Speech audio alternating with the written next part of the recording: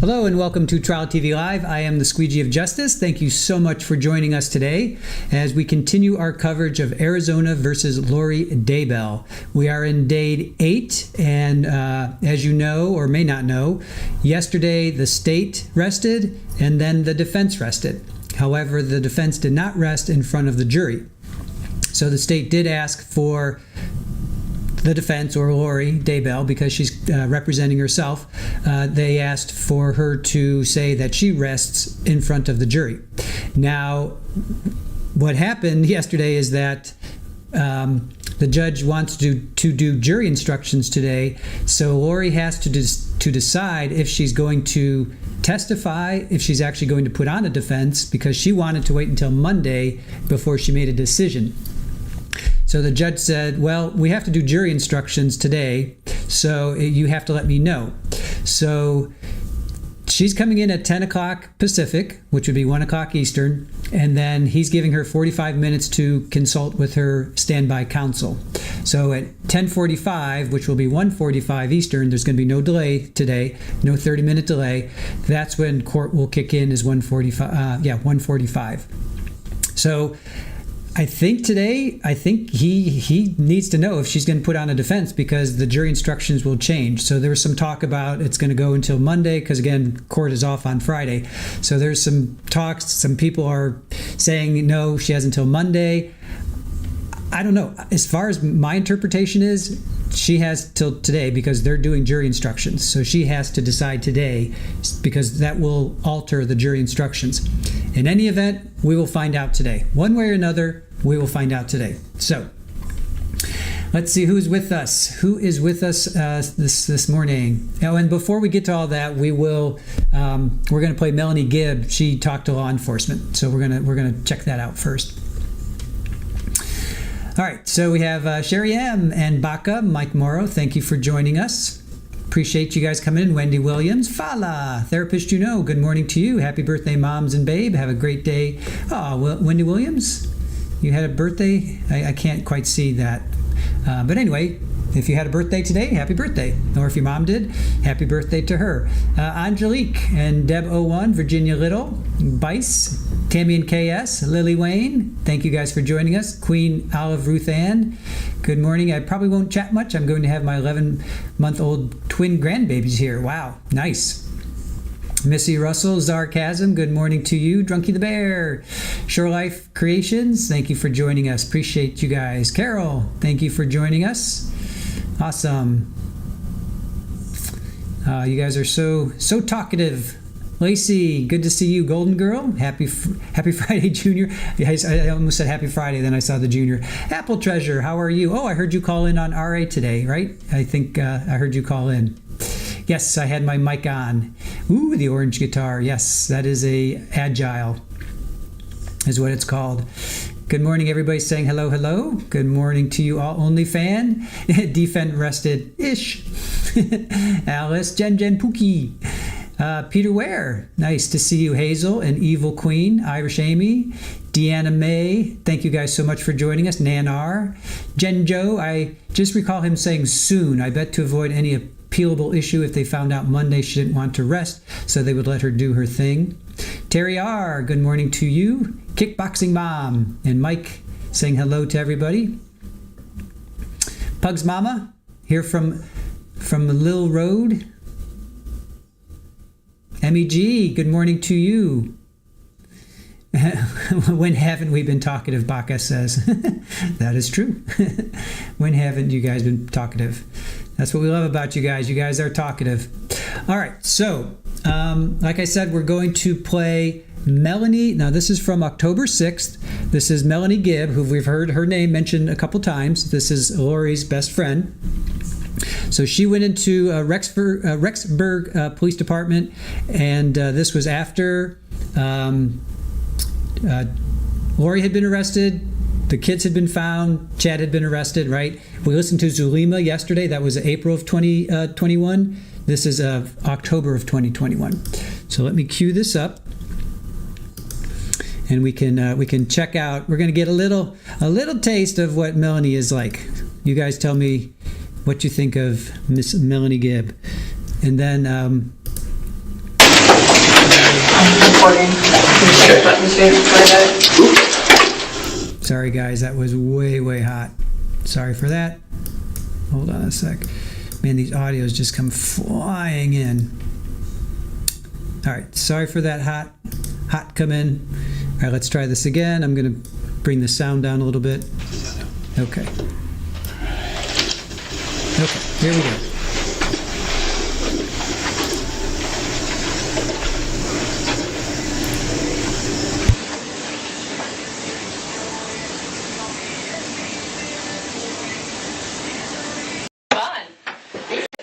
Don't think so. No, I think I'll be good. All right, if you just give us a yell. Yeah. We'll yell. Hey. How are you? Good to see you. I'm good. Good.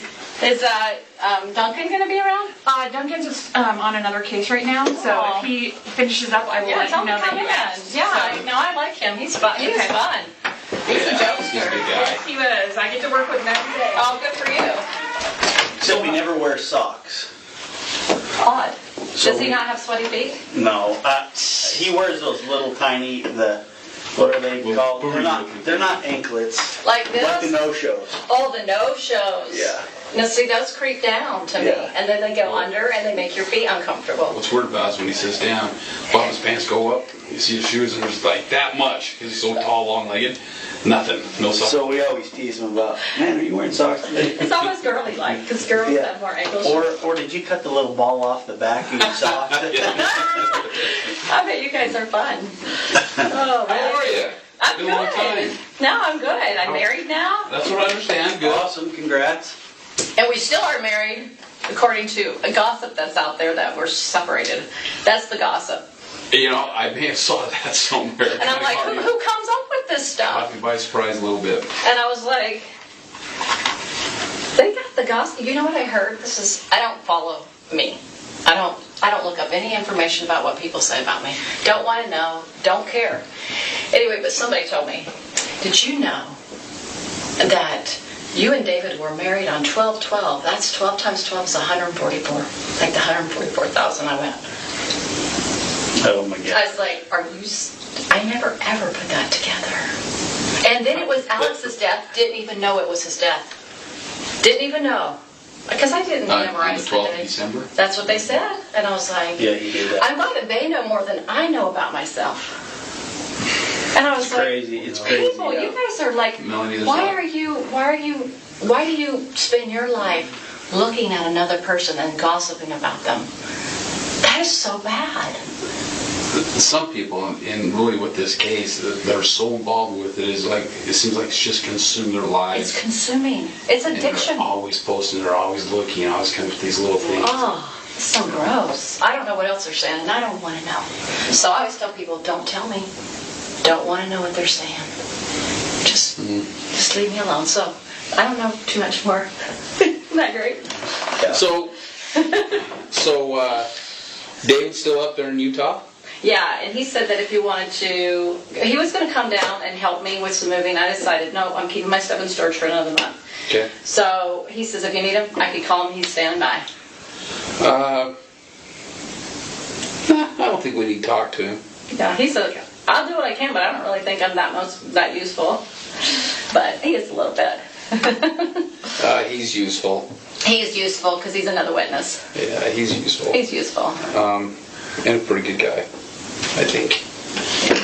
But there may be an opportunity we may have to sit down and have a chat with him, kind of like we're just trying to butt things up a little bit. Good. Cross T's, dot I's, and then prepare for what's possibly coming here in the near future. The trials. The trials. Anyway, so it's been a long time since we've chat, and so in that period of time, Ray, myself, Benny, other detectives gone over quite a bit of stuff. Okay. And also quite a bit of stuff with you. Yeah. So in going over that stuff and talking to other people, more questions come to mind that we may not have known back then. Okay. And so this is where it's important that we sit down and talk with you again and kind of get that all out in the open and try to figure out exactly what has happened here and what it was going on. Okay. Even, you know, when they moved to Idaho, but maybe even prior to moving to Idaho. Okay. So that's what we'll talk about a little bit.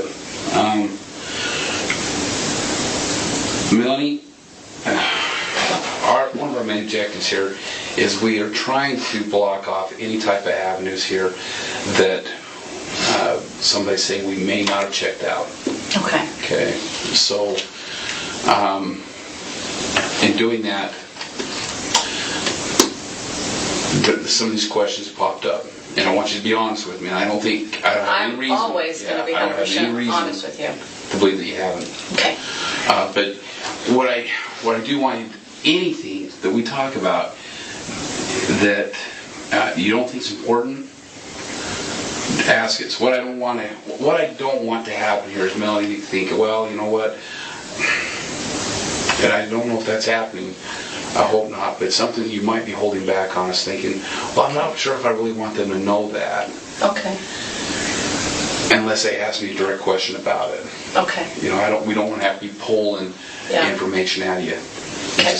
Just be an open book and tell us. Absolutely. And it'll make this a whole lot faster. Yeah. So, last time we talked to you, we didn't really hit this portion up very hard, but I want to talk to you a little bit about these castings. Is that what you referred to them as, or are you new to them? Yeah, I think so. What else were they referred to as? It's been a while since I thought about it, so I can describe how it came about and what it sounded like, if that helps, because I don't really know what else to call it than that. Okay. Does that make sense? Yeah. So you know the idea of casting out is to help evil spirits leave the body, right? That's the whole premise from Christ. Well, I've never heard of it being, okay, so I know that let's go back to Christ is casting out demons, and I understand that. That's the premise, that's all. That's all it is. I mean, that's what the idea is to get, if there is an evil spirit in you, then you ask in the name of Christ that evil spirit leave. That's what it's about. Okay. So sometimes in my mind, I'm having a little trouble trying to picture this. Okay. But like, if I look at this, I'm like, such and such has a evil spirit in them. Yeah. I'm not sure I would call a group together to have a prayer and a casting. Yeah. Or if I would just, in my own personal prayer, say, Lord, will you help this person out? Right. I don't agree with it. But I want you to know that's what the idea. Anything I tell you, I don't agree with. But that's how it came about in the time. So, how it started was this. We were in Sulema's house. Probably in January. I don't know how to remember the date other than I was trying to think of sequences, So, there was Christina and Nicole. Remember them? Mm-hmm. And Serena was there.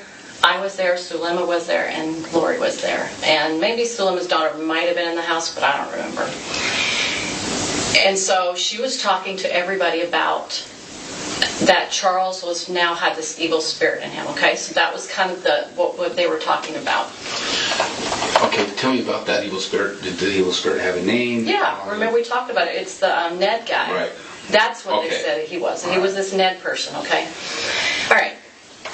So she's kind of talking to the girls, and they're all kind of talking about what's going on. And she's like, I don't know what we're supposed to do about this. How do we get, how do I do this? I don't understand what this is. So nobody has any information about casting out at this point. And then Christina, she starts talking about something. This was all beyond me because I didn't do the energy work. I mean, I had energy work done to me before, but I don't know how to do it. And I don't know if Christina knew about it or not. I'm not sure. But Christina started talking about, man, I don't know how she brought it up now. It's been a long time for me to remember. I don't know how they start talking about it, but somehow they start talking about casting out somehow. And then they all started joining in. I was listening because I didn't have any comment to make to it. I was like, I don't know. And then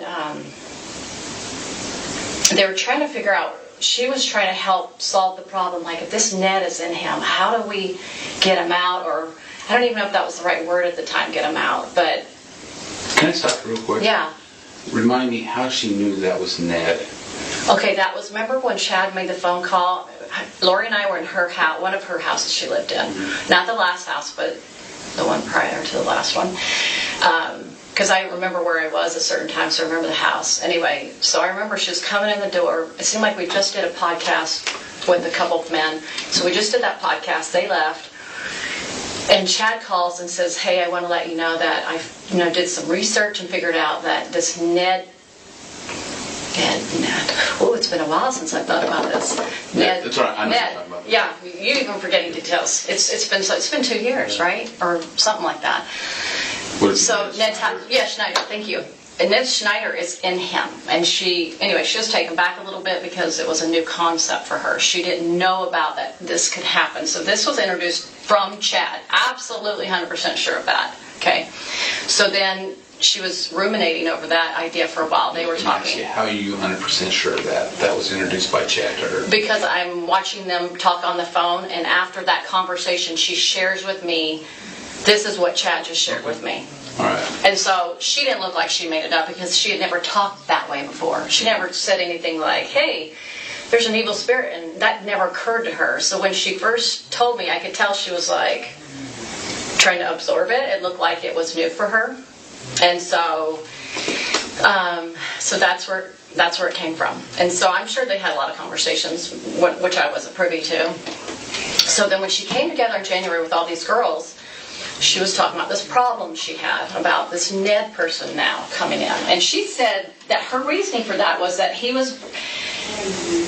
Satan was breaking eternal law, and that he could now do this, like he had some kind of power to do this.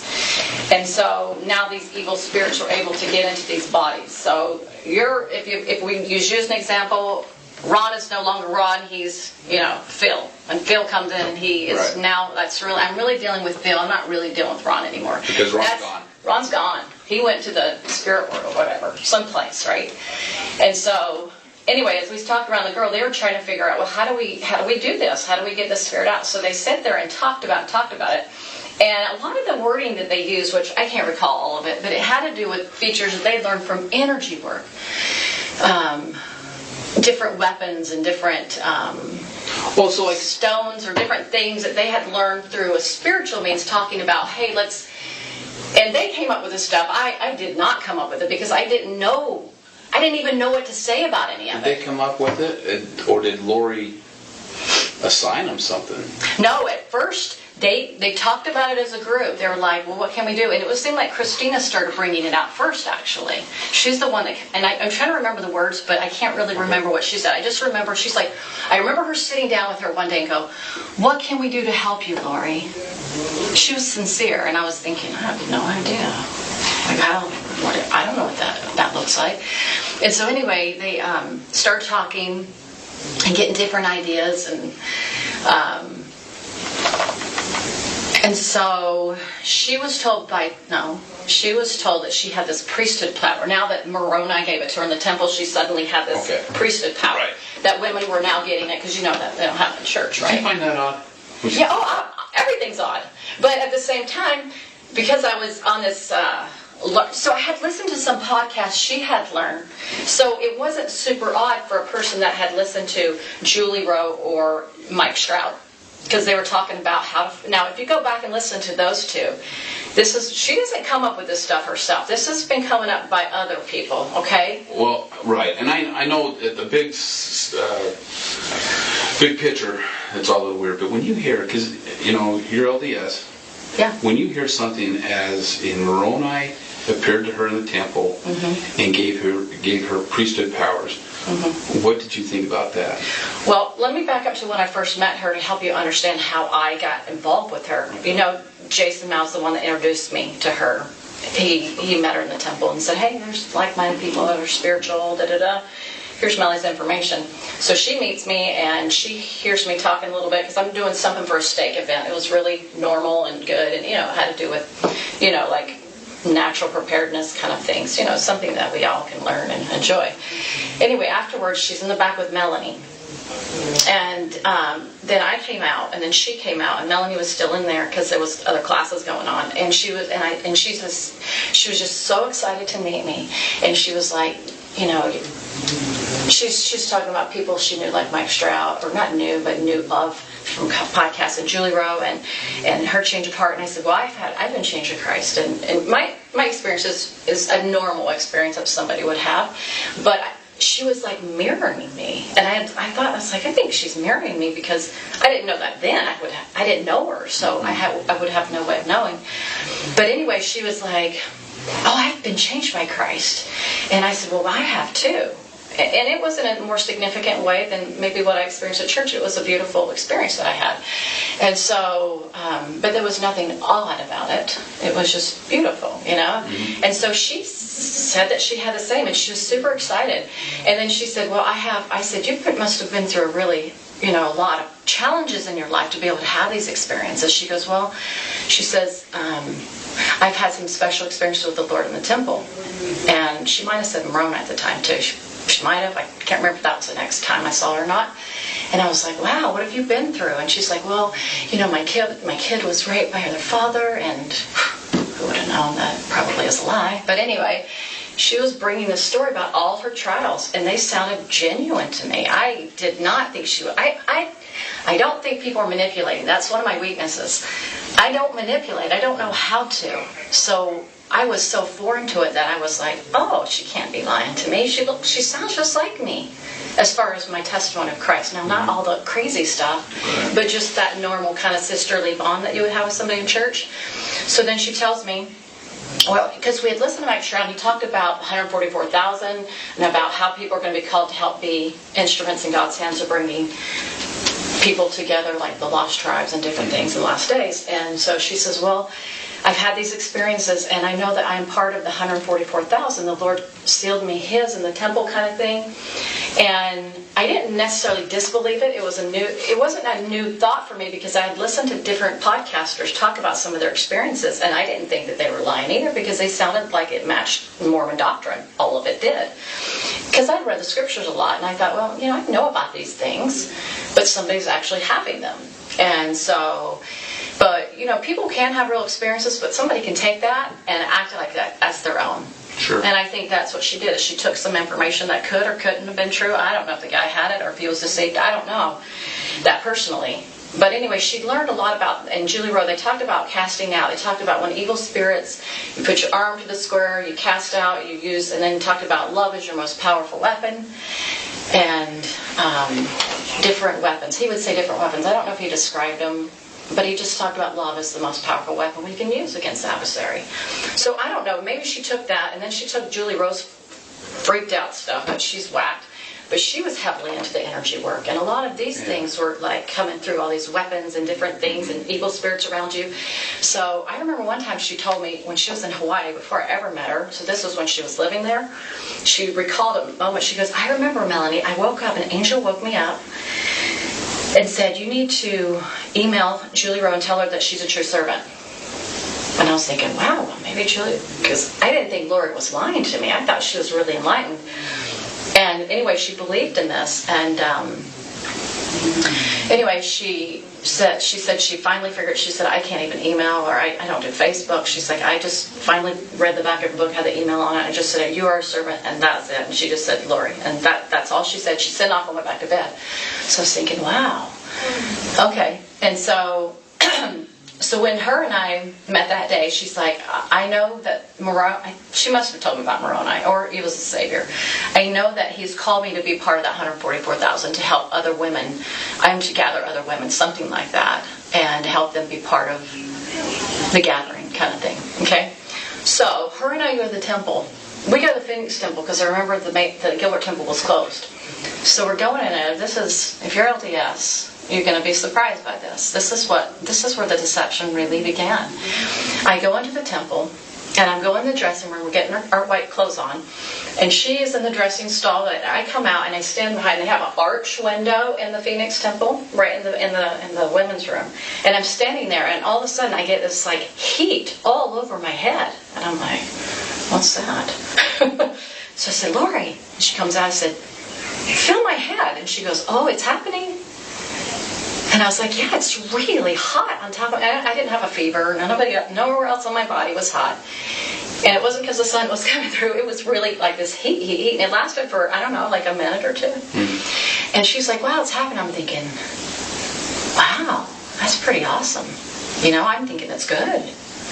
And so anyway, we go into a couple of different rooms. I don't want to share too much because it's the temple. Right. But anyway, she thinks that she has the power to ordain me at that point.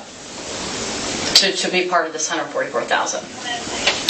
And so she says a little prayer. That's her thing, her little prayers. And did she say when she got the keys to ordain you? Yeah, from the Lord himself and from Moroni. Herself in the temple, in the initiatories, in a certain location in the initiatories. And the interesting thing, I told this to Rob, the same place that Sulema said she saw the Lord was the same place he said. And I was like, how did that happen where she said the same place? And he goes, well, Melanie, people can have some psychological word. I don't remember what he called it. So the psychological word that she had this experience in. And I was like, well, I never had anything like that. So I don't have the experience they do because I don't have visionary experiences. That's not me. That's not my gift. So I just assumed that because they had them, they knew more than me. Well, if they can see that, I can't see it. Maybe I don't doubt that people can have gifts like that. I'm very much a believer in that. So that was a bit on the odd side that happened to me in the temple. And I've asked other people that work in the temple and different things. They said, well, they can bring Satan in with them. I'm like, oh, yeah, they can. Mm-hmm. So that was sad. So that's where my confidence came from with her, because I'm in the temple of my God. That happens to me. Sure. So I had to, you can imagine after all this happened, I had to read back and go think, and it's like, all those things you thought were revelation, get rid of them. Don't even remember. Don't go back to try to figure out, Heavenly Father, what happened here? I thought I was on your team. Sure. And I cried to the Lord. I said, I cheated on you. I broke my heart because I was that absolutely gobsmacked by it. Okay. Yeah. So, with these castings, and the first one you're involved in was at Zelina's house, and I can't remember if they did it that night or the next day, or I don't remember, but it was. Was it still at Zelina's house? Do you remember? Yeah, I think so. Yeah. Pretty sure. And was that just for Charles? Oh, absolutely, because that's the only person they knew had that issue at the time, according to their pretend revelation. They call it pretend because who knows what they're listening to. Describe to me how they did it? How they did it. Okay, so they were trying to figure out first how to do it, and so they were all coming up with different ideas, and I wasn't familiar with their vernacular. They would say things like, like Melanie would coin the phrase, probably like some kind of malachite or something after a while. Like malachite's a gem. Mm-hmm. So they thought that gem had power. So how like in the chakra world people get into stones and stuff like that? They kind of brought that into that. So they thought that had the power. And then those malachite rings or the malachite stone? Well, she eventually got that, yeah, but that was yeah, right. Like the malachite stone. And then I remember Serena having a moment where she was like, we just need to ask, I don't know, it was a question. I remember it triggered something like, we need to ask permission for something. Anyway, sorry, it's been too long. And it was weird that something happened that night that was strange. Sulema and was it Serena? It's almost like they got attacked by an evil spirit. Like all of a sudden, Sulema's sitting there talking, and all of a sudden she can't breathe. Like she's like, I'm having a hard time breathing. I'm like, what is that about? And then Serena, it seemed like something happened to her where something happened to her. And Nicole, or maybe it was Nicole. I know Nicole had something with Nicole's a sweet, gentle soul. If you ever met her. And she just all of a sudden got really depressed and really heavy and quiet. And so, anyway, they were obviously opening darkness because anyway. So they would say, well, anytime darkness comes after you, it's because you're doing the right thing. So it's an oppositional idea, right? And so anyway, they would just basically, she would raise her arm to the square Lori would. And then she would say through her priesthood power, which she believed she had the patriarchal power, which was higher than the Melchizedek power, okay? Sorry if this is confusing. I don't know if you're I'm following you. He's following you. I'm patient. And Chad would help groom her into these beliefs and ideas. He would help her believe more and more, like, you're the most powerful woman in the world, whatever. And so anyway, they would just, each one of them had like a little something to say, like how they could help in a loving manner. It wasn't like an evil or a dark, like a yucky kind of a voice. It was, or I'm mad at you kind of a voice. It was like, come to the light, or something like that. And so the only part I pitched in was my testimony of Jesus Christ. I didn't have anything else to offer than that, because I was like, well, Jesus did this, and look at what's his name, and look at Paul the apostle, and and I was just trying to share my little part, because I was like, all these people I don't know. And so anyway, that's just how she did it. And so she would, and I think she kind of did it more on her own as she got more closer to Chad, and everybody's kind of started leaving the group, like Nicole and what's her name, Christina, were out. Mm-hmm. And then Serena was out early. Thank goodness on their part they were out early.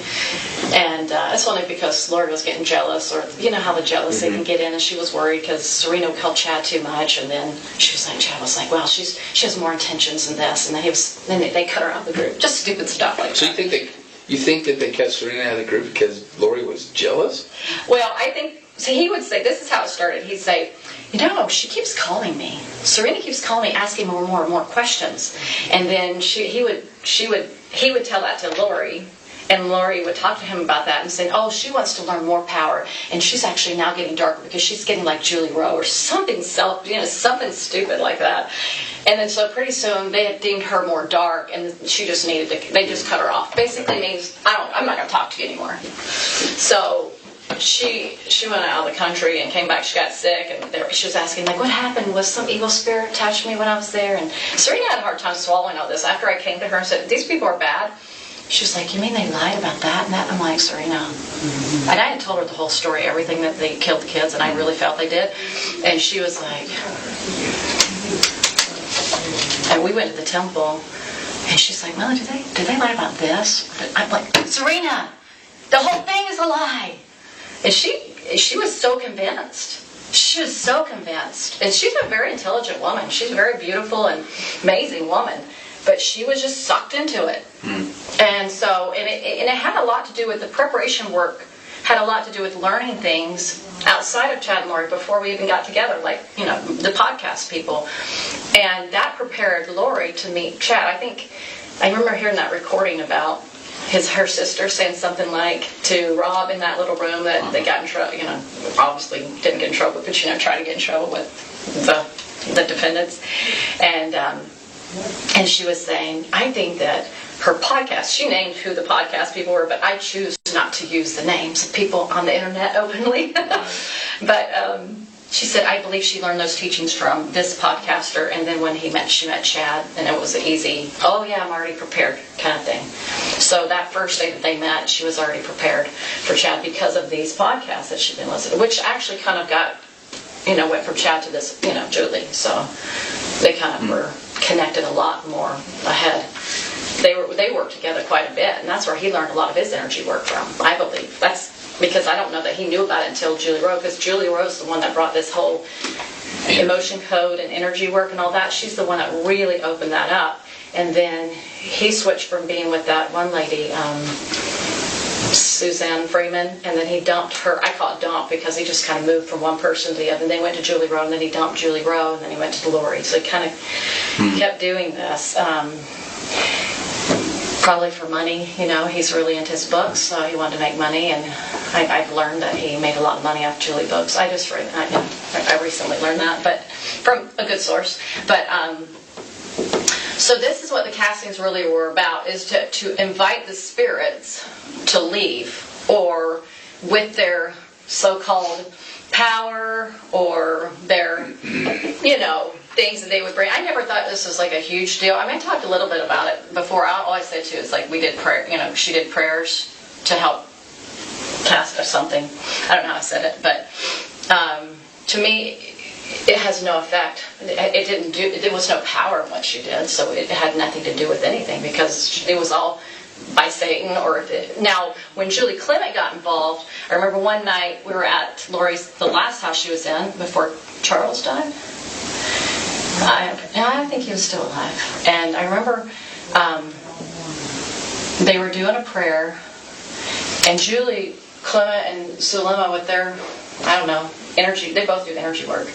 They're saying, she's like, I saw this dragon, something like this, and I know Sulema said she saw that later, and I didn't see anything, so that's just what they imagined in their, I don't know, this, some evil spirit tricking them, something. How many castings do you think that you were involved in? Gosh, I don't know. I'd have to make a guess because I wouldn't know. What would you guess? Maybe 10? Maybe. I'm not sure.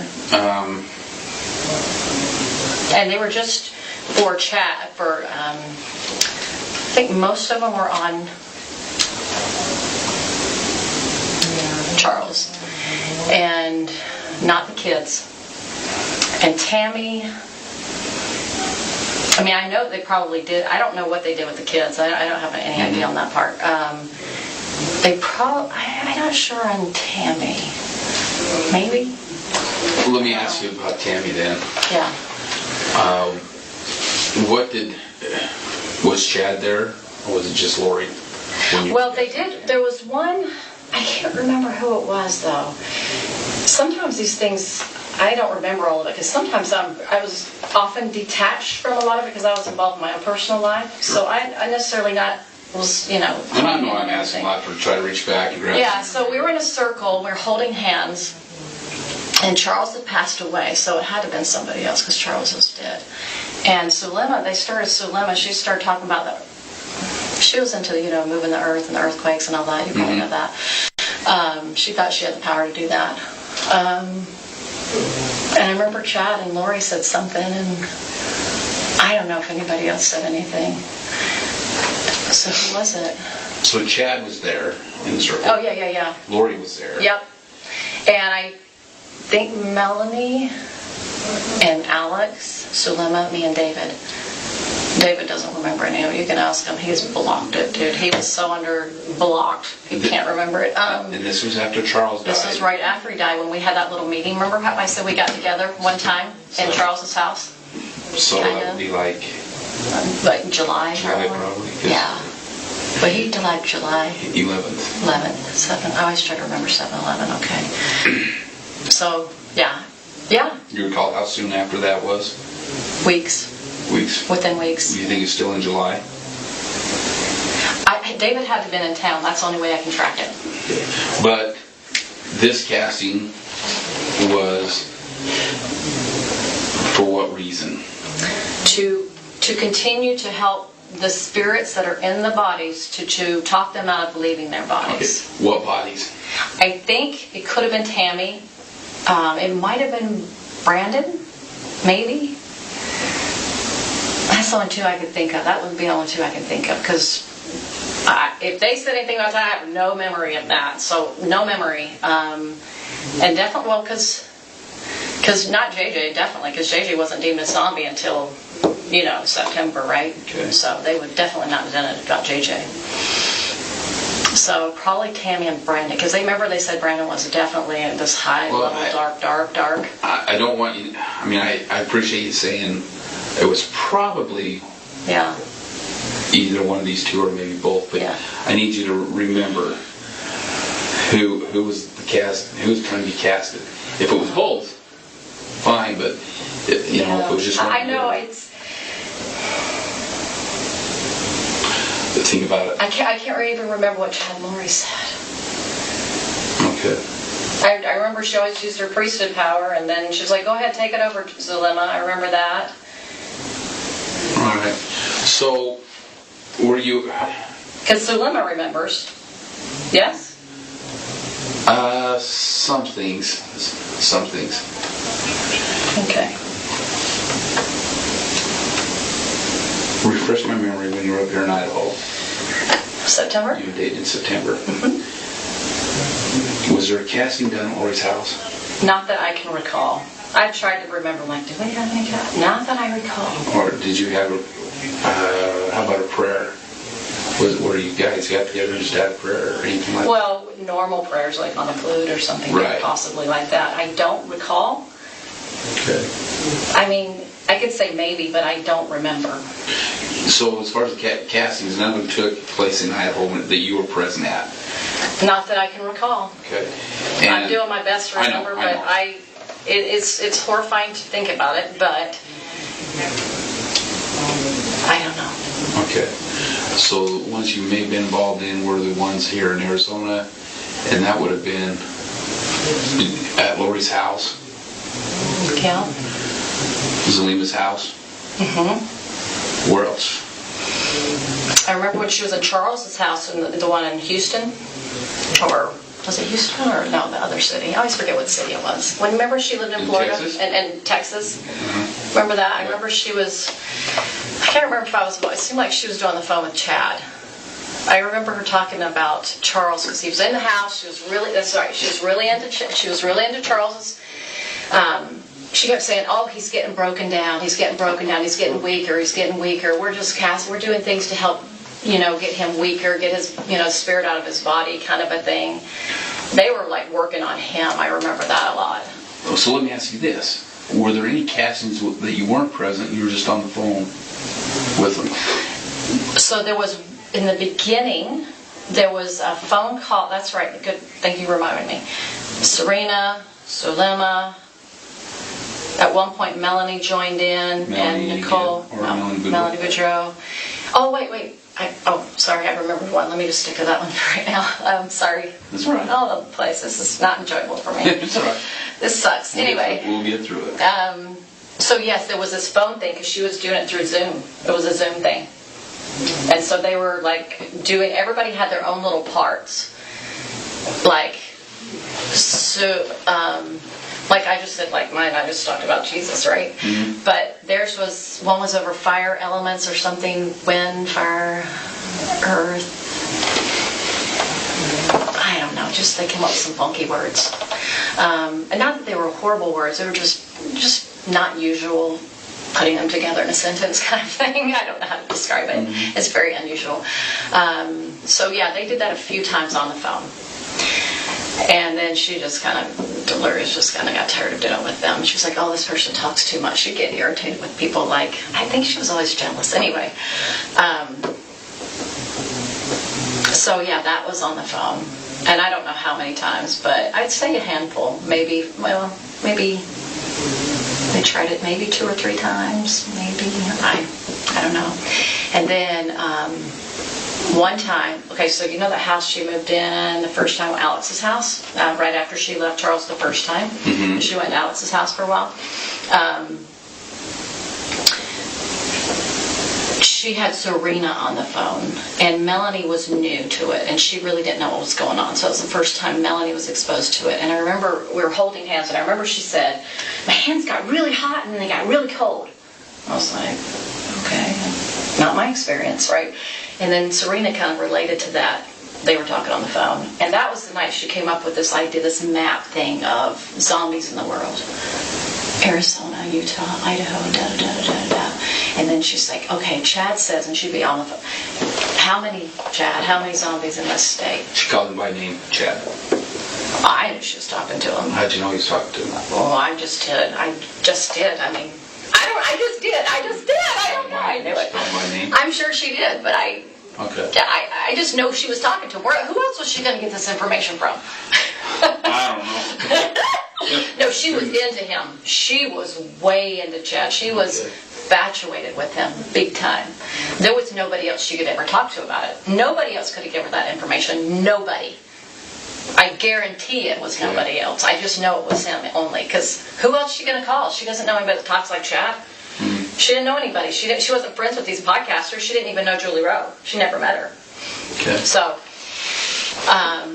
anyway, so, and I could have maybe possibly heard his voice if she had a speaker sometime. I'm sure that happened at times. So I knew it was them talking. And I probably, she was on the phone a lot, in the car a lot. She was talking to him, and I just knew she was talking to him. And so, anyway, he would say, okay, there's, I don't know, grab a number, 100 in this state, something in this state, and then throughout the whole world. And so he got this, like, these people, or these entities are in other people's bodies. So her idea was, it was for her to get rid of the zombies.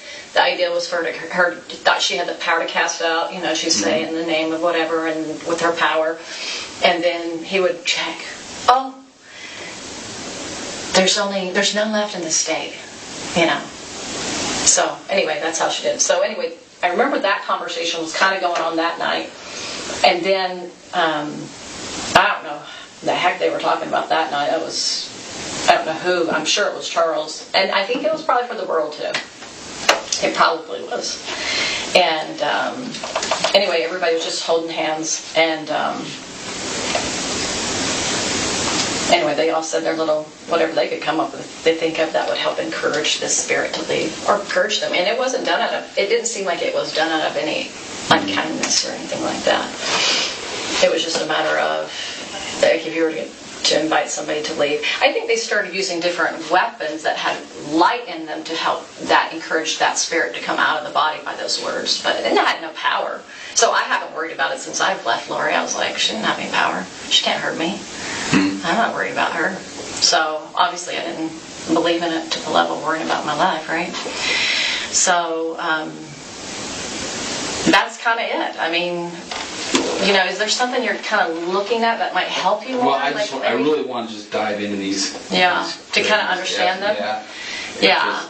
My understanding, and we may have hit a little bit on this in our first interview, but my understanding is that the spirits, in order for the spirit to be taken out of the body, has to be casted out.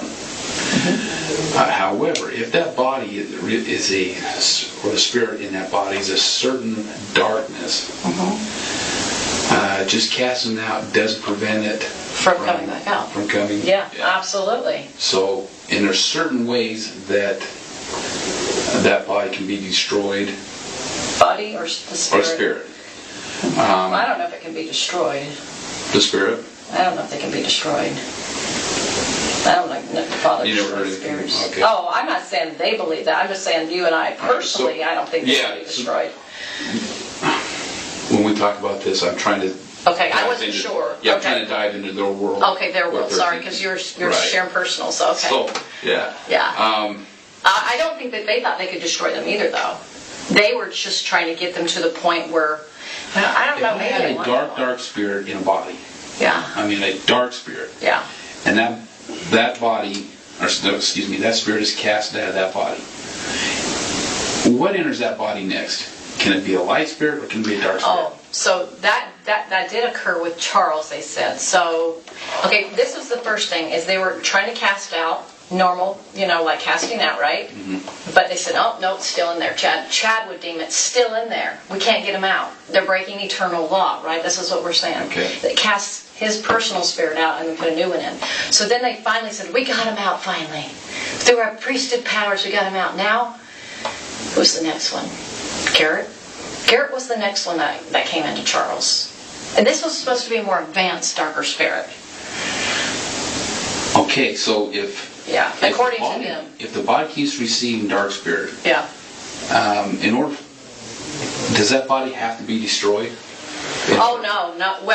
See, they were learning. It was never figured out. This was Chad pretending more and more along the way, is my opinion now. It's like he was just like, okay, that didn't work, but what can I come up with to keep Lori happy, right? And let me just figure this out and come up with. I don't know if he even played all the way through, because Lori was so pushy about being with him, and I think he was so infatuated, which you and I both know he was with her.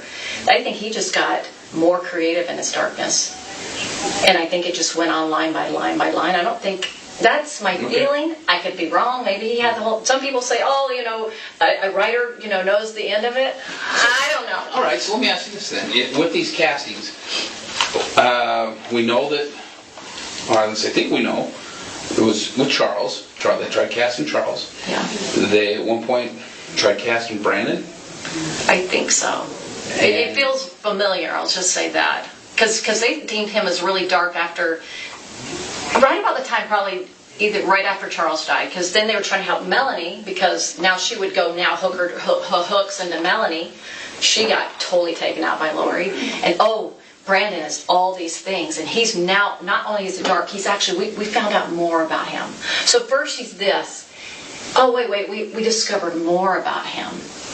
Now now we know he's actually a high level. He's like up there with Hitler kind of thing, right? Right. And yeah. Did they ever say that? He was one of the Hitler crowd. He was one of the group that associated with Hitler. Mm-hmm. Was he? Yeah, did you know that? I must have missed that somewhere.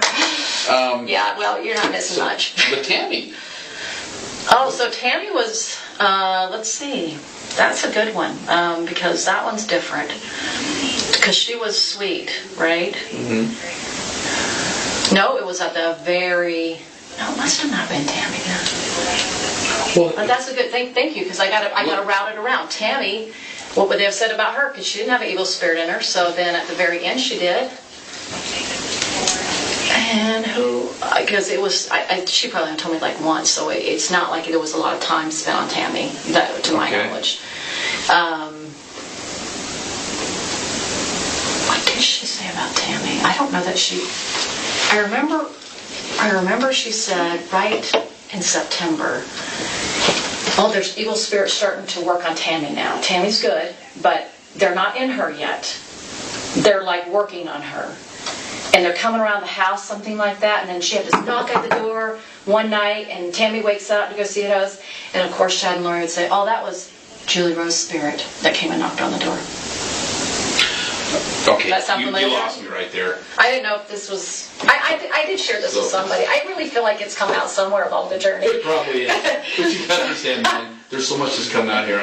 Sometimes we have trouble keeping straight. I don't blame you. That's why I keep saying, call me. If you have like a brain cramp, Melanie can help me sort me out, because I can at least I got my memory. Yeah, that's why we're here. I know, but I was just saying, when you're going through stuff and you're going through all this stuff, you need to keep it collective. Ask me, because I'm going to tell the truth. Nobody's going to tell it like me. All right. So tell me again about the knocking on the door. So something about one night there was this is what Chad would tell Lori, that Tammy woke up to a knock at the door, and then he would say, maybe to Julie, I don't know. I mean, to his wife, I don't know. But she told me that he said it was Julie's spirit knocking at the door. That's what woke her up. So that was one indication. And it seemed like there could have been other things. I can't recall. But she just said, I felt this feeling of like they were kind of like around her house as evil spirits. That's what it felt like when she was telling me. So you know how you feel things, you picture it, but you don't have the words to describe it. That these evil spirits are now trying to get a hold of her. And then she says, she's starting to question if he's seeing somebody else. Lori was. Or No, Tammy was. That's what she would tell. So that's how they knew the evil spirits were in her, is because now she was starting to, and I don't remember what she said, something like, are you seeing another woman? Something maybe like that. Do you know when that was? Yeah, that was that time we went September, that weekend I was up there. She would tell me that while I was in her apartment. Lori told you that. Yeah, and that was when she was telling that JJ. I think we did know that. Yeah, everything I can remember, I tried my best to, as fresh as I could. Yeah, I did share. I feel like I shared it. It feels super familiar with me sharing that. Anyway, so, but she didn't tell me when she got in her spirit. I think after she died. So I didn't know, and I don't know that she ever said who was. She was trying to describe it, but I don't even remember what she said. Can I interject really quick? Yeah. Let's go back to the castings, because we're kind of getting just sidetracked just a little bit. Okay. So back to the castings. You participated in about 10 of them, and then some over the phone, roughly. Something like that. They were mostly on Charles, if I can remember, if not all of them. There might have been a few that weren't, but it felt like they were, if not all, Charles. And Lori would start it, and you would go around the room. She'll always would You'd start. go around the room, and each person would say something. Have something to say. Describe to me, let's say we're in the casting, what would you say? I would say, talked, so they would always refer to the evil spirit. So if it was Ned, they'd say... Call by name. And I can't remember if I said Ned's name or not. I don't know. But anyway, I just say, Jesus Christ is your Savior. Come to Him, and remember that you can always repent and come to Him. So it was my testimony of the repentance and the power of the Savior. That was what I'd say. So I'd say, just like I'd refer to Paul the Apostle, that he went through a hard time and he came to the Lord and he was able to be forgiven. And that you can come to the light side. It was all done with love. To me, I felt the love when I said it. I wasn't doing it in a way that I was angry or upset or any negative. Like, I like Charles, so it wasn't like I was against anybody. So you would say that? Yeah, and then somebody else would, and then they would move on to the next person. Okay. And so a person would say, oh gosh. So what was your gift that brought you into that circle? What was your gift? Because each person in the circle had a gift. Nobody right? really had a gift until they stepped. It seems like they had a gift all of a sudden when they stepped into the circle. Does that make sense? Like, there was no gift outside of it, except for Sulema. Sulema seemed to be the one that had the gift of moving the earth, because she seemed to the visionary stuff she could see. So she was the only one that I knew of that had that kind of gift. Do you remember Lori giving anybody assignments? Okay, you be water, you be fire. Yeah, a little bit, as she started to learn it more. But that probably backed off after a while, because she stopped. Like I said, she got rid of some people in the group. So then it kind of just branched off to her and Lori would do a lot of it on their own in the temple. And I'd come and see them in the temple later. I was like, hey, what's going on? And she's like, oh, we just were talking about how to, do this and da-da-da-da. Sulema, Lori? What? Who? Lori and who? Sulema. So they'd be in the temple doing it sometimes. And they would just do it like they'd sit beside each other and just hold hands or something like that. Like, nobody could really tell what they're doing. And they would talk about, I'd see them talking, and then they would just close their eyes and then think that they could do something like leave their bodies, And I've heard people do weird stuff like that. Like, it happens to people. I don't know. I've never had those experiences. But anyway, so somebody would do something about water, and I can't remember the words. They were so different. Sorry, I'm trying. Crystals or whatever, and I'm trying to remember Nicole and Christina. Like, what was that's okay. That's okay. So, I don't really remember. So you guys go around the circle. Each person says their part, right? Yeah. And then it comes back to Lori. Most likely. Mm-hmm. And how does Lori close it? Like, how do you guys get done with the casting? She would invite the spirit to come out of the body, and I think a few times, if I remember now. It's so long since I thought about this. Sulema, they would try to, what's the right word, seal it up or something like that. Seal it. Like sealing a blessing? Like a sealing, yeah. Like try to seal it where they could, that light energy that was going into them that would cause that evil spirit go, okay, I'm going to leave now. So they were trying to invite it to leave now. And, she just talked to, I think at the end she would just try to seal that up and try to think she had the power to talk it out of leaving the body. And that's something you believed in at the time?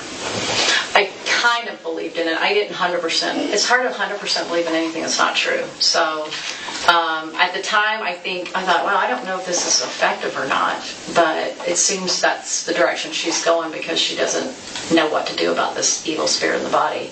I don't know if it's working or not, because she's saying one time it's here, and then I said, Chad, say all of the body left. So when the first entity first left, Ned, it got really weird after that. Actually, she called Chad. She's like, did we get the body? We had a prayer. Did we get the spirit out? Because he would be the one that deemed it, and he'd say, yes, it left.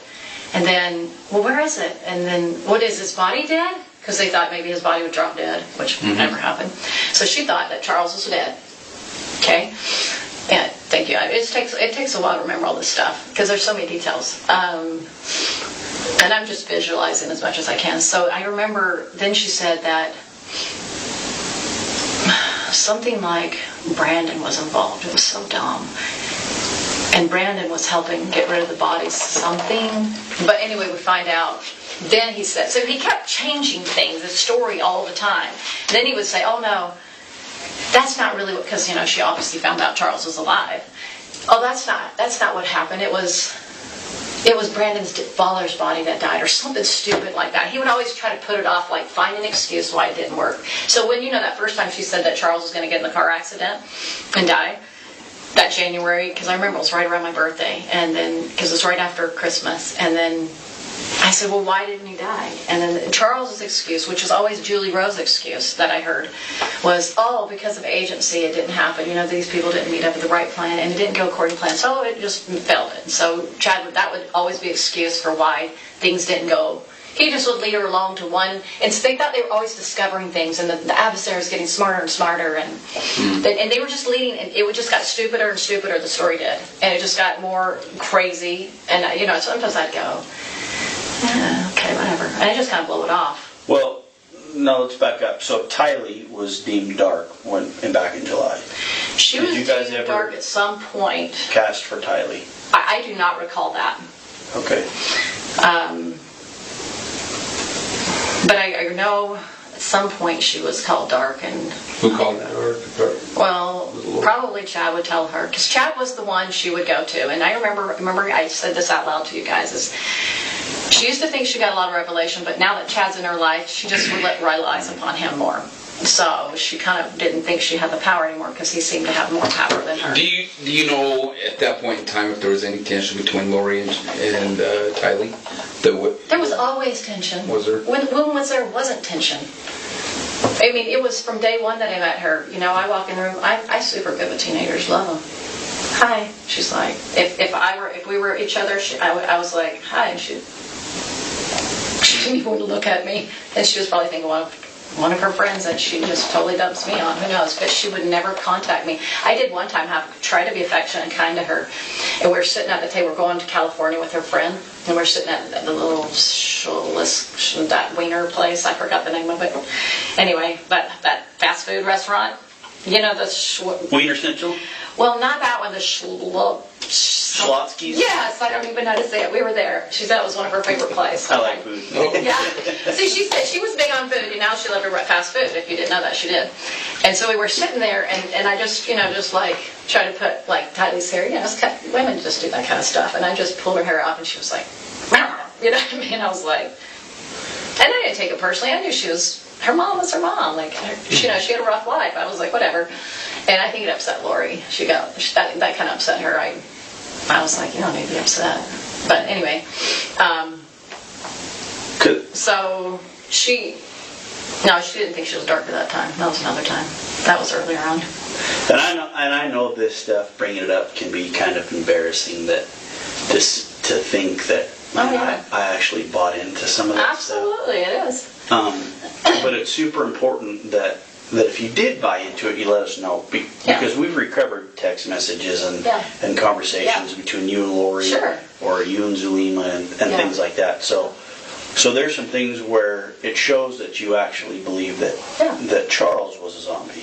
Well, like I said, to a certain level, I believe it, just like Zulema. But remember me asking her the last time I saw them, I said to him directly, it's like, and this was just to show you where my beliefs were, and Zulema's. I said, I'm not 100%. Now, here we're not influenced by Chad and Lori, because they're not in the room. This is us three now, alone, without their influence. And Alex. So here we're in Zulema's home, and I remember he's sitting right by the door, and she's in the kitchen, and I'm right here. And I go, 100% of the zombie thing, I'm still not 100%. Okay? So that's what I said. So he goes, 100%. And then she goes, I'm still getting my answers on that. She goes, I'm still not 100%. So that's what our conversation. Now, to me, if she said that means she didn't know that they died, or they were, whatever, they're missing or whatever. I don't think she was privy to that because of her comment there. She didn't seem like she knew what was going on today. But this was after they had moved to Rexburg. This was like a few weeks before he died, so this was what... Charles. No, Alex. This is right before Alex died. Yeah, so this is after they moved to Rexburg, they came back. Yeah, this is after they went to Rexburg, and they already were married. They just got married. Zulema and Alex. So, when I say, I went along with the text because I was trying to believe in it, and I was trying to, but there was always that little part of me that was like, you're going to have that. You're going to have that doubt until you ever had doubts about something, but you go along with it for a while because you kind of, and then you're like, So I'm not denying that, because I told you I was gullible. So that, it's just that I didn't 100% believe in it. I never 100% believed in anything, but she would so convincing when she come around you, she would just like make you try to believe it more. You know what I mean? It's like when you have something, you ever try to believe in something and you keep talking about it to keep convincing yourself of it? You know, multi-levels are great at that. You know, you're just trying to talk yourself into it. And so, but the 100% was never there, even though it made it sound like it. Even Lori doubted it. Because she made a few comments, and I remember her seemed like she could have been in the last house she lived in when Charles died in. You know, if he's a Satan, he's a good one. Or maybe she was in Texas too. It was one of those. So I'm just saying, how do you 100% believe in something that's not true? It's very difficult to. This time that you were with Alex, Sulema, and you, where was that at? That was at Sulema's house. And did you have a conversation at that time with Lori and Chad? They were in the room. When was the last time I talked to them? Well, remember I was already coming down. I thought you said that you talked, or you just got to talk to them or something. No, I said we weren't talking to them, so we weren't in their conversation. Like, we were just talking, the three of us. Oh, okay. So I want to make that clear that they weren't under our influence.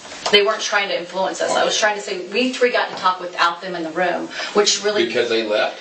No, but they were wherever they were. Okay. I don't know where they were. And it wasn't that you hadn't been on earlier with any phone conversation or anything? The only phone call that I've shared with everybody, which is the truth, is when I was coming down from Utah. Remember, it was the Thanksgiving time. And remember I said I did the three-way call, and I called them to say, hey, let's say a prayer. I'm worried about them. Sulema got on the phone call. She didn't really seem like she understood what was going on. Because I asked Lauren, like, does she know what's going on? And she's like, oh, yeah, she lied. Anyway, so when I was listening to Sulema, I was like, I don't think she understands what's going on. I got that feeling. She's like, what is this about? I just want to make sure that... So that was the last conversation I had with her. Okay. Was that conversation on the phone when I prayed, when I had a prayer I was worried about, they said the kids were being kidnapped. Yeah. Okay. Well, actually, I was in the car with David, so he heard it because we had it on the speaker thing. Right. And so anyway, so that was that conversation. And then it got busy for me. I was doing Thanksgiving. And then I went over to their house. And anyway, it was the last time I saw him. And he said, I 100% believe in it, Melanie. Alex. And so this is the thing, is I think because he 100% believed in it, he had to, because at this point he had probably killed the kids, is my guess. He probably did it. I don't know. I'm guessing. Maybe you guys are guessing too. But he 100% believed it. And she didn't 100% believe it. And then when I called her, when I realized, oh, holy cow, I called her. I tried to talk to her. She was not there yet. What do you mean by that? She just...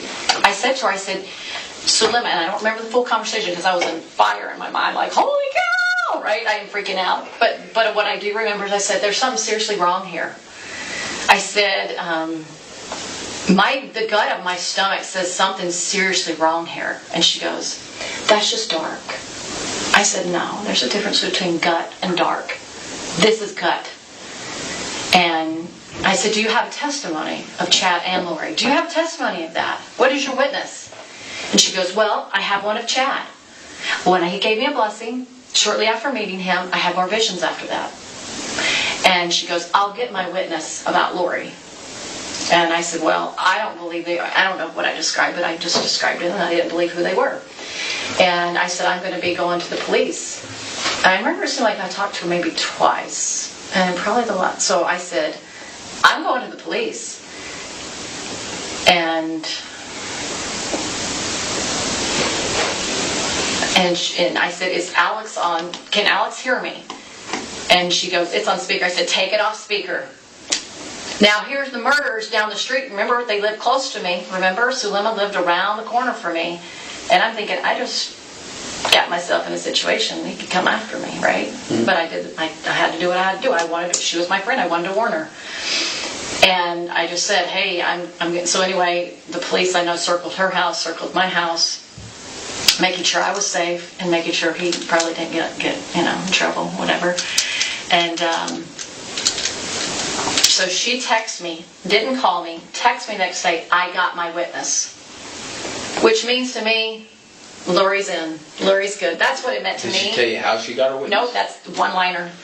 And I said, I'm not talking to her anymore. Cut her off. I just knew that I couldn't talk to her anymore. Do you remember what day that was? Do you still have it? It's on my phone. Yep. Thank goodness for some of the texts that got saved, right? And then she told me she never wanted to have anything to do with me again. At that same time? No. It would be after he died. After Alex died. So she was still under the influence of Lori at that time in her life, so. Okay.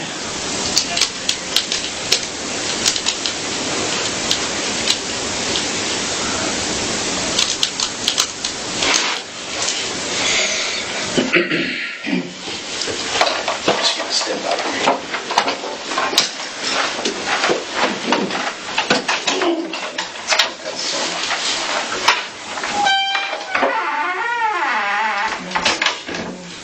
Oh, December 6th. I received my witness today. On December 6th? Yep.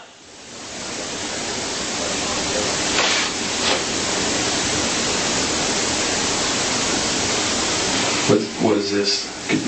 So I got $2,000 picked up from Melanie's piano, and she was out of town, so she said, can you collect the money for me? So I had this $2,000 cash, and she said, Mel asked us to get it for her, or can we pick it up? What's easier for you? I said, I'm sorry, but I'm not home, and I'm not sure when I will be. I just text her as well. Maybe I can get it to her through PayPal. Just PayPal it to me. I can't right now because I don't have enough money in my account. If you'll Anyway, she goes, let me know, thanks. Are you up for a convo? The bishop told me what happened. I was so surprised, so sad. This was after he died, so this was, I guess it was 2 days later, right? I'm so sorry, words cannot express how I feel. I am extremely only surprised at your hypocrisy because of what you did. I didn't have to not only deal with my precious husband dying in my arms, but then when police were ransacking my house and traumatizing my entire family. You are not my friend. You are not to speak to me or anyone in my family ever again. I want you to pay the $2,000 you owe as soon as possible. Put it onto the map and I'll forget that I exist. So you can understand why I haven't talked to her. So then I just told her. Is she just mad because you made the phone call to us? Is that why she's mad? And she thinks that God's pointed towards Alex's direction? My guess. She knew I was going to the police. That day was December 16th. Yeah. So then I put the money under the mat and that was it. I didn't want to do PayPal because I hate using technology for that. So I made sure she wasn't around. Did you haven't talked to her since? Have not talked to her, nor have I seen her. Wait, have I seen her? Yeah, I think I saw her a few times at the passing of the temple and she wouldn't talk to me. So, and then the temple got closed shortly after, so anyway, I haven't seen her since. Yeah, so sad. One of my friends, Kelly, she saw her at the temple after it happened, and she was like, oh, Kelly, my husband died. Can you see him? He's here with me. And she's like, I don't see anything. I don't see spirits. So she's going on about how he was her husband. I mean, she was deceived so much. So sad. It was very sad. Mm-hmm. She did not know how evil he was. I mean, all that I've learned about him didn't sound like he had a good past, you know. That's interesting. Yeah, so I believe her energy work is the one that got her deceived. Because she could communicate through the veil. I had no gift, so, you know what I mean? It got her sucked into it. As far as her not letting that go and believing in it and stuff. I'm curious, your opinion, do you really think she can see through the veil? I don't know if people make stuff up or not, honestly, Ron. I don't know. I don't know if people imagine things. I really don't know. I do believe people can see things. I believe it's possible. But my feeling about them is I think they can conjure up ideas and thoughts. Like I would sit with Lori in the temple and we just hold hands because we just loved each other. And she said, oh, Heavenly Father and Mother came to me right here, Melanie. And they were talking to me. And I was like, I didn't think she was lying in the temple. I never thought she was making this stuff up. I was like, but on the eternal thing, I think that God wanted me to be a witness for all this. So, and that's a whole different discussion, but somebody needed to be a witness to all this craziness that would tell the truth. So there was a part of me that's very innocent, because I don't think you're lying to me. I wouldn't make a very good police officer, because I would think everybody was telling the truth that came in to see you. And then I've learned more about my life, and I'm looking back at my former spouse, I'm going, oh, things I couldn't see before. And it's called deception or manipulation. I wasn't even aware of that. Like, people do that. I didn't catch it because I don't know how to do it. I don't understand it. But when you experience it, it's painful. I'm going to get a little personal with you here and ask some personal questions, but I'm curious with your relationship with your previous husband. Was that relationship with your previous husband kind of in turmoil before Chad and Lori showed up on scene? Oh, absolutely. We had challenges for the whole marriage. Okay. Yeah, it was a hard marriage.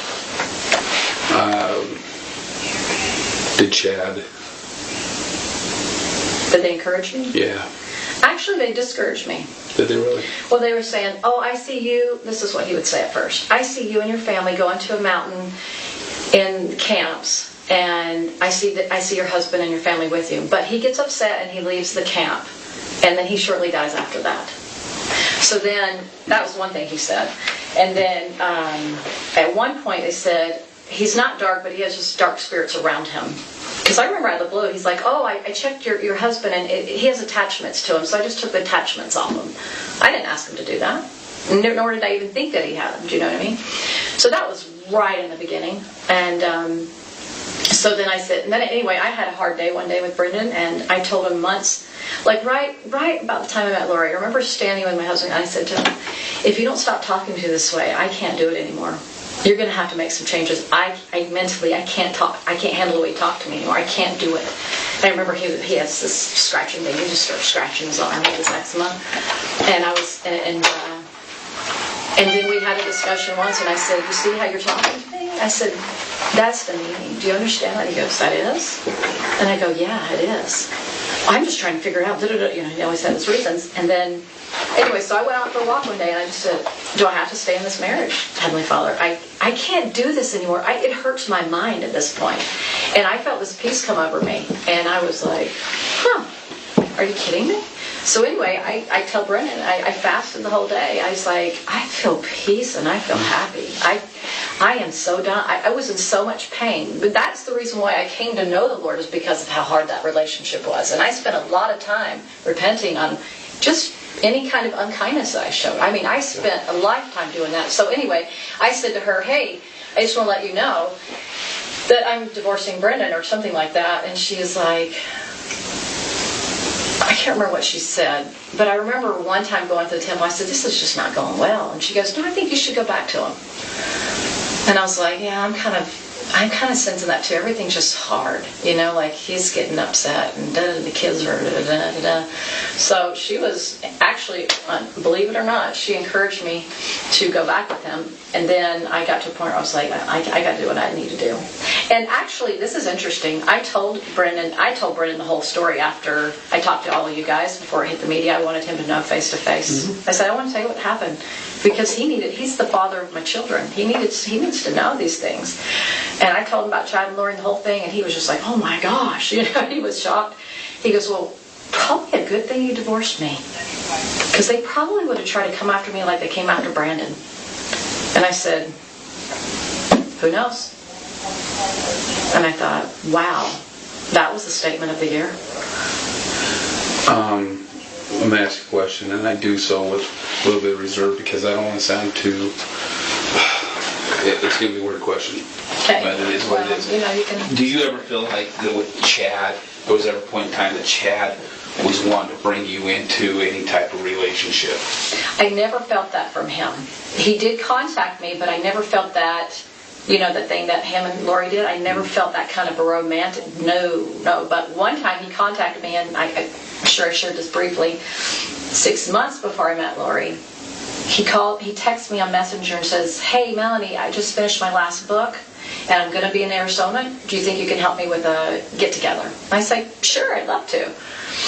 And then I contacted Jason Mao, and I said, hey, well, Chad's coming to town. Why don't you guys both do a duo together? And so they both were like, he's like, sure, that's fine. And so then I got the word out, like, hey, they're both coming to town. So anyway, when I picked him up I'm so glad I did this. I picked him up from the airport. I had somebody in the car with me. Glad, because who knows? I don't think anything, he would have said anything about these multiple lives. He hadn't told me about that, so I didn't know anything about it. But I had, her name is Janelle Littlebear. She was with me, and her daughter was with me. So anyway, we went to the place that he was going to speak, and then we had a lot of craziness going on with the air conditioning. But anyway, and then I said to him after, it was all over, I said, do you mind giving me a priesthood blessing? I could really use one right now, And I looked up to him at the time. I thought he was this great visionary. And which I don't even think he's a visionary by the record now. Now, maybe I said it earlier on, but now that the more I learn and ponder, I'm like, I think he made it all up. Anyway, so he gave me it was just a nice little blessing. Anyway, but he never, I didn't feel like he was trying to come on to me, or maybe he used me just to get his book sold there. But when he met Lori, it was a totally different energy than when I met him. So that's just letting you know. Of course, I never had any type of interest in him at all, because you can tell why. So he was not somebody I'd be attracted to. You know what I'm saying? But plus, I was married too. Okay. Sorry, it's loud. Let's talk a little bit about the night that you were at the apartment in Rexburg. The night that we believe that JJ came on missing. Yeah. If I recall right, you guys were doing a cast, and Alex had already taken a podcast. Yeah, I knew what you meant. and Alex had taken JJ, gone to his place, and later we know that then he brought JJ back. Yeah. And because I don't have any paperwork right in front of me, he went upstairs with JJ. Is that correct? Is that what I remember? Do you remember, you mean like when we were doing the podcast and then he came in the door with him sleeping? Yeah. Mm-hmm. Yeah, I kind of went that way. So he goes upstairs. And do you know where he went when he went upstairs? Because he went into Lori's room because he wasn't in David's or I's room, my room. Those rooms are empty, so he had to have been in there. And then you didn't see him again that night. Who? JJ? Alex. And he left. No. And Jay left. JJ's still up there. Yeah. And I never saw JJ either. Right, but Alex left. You watched him leave. Yeah. Okay. Well, we heard the door open and close, and we probably said it like good night or something. I mean, maybe we're podcasting. Who knows? Do you recall seeing him walk out with JJ? Not walk out. Mm-mm. No, just walk in. Okay. Just walk in. That's right. And when he left the first time, we didn't see him take him. We just know he had him because she said that he had taken him. Right. I don't recall that. I just remember he wasn't there. But the time he left, so he brings JJ in, and then he leaves again. He did not take JJ out of the room or out of the apartment. Okay. So you get done with your podcast, everybody goes their separate way, and everybody goes to their bedrooms. And David, I recall David having his dream. He woke up. Yeah, funky. Did he come and get you and tell you? No, I was actually laying beside him when it happened. In which room? In JJ's official room. Okay. So he woke up and you were at the side of him? Yeah. And tell me about what happened from there. His heart was beating. He was distressed. He said, I just had this really bad dream. And then he kind of sat up and he was just, and he just was, I said, well, tell me about it. And he's like, it was just so dark. He's like, I saw an earthquake and I saw people hurting and I wanted to help them and I couldn't, and something like that. That's what it feels like, remember. It was like his heart was hurting. Like his whole body was under distress. When he has dreams, they're like lifetime dreams. Some people dream vividly. I do not dream like that. He has incredible dreams where he feels everything in his dream. So it affects him at a totally different level. Okay. So that's what happened. So then I think, oh my gosh, maybe some evil spirit, because they were always talking about it. So I text Lori and I text Chad. I'm like, I don't remember what I said. Probably, are you awake, or something's wrong, Chad. David, I don't remember what I said. I just remember trying to get to them. So I said, I'm going to go get Lori, see if she can help out. The door was locked. And so I was like, I don't know. She's not, I don't know if I should try to wake her up or I just decided just to come back and see David after that. So you tried the door handle. It was locked. It was locked. Did you knock on it? Maybe. I probably did, but there was no answer. I don't remember if I probably did, but... And I did actually, I think I tried calling her too, and texting her. And I think Chad, I think I tried calling him. I thought maybe he could help out. Neither one of them responded to me, as you probably can tell in the text. You probably saw that. Nobody responded to me. So I just went back to bed. And then we woke up next morning and she was happy chappy. How was David? He was better. He felt better. He's like, that was a bad dream. Then we would tell them like, hey, he had a bad dream last night. And she's like, oh, that was Julie Rowe. He attacked her. Once again, throw Julie into it. From a distance. Chad said Julie Rowe attacked David? Well, Lori probably said it, but she always went through him. So when I say it's kind of they're both. They who knows? They both. And then I don't even know what I believe anymore. What she says that he says, because she's such a liar now. At this point, I'm like, I don't know anymore who said what. But between the two of them, they came up with it. Oh, they always throw her into the bus, And it's because because right before that earlier that day, we went to that lot where that land was going to be for sale. And so we were talking to a friend of Julie Rose. His name was Keith Levitt. And Keith Levitt was there with his wife Suzanne, and then the realtor was there, and Alex was there. But Lori wasn't there. David thought she was there. I said, no, she went home after that. He goes, I forgot that. Anyway, and so anyway, because we saw her, we thought, oh, she's going to tell Julie Rowe. Keith is going to tell Julie Rowe that we were there because he saw us, because they're really tight. Keith and Julie are super tight. So that's why they threw that, Julie Rowe attacked him that night because, da-da-da-da-da. Do you remember by chance what Lori was wearing in the morning when you guys got up? She was typical wearing spandex pants and spandex shirt. I don't recall. But that's usually what she had on. Was it the same clothes that she had on the night before? Oh gosh, I do not remember. I know that's kind of a tough one. I don't remember details to stuff like that. It's not one of those things I pull unless it stands out for a reason. I wish I could tell you. Yeah. That'd be good to know, but I don't know. She usually had new clothes on every day, if I can remember. It seemed like she had fresh clothes on every day. She was kind of into her clothes, so.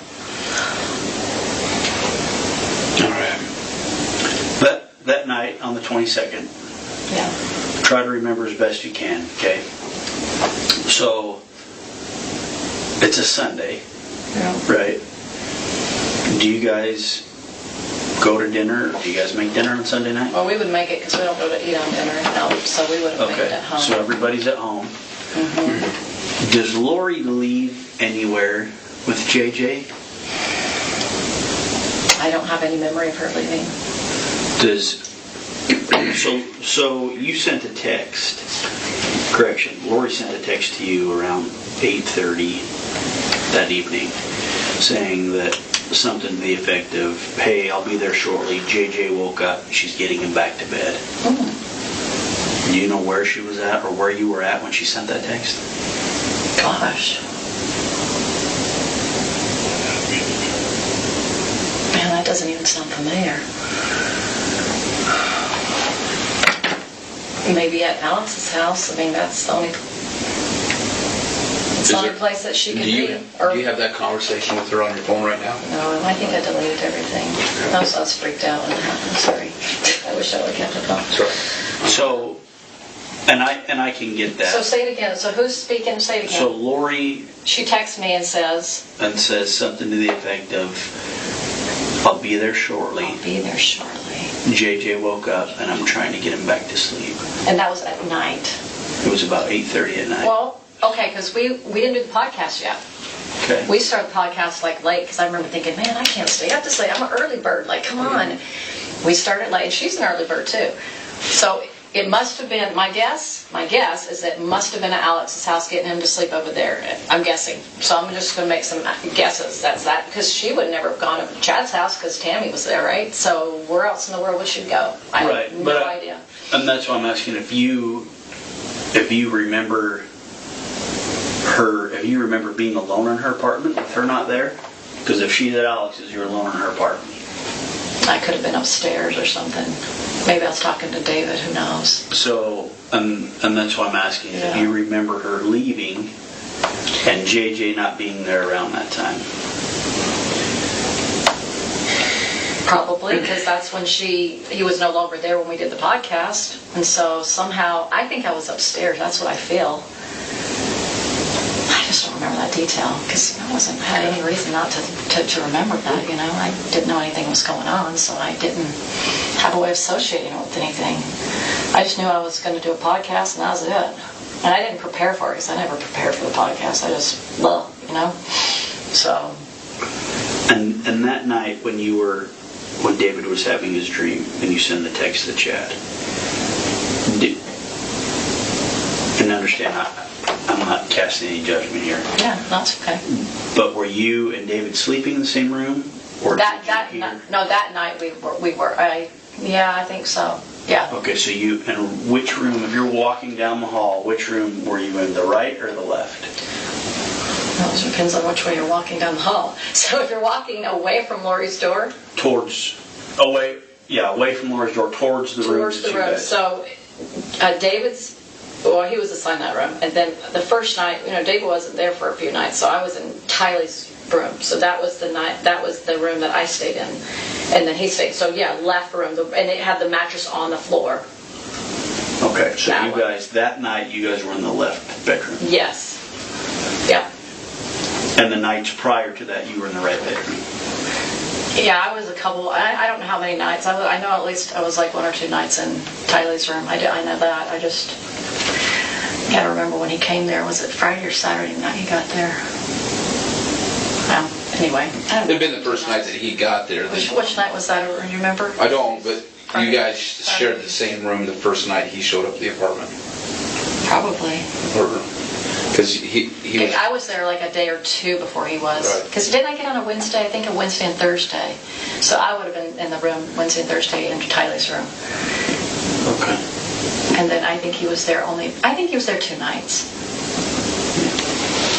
I think. So I think I was there for a total of 4 days. And then we left on the Monday. Friday, Saturday, Sunday. I don't know, that was 5 days. Anyway, sorry, they blur. So anyway, I don't remember other than like something, I don't know what I said on the text. Probably something like, something's wrong with David. He had a dream, something. I don't know what I said, but something to the fact that something's wrong with him. Well, I just thought, man, maybe somebody, evil spirit. That's all I could think of. That's all I could think of. Because I was like, why is he traumatized in this dream? It's pretty intense. Anyway, it was bad. And so after you went and knocked on Lori's door, I don't know if I know I did this.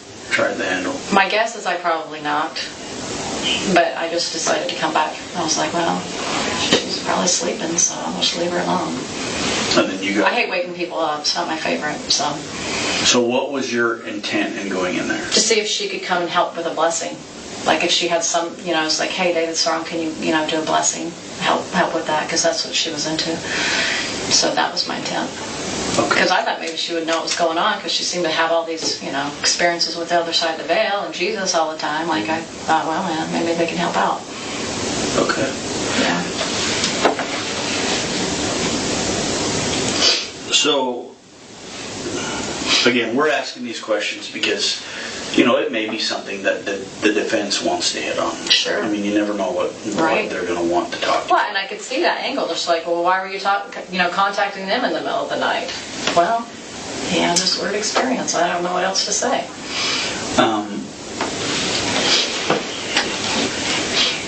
And so when we talk about this stuff, it's for that purpose, right?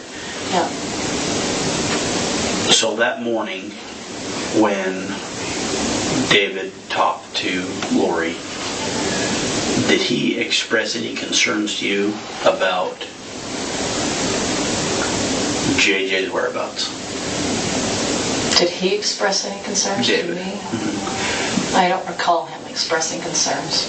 On the drive home, did you guys talk or text Lori or chat? No, I mean, what would we have said about JJ? Just, I know that he questioned her, like, where is JJ? Let me see if he has a zombie in him. And he didn't believe it. I mean, I don't remember. Was he saying that kind of mock? Or was he really? No, I think he was genuine. Okay. Yeah, he's not a mocker. He's pretty genuine about these kind of things. I just don't remember that full conversation. And that's why I asked, because if he was concerned, right? Oh, he has right, a like he was, zombie in him, yeah. It would be, I would think that maybe you guys would maybe discuss that, if you could remember discussion on the way home, because it was kind of a long drive, right?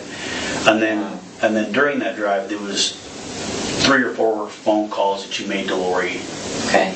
During that drive, and do you remember what that conversation was? Jogging my memory. Holy cow. I know it's a lot to remember. Well, you could have asked this like a long time ago. That would have helped. Well, and I don't even know if I would have remembered because it wasn't significant enough for me to remember. There's certain things I remember and some things I'm like, don't remember that. It's possible we could have talked about it. I mean, it's highly possible. Do I remember? I don't remember the words. How do you remember how she was? Her tone, her demeanor on the phone with you? Was she? I don't even remember the conversation. That's the hard part. I don't even remember talking to her. Is it normal for you to call her 3 or 4 times in a day? That's not unusual. There were periods of time where she talked to me more, and then she'd move and she'd be maybe focused on Melanie. So if she was focused on somebody else, she wouldn't. But I was with David, so didn't have as much when I was with David. So it went through gaps here and there where I did and didn't. In the beginning, yeah, and then when she moved and stuff, it started getting a lot less. I don't remember the conversation. I'm sorry. I'm sure she probably talked about those things. That's all that seemed to be on her mind all the time. Okay. I mean, yeah, if they bring them up, they're gonna. Whenever they ask me in court, happy to talk about it, but I don't remember them. Prior to those podcasts, had Chet been over there? Yeah. You know what time he left? We probably talked about it, but So I think we figured out, if all my remembering, it seemed like he was there on a Sunday, right? And then he was there even before Chet. Yes, he was there when I got there that day or the next day, because I remember they were doing their little music thing they had going on, so he was there then. And then we walked around the track, Wednesday or Thursday, I don't remember. And he was there, I'm thinking it was Sunday. I mean, I know, okay, yes, it was, because David and him saw each other, of course. Okay. Yeah, so he definitely was there on a Sunday, or we interacted with him on a Sunday. Was he at the house on Sunday? Anyway, he was at one point, I remember he was in the kitchen at one point, and I remember David was there, so I just remember they were both in the house at the same time. Do I remember exactly when it was? No. But he always seemed to like to go home because of his wife, so he didn't want to upset her. I had that feeling, something like that. So he probably didn't stay too late. And he was not there when we did the podcast. He was gone already. I bet you got a lot more information because of the text, so you guys know a little bit more about their whereabouts. They were always texting each other. But who knows? You know more than me. So, 23rd. I know you're trying to help. So the night find of the a way 22nd. to pin them on a. Yeah. I know. I wish I could just remember more. So the 22nd would have been a Sunday. 22nd Sunday, yeah. Okay, and that's the night of the podcast. And that's the night that David got there? No, he got there, I think the day before. Or was it on a Saturday?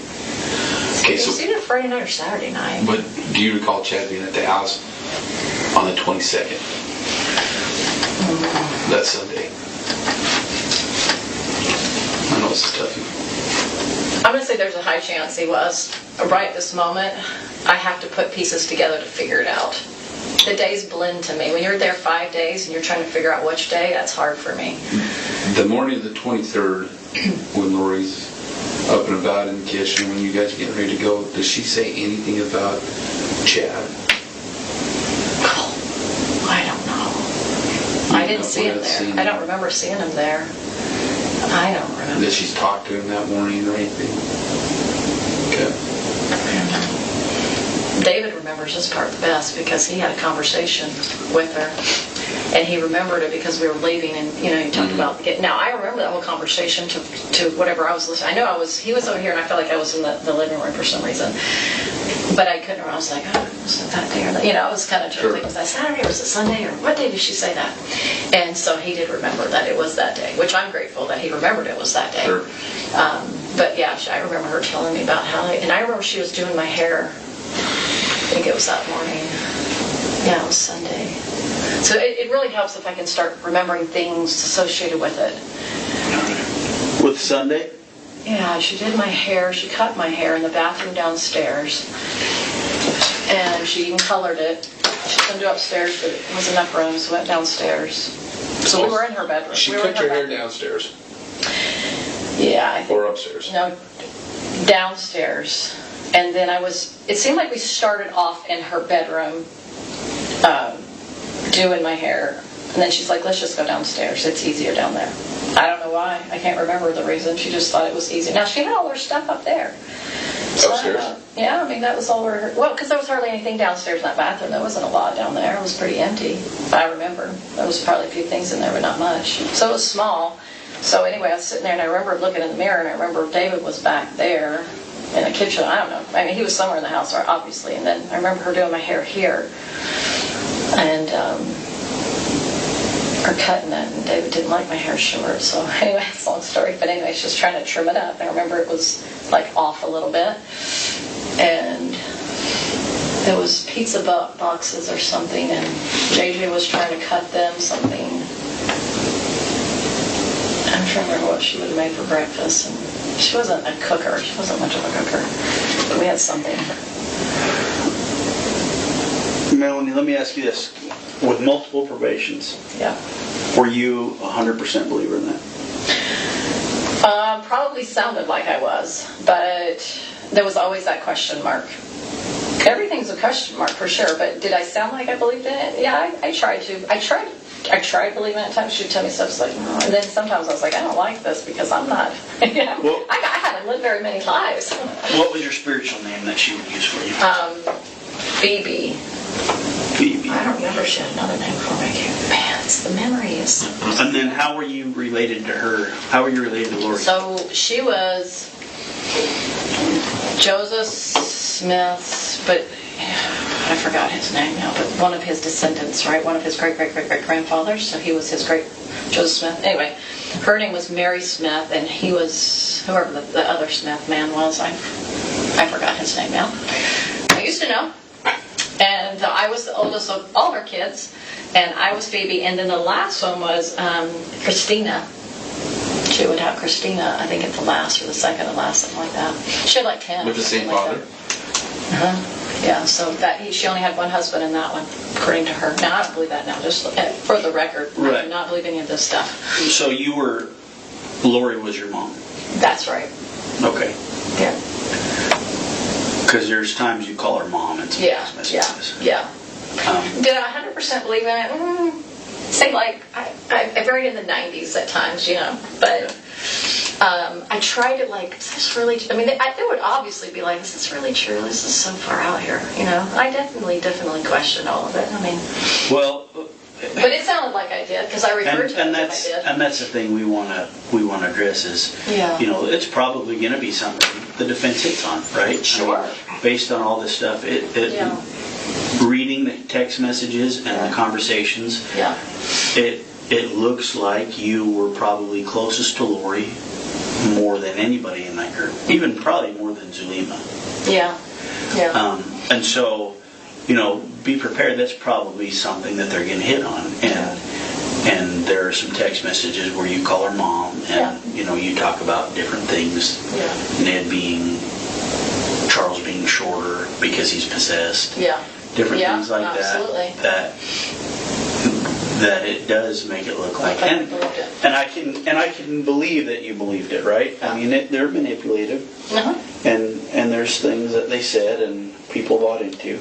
Yeah. We just want to get ahead of all that stuff. You want to before prepare it comes me. out in court, right? And that's my testimony's always going to be like it's going to sound like it. If he said it's going to sound like it, according to text, I believed it. And yes, I did believe it to a certain level. But can you ever believe in something 100% that's not true? Well, I don't think any of us can. But that's my thing: is you believe it enough to sound like you believe in it. Well, I know. Does that make sense? No, it makes sense because a lot of people who believe in whatever faith they believe in will sometimes question that faith. I mean, I get that. Yeah. Like if I say, do I believe in my church? Is it 100%? Yeah. Do I believe in 100%? Do I believe in Lord? Not 100%. But have there been times with your church you're like, sure make it hard sometimes? Oh no, I always know it's his.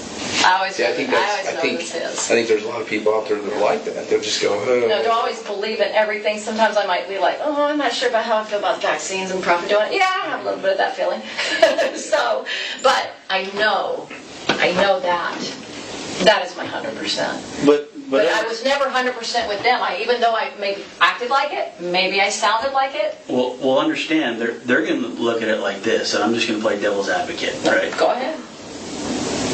Real quick, are you done? Are you done? Yeah. Yeah.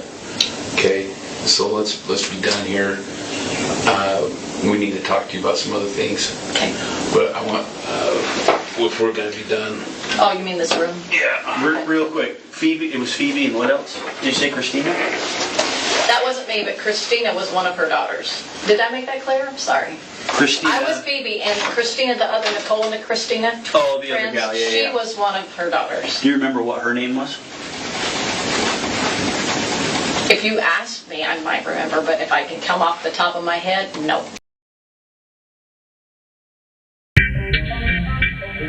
Seven days of trial. Well, that just cut off pretty abruptly. How rude.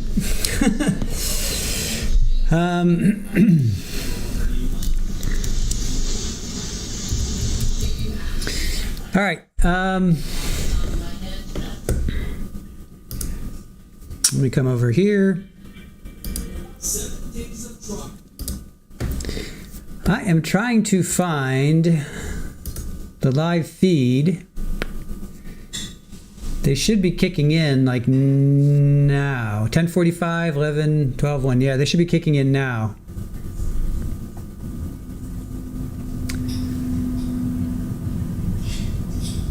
So I'm hoping we get a feed. If we don't, we have some other things queued up for you guys. So we're not gonna let you go just yet.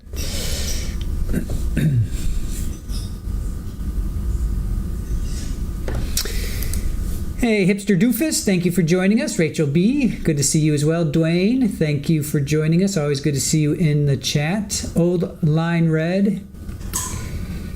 Young Black Economist, thank you for joining us. Tayo Toys, good to see you.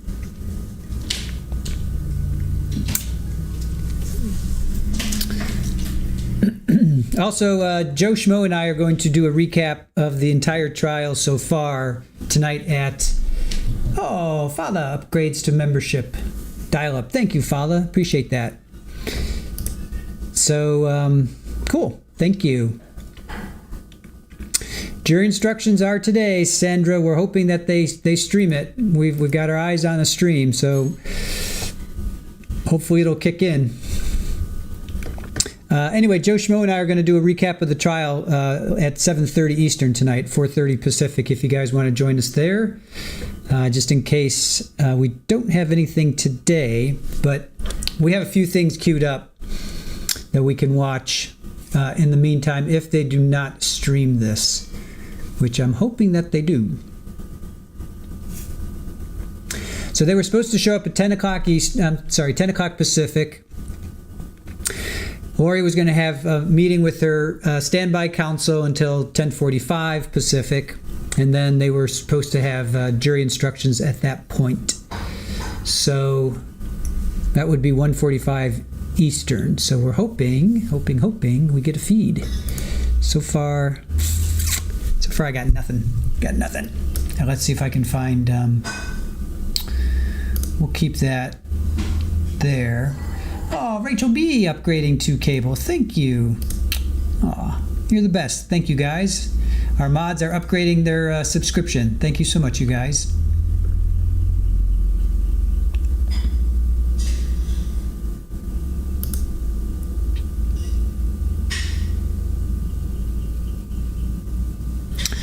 All right, I'm trying to find another. Let's go to another source.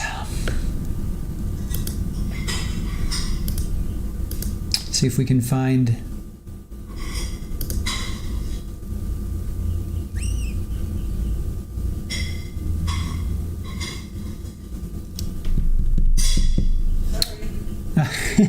It's okay. So I'm on two sources, East Idaho for sure, and they've got nothing as well. So we're hoping that there's a live feed, you guys. But again, if there's not, we've got some other stuff queued up for you to entertain you for the afternoon, and then Joe and I will recap the entire trial so far, which is 7 days. We'll do that tonight at 7:30 Eastern. So I'm just keeping my eyeballs out, see who's going to kick in first.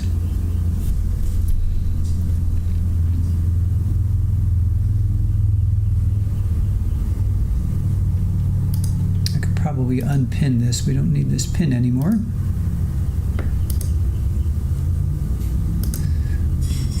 All right, we are waiting for, oh, Drunky upgrading. Thank you for that. Drunky upgrading, appreciate that. And Carolyn becoming a 1 month member, fantastic.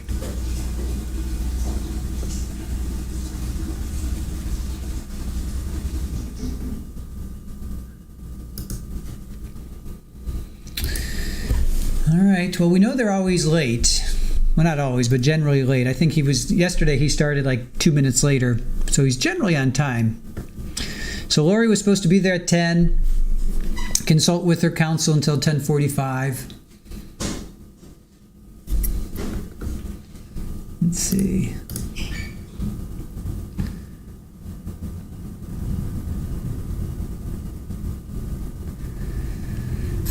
All right, 10:44, Judge Boreski just walked in. One of Lori's advisors said they need a few more minutes. Judge said he already has some changes that need to be made to the jury questionnaire. All right, so that's the latest. Defense needs a few more minutes. All right, so I'm assuming they're going to kick in. But defense needs a few more minutes. So, of course, Lori needs a few more minutes.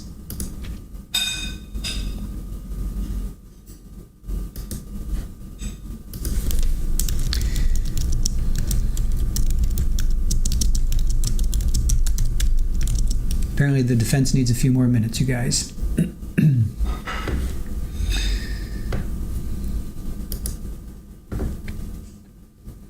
So what I can do is I could just come here. We'll just sit here for a moment.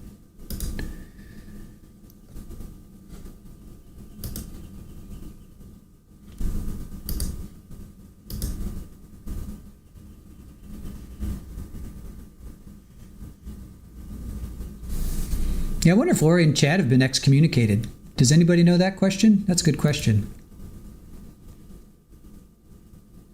I don't think so, Ashley. I don't think it's going to be on a 30-minute. There's really no reason. None of her pre-trials were a 30-minute delay, but you never know. I don't think so. I haven't seen anything yet. I haven't heard anything yet that they will be.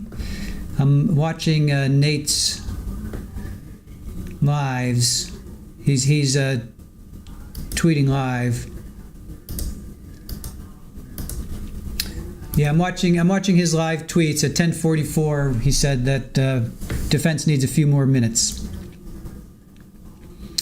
So Chad has been vague. Yeah, Chad's been excommunicated. Why hasn't Lori then? You think Lori has? Yes, they both were, Selena says. All right. Yeah.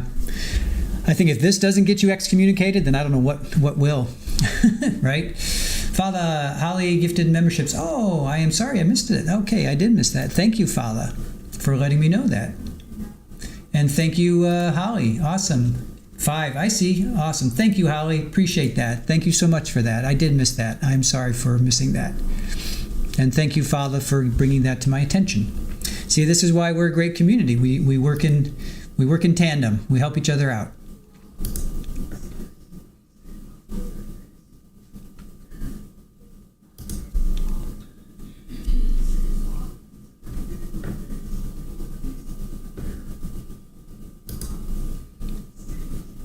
Aw, thank you, Dawn. We appreciate you. Thank you for acknowledging that, and we're happy to bring this content to you guys and talk with you guys. We're building a really, really nice community, and you guys are a huge part of it. Let's see if Nate has said anything. Nothing new from Nate. Still, that defense needs a few more minutes. Still, stop inflating Fowler's perception of favorite mod points. Rachel, you're still my favorite. Or is that Kristen? I've lost track. You all are my favorites. All are welcome. All are welcome.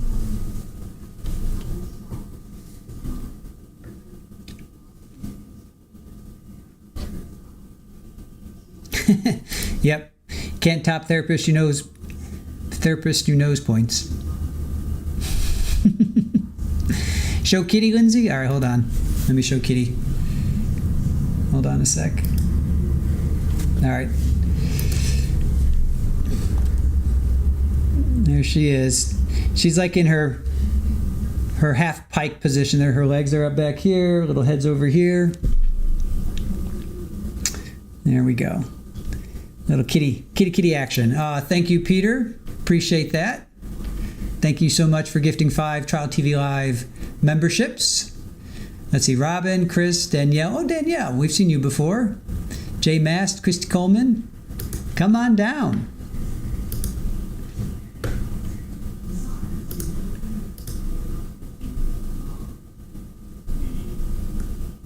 Okay, nothing new from Nate.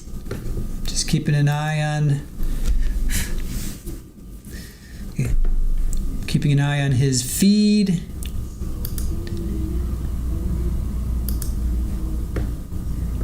Emmy G upgrading. Thank you, Emmy. We appreciate that. Vague and ambiguous. Thank you. Welcome to Rabbit Ears. Super Ball is cute, isn't she? Ohio Pom Mom, good to see you. Emmy G, thank you for upgrading. And Drunky the Bear sent 1. Who received it? Katie Martin. Come on down. Come take your seat.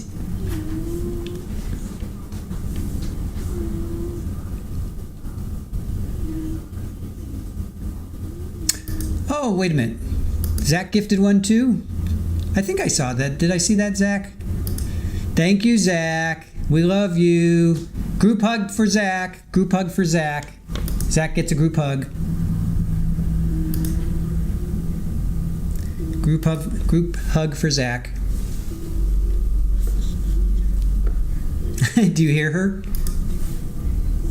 You can hear that? Yeah, she's snoring. MG, hello. Nope, haven't missed anything yet. Therapist, gifting a membership. Who got it? Let's see. Yeah, hold on. Yeah, you guys are going too fast for me. Nala the spoon. Oh, Nala stole the spoon. That's funny. You hear yeah, that's her snoring. Yeah, she's snoring right now.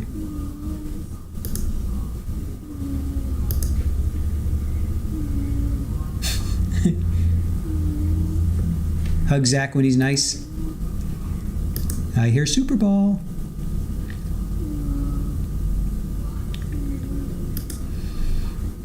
Here's a hug for you, Zach. Nope. We're not a wavy kind of crowd. We're huggers. We are huggers, Zach. We hug. Dare I say deal with it? Sorry, Zach. All I can think of... Oh, wait. Lori and her attorneys just entered the room. Judge just asked if Lori's is still in tension. All right, come on. Show it, you guys. Show it. Don't just tell us. Show it. Show it. Throw it. Come on. Nate, you're killing me. All right, so Nate says, Lori and her attorneys just entered the room. This was 2 minutes ago. Judge just asked Lori if she still has intention not to put on evidence. I'm not going to say, because I don't want to ruin it, because I want to see it. Come on, man. Come on. Starting in about 20 minutes, somebody says. So are they going to, it's going to be 30-minute delay? Are you kidding me? They're really going to, they're going to hold this as well for 30 minutes. All right, hold on. Kathy says feed will start at 2:36. So this is going to be on a delay. All right. All right. So we have some other stuff we could watch. Let's see, what else can we watch? All right. This is only. All right. Let's watch this. Should I watch this? Is this going to be?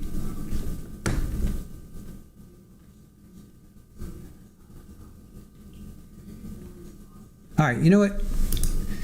You guys want to watch? Let's watch this. As long as we're going to be delayed until, when did Kathy say? Judge asked Lori if you change it. 2:26. So that's yeah. All right.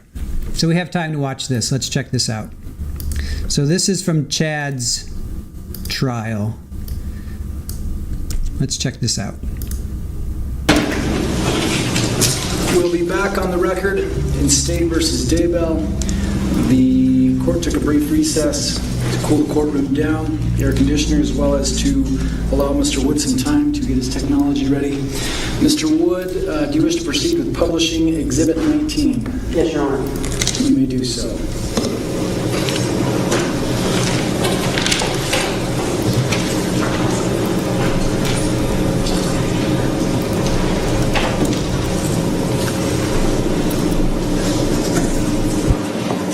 So there's Kay and Larry right there. December 8th at 3:43 p.m. And I am calling Chad Daybell's phone number, and hopefully I will be talking to both of them, Chad and Lori. So here goes the phone call.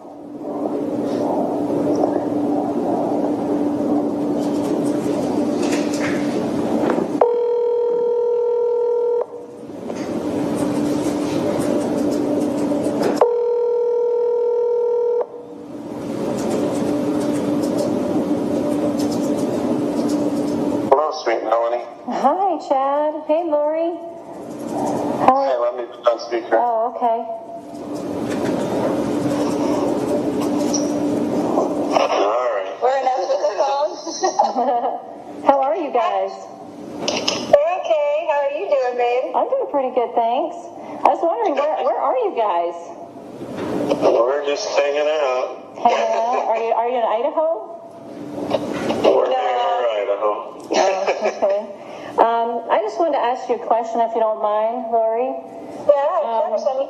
I want to know, you remember we talked about JJ going to Kay's house, and you told me they went there, and now he's not there? I was wondering what happened. Well, I had to move him somewhere else because of her actions. So... Was she doing something? Like, was she trying to come get him or something? Or, like, trying to kidnap him? Well, she said that lots of times before, but... Okay, when I asked Chad the other day, I was like, hey, where is JJ? And he said, for my security, he didn't want me to know, so is there a reason I should be in danger to know where he is? No, it's nobody. It's his danger. It's the danger that there's people after me.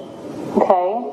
So, if you knew, that puts you in a danger. Well, just in a bad position. Yeah, bad position. Everybody, if they don't know anything, then they don't have to say they know. Right, so you're just worried. Okay. I'm just to keep him protected and keep you protected. And keep everybody else. I appreciate that.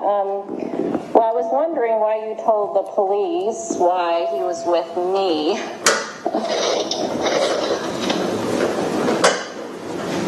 I just just needed to have somebody that so I wouldn't have to tell them where he really was, because they were going to tell Kay where he is. Oh, yeah. So do you think it's like your family, or like your family, your dad, or those people? My family. Well, not my whole family, but as you know, most of my family is working against me and with her, basically. Yeah. Is JJ safe? He is safe and happy. Okay, well, that's good to hear.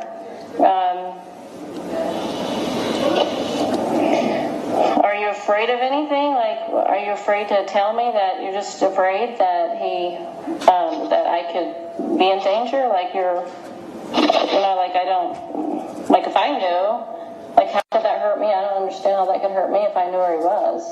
Well, I'm just not telling anybody so that nobody has to say where he is or get questioned to where he is, so I can keep him as safe as possible. Yeah. Okay, I hope that he's okay. I hope you guys are okay. I did have a question that I asked Al at one point, your brother, if I wanted to know, like where he was, and he said I did not want to know, and that he could not be found. So what does that mean?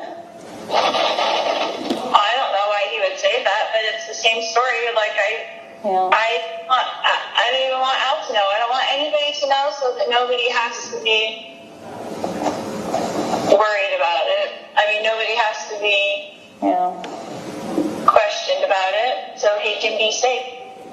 Yeah, so how long are you going to be away for? Like, are you ever going to be able to come out and come back to society again? Or are you going to keep, come back? I mean, like, what does that look like? I will do whatever the Lord needs me to do every day, so we'll see. I just wondered if I was ever going to see you again. Absolutely, you will. Okay, so maybe when they're done chasing you, you'll be able to come out again, or? Yeah, I mean, it's a ridiculous thing for them to be working with Kay to find me. There's nothing that's gone on that's, you know what I'm saying? Like, they're working with her in some dark capacity. The police are working with her in some dark capacity. There's no reason for them to be after me in the first place. Yeah, has she threatened you at all? Yes, lots of times. Oh boy, like what did she say? Well, it's in emails and everything. So like she said she was going to come take him, or she was? There's a lot of things. Yeah. Nellie. Well, I know it sounds like it. I'm just worried for you guys because, he's missing, and, I know exactly where he is. He's perfectly fine and happy. Okay, well, I hope so. I had a scripture I wanted to share with you, if you don't mind. I'd love it. I was thinking about some of the things you guys have gone through, and I saw this scripture today, and I want you to concentrate. Let me ask you a question about scripture. Okay. So, did Alma turn himself into King Noah, or what was he required to do? Well, King Noah was incredibly wicked. Yes. So he fled his evil ways, which was adultery and living riotously and breaking all the commandments.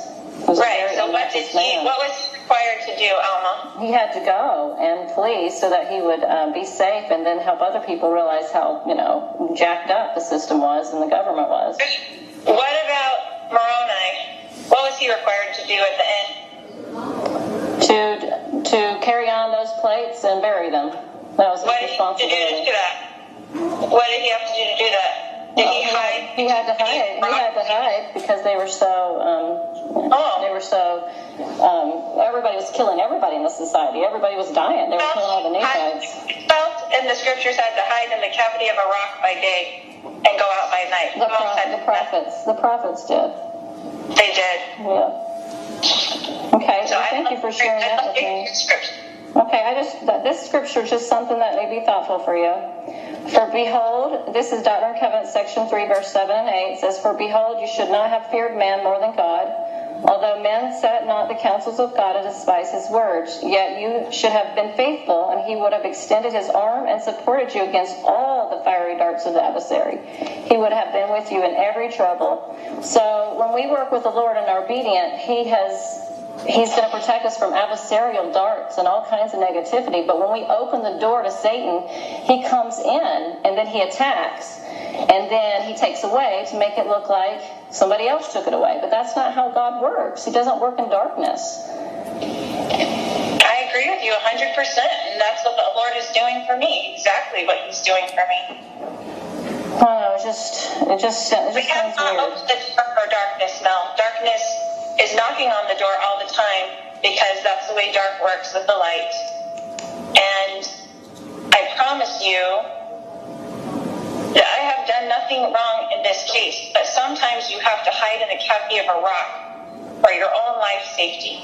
And that's what the Lord requires of you sometimes.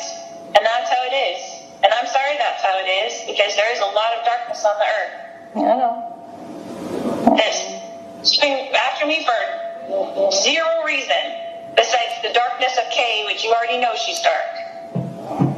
I haven't met her enough to know if she is dark or not. I've just met her slightly, and she seemed like a normal kind of person, but then I haven't engaged with her that much, so I don't know that personally. So you don't know about her changing the thing for herself to be the beneficiary of the policy and all that stuff. None of that's dark, right? Well, I haven't seen those documents, so I have no way of knowing. I've seen them on my computer. No, I have not. I haven't even looked on your computer before. You haven't showed me anything. I don't know why you're being controversial to me, or if you're recording this conversation for the police or whatever. I don't know what your intention is on this phone call. Well, I love with all my heart, and I have forever, and I will always love you. I appreciate those words, but if you really love me, you wouldn't have told the police that I had JJ with me. That's not what a friend does. I mean, that just makes me look weird, and it's not safe for me. That doesn't look good. I mean, you had to think of my welfare if you love me. I do, and I did exactly what I felt the Lord was instructing me to do. And I appreciate you, and I love you. And I would never do anything to harm you. And you can have all of this confirmed to you by the Lord. I have. And my conscience is clear. I feel very understanding what's really going on, Lori. And I believe that you have been very deceived by Satan. I believe that he has tricked you. And I don't believe that what you're doing is correct. I just don't. I mean, Tammy dies, and then your husband died, and then he's missing. It just doesn't sound like God's plan to me. It gives me a gut feeling, like in my gut, it feels weird. It doesn't feel right. I don't have peace about it. I never have felt 100% peace about it. I always felt like a little weird in my stomach about all these things. You know me, Mel. You know me. This does not sound like you. This sounds like you've been influenced by somebody dark who wants you to believe dark things and have fear of the celestial world. I don't have fear. You obviously do. No, I have a peace of conscience, and I can see clearly. Well, I'm sorry that you feel that way. I love you so much. I know you do.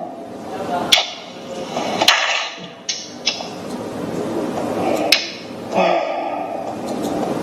don't know what else to say. Stand Christ when he comes again, and he's coming soon, and we will all stand there, and you will know at that point that he has supported me and has supported you the whole time, and I have not been deceived. I just want to testify that I know Tammy and the conspiracy theories. My sister-in-law's right behind it all, and I hope that you're not being influenced by that dark team. I don't know who she is. I'm sorry, you said your sister-in-law? I don't even know her. Oh, I know, but she's coming up with the same type of theories. And it's just not true. My own children were there. They testified that Tammy had been getting weaker and sick, and I begged her to go to the doctor. Her heart was failing her. She was physically falling apart, but she hates doctors, and she just passed away. That's how it happened. My son Garth was right there with me the whole time. My kids were at the house within 20 minutes of her passing. There were 2 coroners. They checked her out right there on the bed. All these conspiracy theories just make me sick to my stomach. Just absolutely sick. I know I've been told for years that Tammy would pass away at a young age. And I had no idea that Lori would even be a part of my life. I just knew that my life had 2 segments. And that I know Tammy's on a special mission, and she's with my kids. She's visited them. There's so much, Melanie, that you just have to have faith, and this is not some sort of master plan. There's no way Lori and I could ever come up with this. It's just... You can understand my concern, correct? I can, from an outside perspective, but from someone who knows as much as you know, no, not really. But we can feel Dave's influence on you. I can feel that, for sure. He's a very good man, and he has a very strong foundation, that I know. I know, but he seems to be the one that's putting the doubts in your mind. No, you know what? I have come to understand that my gut feeling, I was not listening to it. And I always felt uncomfortable with many things.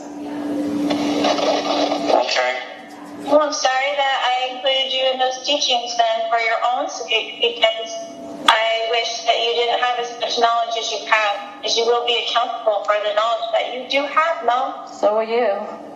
I agree 100%. Yeah. 100%. I have no fear. Yeah. I have no fear of that. But I really, as I was reading the story of Korihor, and it is so very similar to this, you just can't see it. But he did it because he was trying to reclaim a people, and he thought at the very end, because of his carnal and natural desires, that's what influenced him. And he was very deceiving. Carnal natural desires? Well, honey, you got a lot of natural desires. We all know that. That's what you think is me, Korihor? Are you kidding me right now? I think both of you have similarities. It's in the scriptures. It's in the scriptures. And the scriptures are very powerful. Yes, they are. I live by the scriptures, as you know. I know, but we can rest the scriptures for our own vain glory. I rested the scriptures? We can do that, and I feel that you have to see our belief systems. Do I rest the scriptures? Is that what you're accusing me of at this point? I feel that you have. Why do you feel that way? I need an explanation on this. Because if you look, like the scripture just shared, the scriptures every single day, you know? I know you read them. I don't doubt that. But this scripture right here says that you will be supported by all against the fiery darts of the adversary. You would have been supported if you had not opened dark portals and dark junk. You would have been safe if you would have obeyed God. He would have had your back. But you have been chased and tortured. Whether he do this or not, I'm sorry? He has your back. So... Well, if he has your back, you would not be able to tell me where you are, and we couldn't find JJ. Like, where is he? I've been asking, where is he? And, you know what I mean? Like, that's I can tell everybody where JJ is right now, and that would not be good for JJ. So, I'm sorry that you don't want me to protect my children, but I would never ask you to not protect your children. Of course you wouldn't. So I can tell that you're just adversarial, Mel. I love you. I'm sorry that you feel this way. Because I actually do care. I'm sharing what I feel for you because I know your salvation's in trouble for what you've done. If my salvation is not in trouble at all, and I think you should check that with the Lord again. Oh, I felt a lot of things from the Lord. And this doesn't feel right. Well, I'm sorry that you feel that way, sweetheart. I'm sorry that you're friends with all those who are against me. Joseph Smith's friends turned against me. I'm not a friend. I'm not friends with people that are against you. Apparently you are. I am not. I don't know Kay. I don't know who you're talking about. Your sister. I don't even know what her name or who she is. I don't know any of those people. Why would they contact me anyway? How would I even know about that? Well, you're friends with Dave, and he's apparently, Well, David is a very righteous man, and I've always known that grounding about him. And he has a lot of beautiful experiences with the Lord, and these are not the same. You know, when you get the priesthood, that's Peter, James, and John shows up, and then he confirms all of those in the circle that are to get it, and everybody's a witness of that. Everybody's a witness that the pattern is in the scriptures. There's no witness that you ever receive what you think you received. Nobody has seen that but you. There's no witness. The witness, Joseph Smith, Oliver Cowdery, Martin Harris, the 8 witnesses, they all showed up. Is there a witness when Jesus, Heavenly Father, gave that to Joseph Smith by himself in the grove? Was there a witness? No, but they had it later with other people. That was one experience, but others joined in later. When he brought other people into it, they had experiences. Scriptures, yes or no? I'm sorry? Is that in the scriptures, yes or no?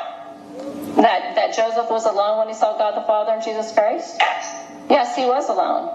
He was alone. But he had to open it up first. That's not a pattern at all.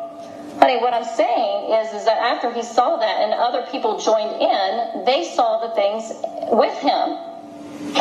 He wasn't alone. There was a witness for them. There was no witness. Anybody's never seen what you've seen or experienced what you've seen. That's your own witness, but nobody's had that. No, God knows it, and I will never deny it. For my soul would be at stake if I did. So you can say it didn't happen to me, Mel, but if I say it, then I am accountable. You didn't witness it, but I did. But your behaviors is not, okay, I understand that's what you believe you saw, but this is the thing, as I see, is that your behavior is not one of somebody that's seen Christ.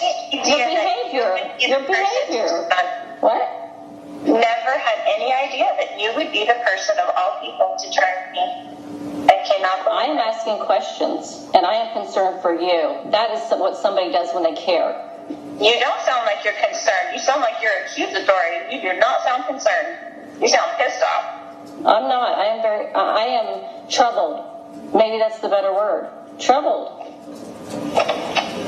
Because these things, like you being with Chad before he's even divorced, is unusual behavior for a person that's seen Jesus Christ. I was never with him, and he was never divorced.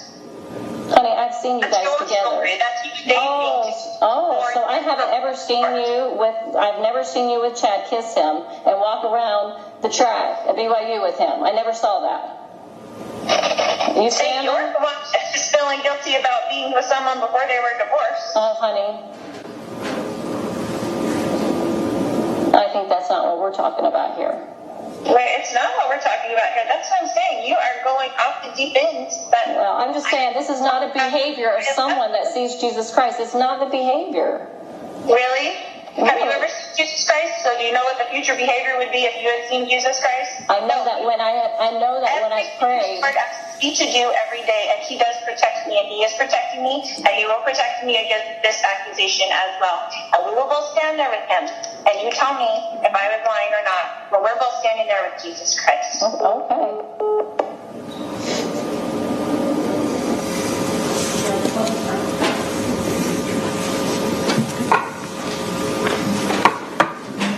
Ms. Gibb, was that the natural ending of that conversation? All right, let me just get rid of this. Okay, so we do have a feed, so I'm going to cut over there. So that was Chad's pre-trial. I didn't realize that, so thank you, Northwest, for letting me know that was his pre-trial. I forgot that his trial was Zoom. It was Zoomed. So that was his pre-trial. So let me just put myself over here.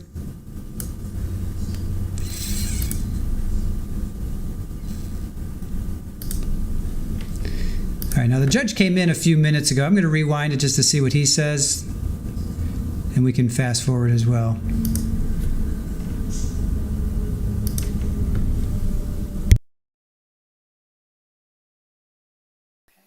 Judge, we're probably going to need like 10 more minutes. That's okay? we're getting resolved. Well, I have some. Did you get the state's email this morning? We did. That's what we're.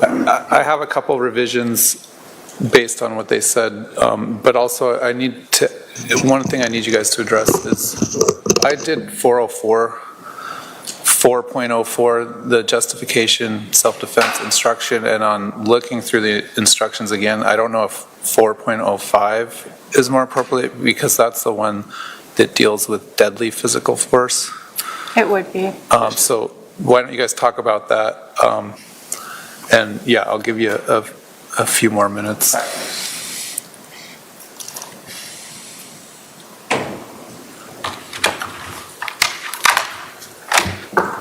We can, yeah, we're off the record. Okay, so that's what we missed so far. Nothing spectacular. Zoom, zoom, zoom, zoom, zoom. We'll actually get to live. Okay, so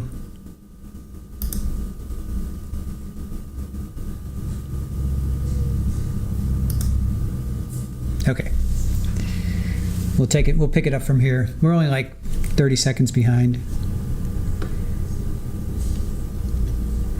if that. We just go live.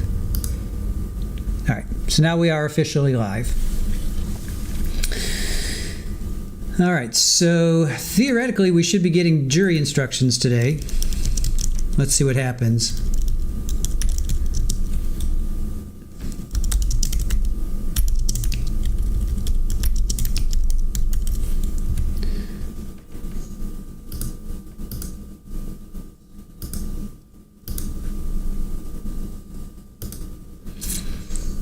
All right, so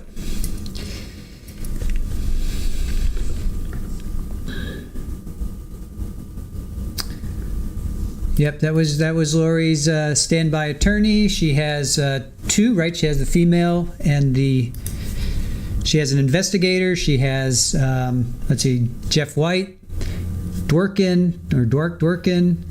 She's got her paralegal. She has quite a few.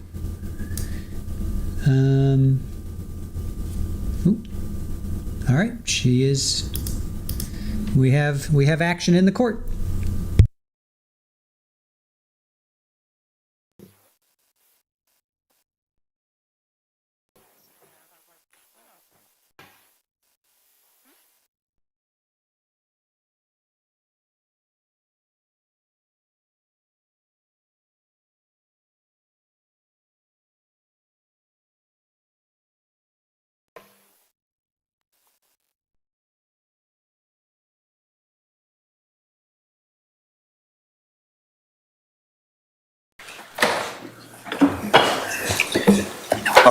All right, we're on the record in CR 2021-001704, State of Arizona versus Lori Daybell. The state is present, the defense is present, the jury is not present. This is the time set to discuss the final jury instructions. Let me confirm with the defendant that, is it still your intention to not put on any evidence? Right now, Your Honor, yes. As of this morning, I mean. Well, do you anticipate that changing? No. All right. Because that does affect how these instructions will be read to the jury. So for now, we're assuming you're not putting on any evidence. Let's just go through page by page. I think it's probably the easiest way to do it. On the cover page, I did correct. I had 2001 instead of 2021, and I corrected the case number. The first instruction at the top, page 2, duty of jury evidence to be considered and rulings of the court. These are standard instructions in Arizona. I'm assuming there's no objection to those from the state? No objection. From the defense? On page 2? Yes. No objection. All right. Then on page 3, I did remove the stipulations because I don't think there were any stipulations. So on page 3, direct and circumstantial evidence, production of witnesses and evidence. redacted exhibits. Those are standard. Any objection to those from the state? Your Honor, I did object to the production of witness and evidence. I want to hear about that because that's a standard given when we have a situation where we've heard about people like JJ, Tylee, Alex Cox, we've heard about Summer, we've heard about Detective Moffitt. None of those people were called at trial, so I think this instruction simply says that neither side is required to call, basically everyone that's mentioned in the evidence. guess as long as the defendant is okay with it. Obviously, I've not seen that previously included in an instruction. My concern was the burden shifting potentially, saying that neither side is required, and that seems to imply or in opposition of the fact that the defendant need not present anyone anyways, ever. That's my concern with that instruction. All right, before we talk about that one, let me hear from the defendant. Any objection to the direct and circumstantial evidence and then the redacted exhibits on that page? No, those are fine. Okay, what are your thoughts on the production of witnesses and evidence? I tend to agree with the prosecutor, but... That it shouldn't be in there? Correct. Well, if the parties are stipulating that it's not in there, I'll remove it. Is that the case? I believe so, Your Honor.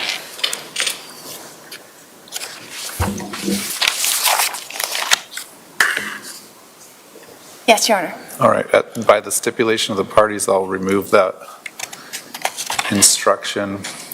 I probably should have brought my hard copy because you guys are working off a hard copy on my computer. This is kind of maybe paginate different. So now my next ones are indictment is not evidence, self-represented defendant. Any objection to those from the state? No, Your Honor. From the defense? No. All right, then on the comments are not evidence, the reason I highlighted that is it was to alert everyone that I did change the language in that a little bit because the defendant's self-represented. It mirrors what I did in the opening, what I read to the jury before opening statements, more or less, in changing it from the attorneys to the prosecutor and the defendant talk to you about the law and the evidence. Are there any objections to that instruction from the state? Not as changed, no, Your Honor. From the defendant? No, it's good. All right, then we have credibility of witnesses, and on my page 4 is testimony of law enforcement officers, but that might be on your page 5. Any objection to those two from the state? No, Your Honor. Defense? No objection to the ones that are in there. All right, then we have expert witness. Any objection to that from the state? No, Your Honor. From the defense? Nope. All right, based on the defendant's indication that she's not going to be presenting evidence, I would remove defendant's testimony. I would keep in defendant need not testify, and I would remove defendant witness prior conviction if that remains the case. So any objection to that from the state? No, Your Honor. From the defendant? Nope, no objection. All right.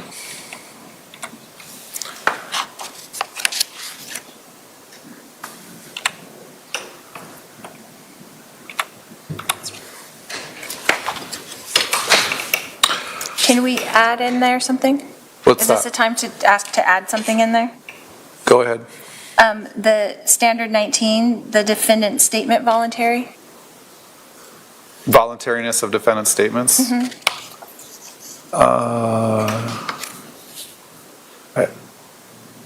That probably should be in there. What's the state's position? No objection. I will add that. I'll add that right after defendant need not testify.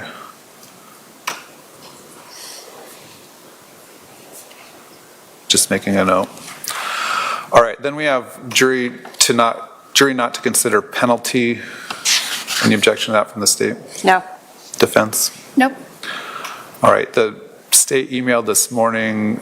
I think the state wants the alternative presumption of innocence, burden of proof in the Rajis. Is that correct? Correct, Your Honor. You want to make a record on that? Your Honor, the current version the court has in here discusses the various levels of the burden of proof for preponderance and clear and convincing, which are not relevant to this. Case law is very clear under Portillo that the court is only required to present the Portillo instruction, which is partially on the next page in my hard copy, which explains to the jury the burden of proof for a criminal case. I think that going through other levels of burdens of proof without understanding or being provided context for that is confusing to the jury, is not necessary, and Portillo does not require it. So we're requesting the court just provide what has been mandated, which is the Portillo instruction. What's the defendant's position? We agree. It's confusing. Okay. So I think that's just the last two paragraphs, right? Yeah, from the three standards through the preponderance and the clear and convincing. So it would still have, the presumption of innocence, and then it would go to the beyond a reasonable doubt portion. Okay, I will, by stipulation of the parties, change that instruction. So it'll read, the law does not require a defendant to prove innocence. Every defendant is presumed by law to be innocent. You must start with the presumption that the defendant is innocent. Then I delete until the last two paragraphs. So then it will read, the state has the burden of proving the defendant guilty beyond a reasonable doubt. The rest of that paragraph. And then the next paragraph, proof beyond a reasonable doubt is proof that leaves you firmly convinced, and that entire paragraph. Is that the agreement? Yes, Your Honor. Yes. Okay. So my pages are not going to be the same as yours at this point. So we'll just go through it a couple at a time.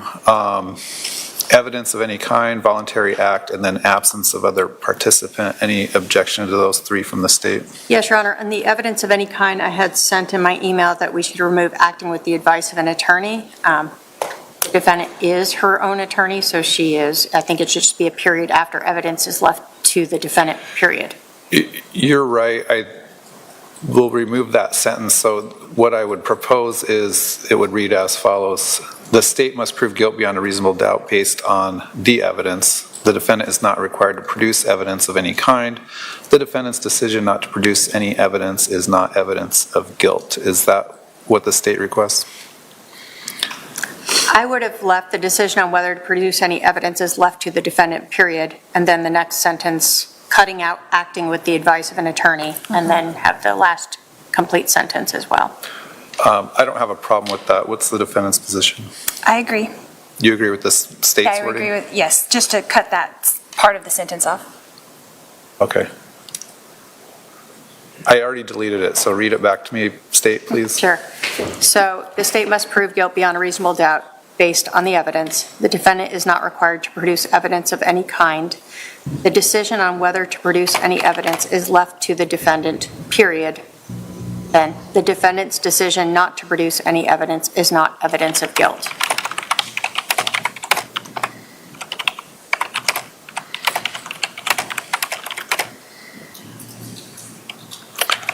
So the decision on whether to produce any evidence is left to the defendant. Okay, when we're done, we're going to print out another copy and make sure everyone's on the same page. All right, let me turn to the defendant. We've addressed evidence of any kind. Any objection to voluntary act and absence of other participants? No objection. All right, then we have motive. Any objection to that from the state? We did have flight or concealment in the ones that we I'm sorry, you're right. I should have stated I did delete flight or concealment. I don't think it's applicable in this particular set of circumstances. So then we just have motive. No objection to motive, Your Honor. And from the defendant? Yeah, no objection to motive. No objection. All right, here's where mine's going to change a little bit. I did the charged offense, each instance where it says first degree murder, where it used the numerical first, I changed to a capital spelled out the word first in that, and then in the definition of first degree premeditated murder.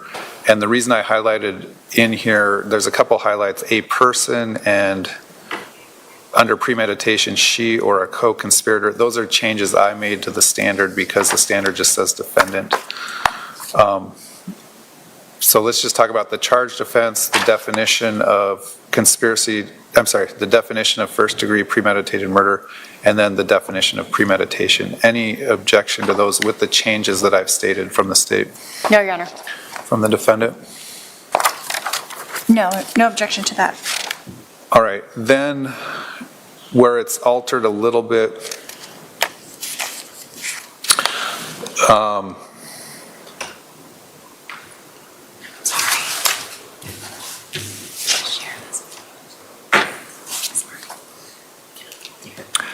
so there was an accomplice based on liability, based on the result of the crime that I had here. I've deleted that and instead put accomplice, the traditional definition of accomplice, in the definitions section.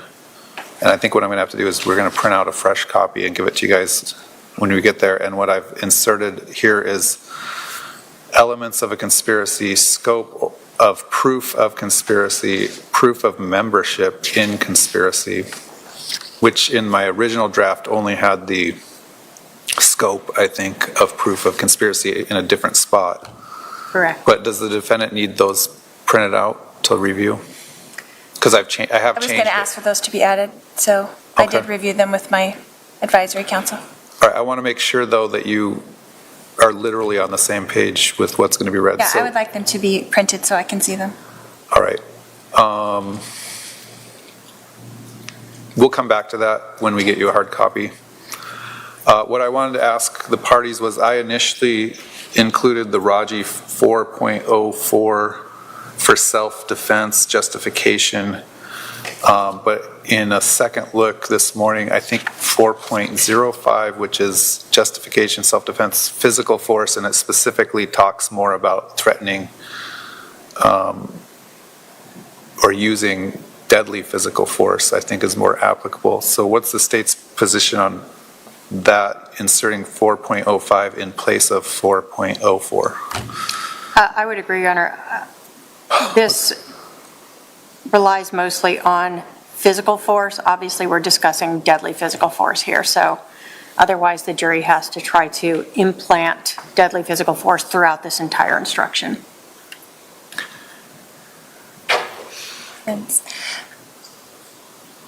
I think they should both be in, but... Well, while we're on the subject, are you requesting any other justification instructions? Well, I was going to ask for that for 2.04A. For what? The 2.04A, 2.0401A. What's that? I don't have them all memorized. Oh, the Arizona 13204. Is that a Raji you're referencing or a? Yes. Hold on, let me bring them up. What's it called? It's the Cashion. Is that what that is? So.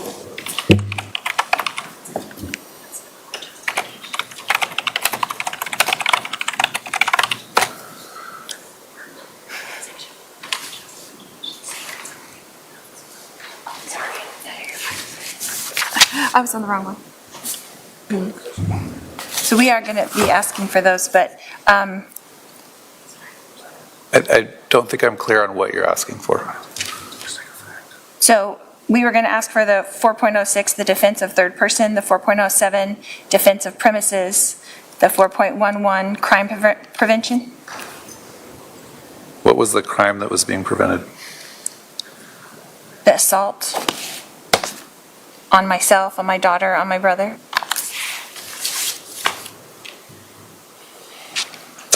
Defense of third person, defense of premises, and defense of or crime prevention. Correct. In addition to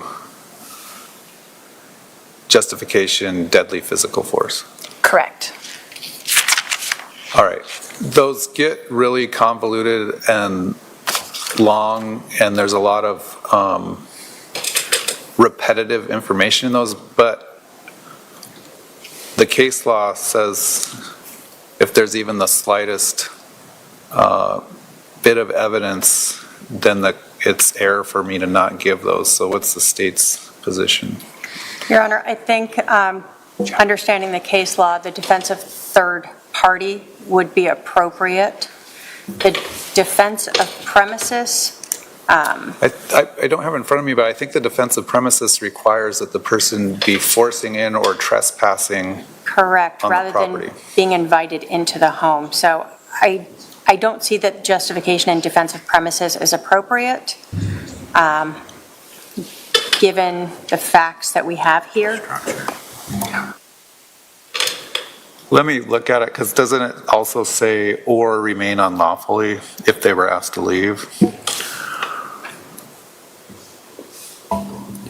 I guess we have no, let's see. There's no evidence of that specifically, but I guess it could be inferred, and I would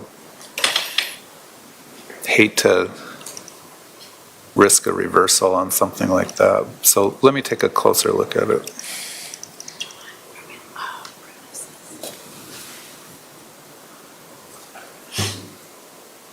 I think the other question is on that goes to then the lawful possession or control of the premises, given that Charles Vallow himself was paying for the premises,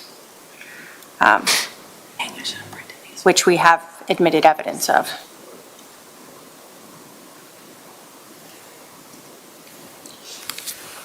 The evidence also admitted is that he flew into town and came over to that house, not living there at the time, so it does infer it as well. Well, he's on the lease. That would seem to have some apparent authority to be there, but let me take a look at it.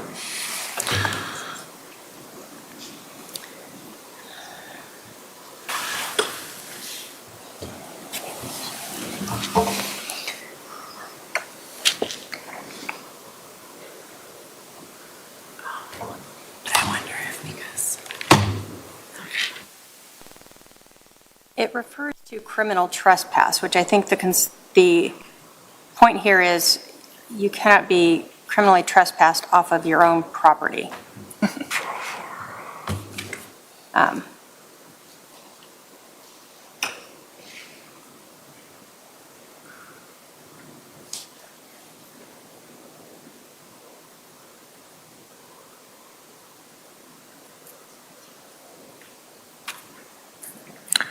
So I will give the 406, which is justification for defense of a third person.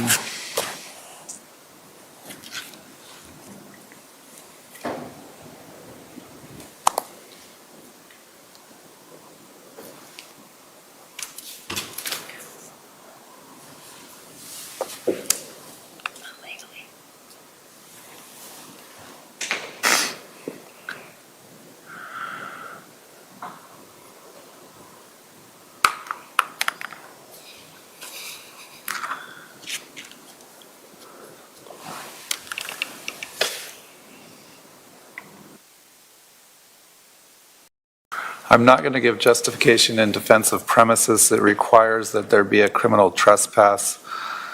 I think it's confusing to the jury also if there's an argument that's made that he committed a criminal trespass because he was on the lease, he had authority to be there, and he was, even if he didn't have authority to be there, he was invited in to get his son. In lieu of that, Your Honor, then we would ask to add 418, 4.19, defense of residential structure.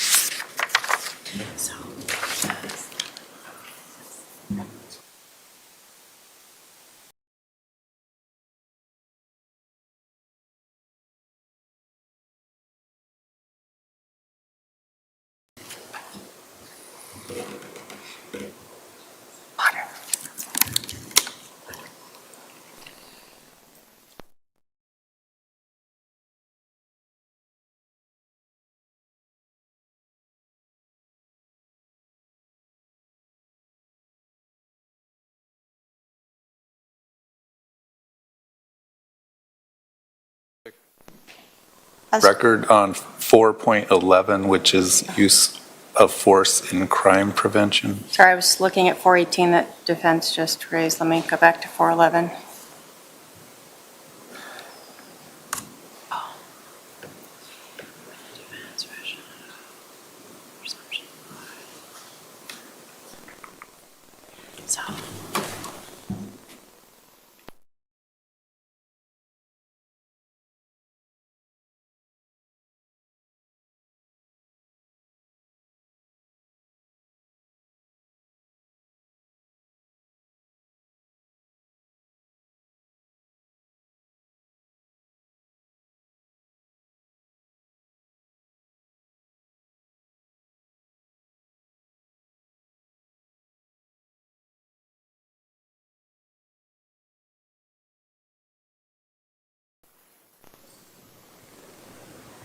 Trying to find 411, but my search is not. I'm going to hop back to 418. 418 is not applicable. 418 applies to home invasion type situations, and it talks about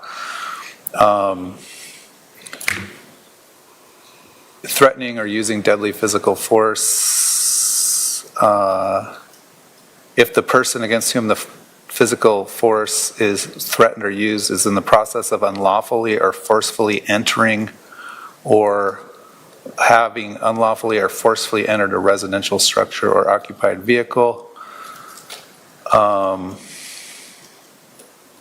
So there's no indication that Charles forcefully entered the house. So I'm not inclined to give 418. Does the defense want to be heard further on that?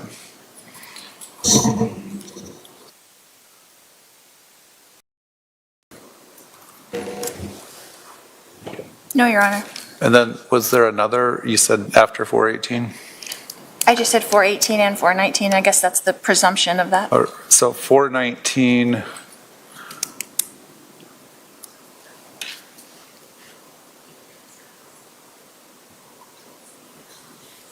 that's applied to the residential structure, so that one wouldn't be applicable if 418 is not applicable.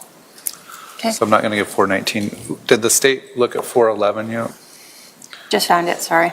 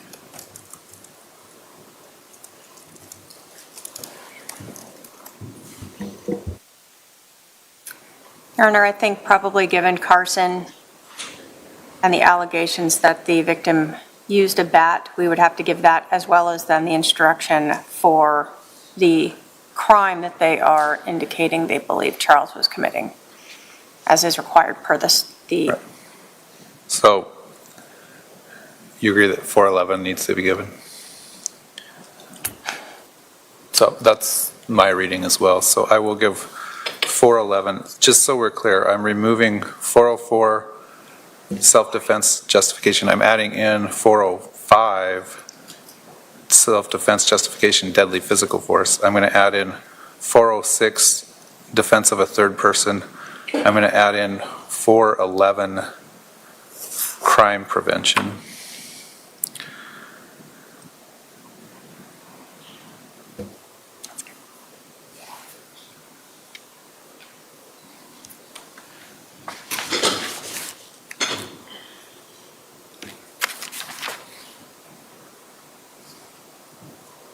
Okay, I think that brings us to the definitions. I removed deadly weapon. I think I had it in there initially because I thought it was in the justification statute, but closer to read, it's not. So in the definitions that I have right now, I have intentionally with the intent to, and then intent may be inferred. Then I have knowingly, willfully, knew. And if the state is required to prove the defendant acted knowingly, that requirement is satisfied if the state proved the defendant acted intentionally.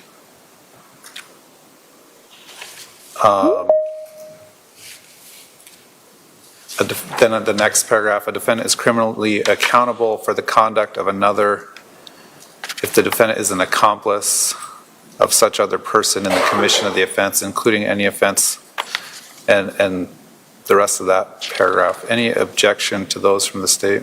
No, Your Honor. From the defense? No, Your Honor. And then here is where I've inserted the traditional definition of accomplice because I deleted the completed act definition of accomplice. So this says accomplice means a person who, with the intent to promote or facilitate the commission of the offense, does any of the following: 1, solicits or commands another person to commit the offense, or 2, aids, counsels, agrees to aid, or attempts to aid another person in planning or committing the offense, or 3, provides means or opportunity to another person to commit the offense. Any objection to that from the state? No, Your Honor. From the defense? No, Your Honor. Then I have a few more definitions: act, conduct, physical force, and a definition of deadly physical force. Any objection to those from the state? You said something else I don't see in here, so sorry. Act was a previous page, sorry. I kind of did it in alphabetical order, so accomplice went in, then act. So act, conduct, physical force, deadly physical force. No objection. From the defense? No objection. While we're in the definitions section, I'm going to have to look at when we're adding crime prevention and defense of a third party, whether there's any additional language in there that would require additional definitions. But other than that, are there any other definitions the state's requesting that I didn't include? Other than, obviously, the state hasn't looked at either of those, either new instructions requested by the defense to see if there's additional information. So I would have to look at that prior to approving these. Okay. But other than that, you don't have any that come to mind? Not off the top of my head, Your Honor. All right. How about from the defendant? No, Your Honor. So then the rest of this is pretty standard. It's the jury foreperson and the closing instruction, and then I have a form of verdict. Any corrections, objections to any of those from the state? Just the form of verdict, changing the 1 ST as well to first degree. Okay. There's no, we don't need any interrogatory on dangerous. It's automatic, right? It would not be automatic, It's I not. don't believe so, because it does not require the use of a weapon. So we would actually need to have a penalty phase to have that determination. That would be done in the second phase, if there's a second phase? Correct. Okay.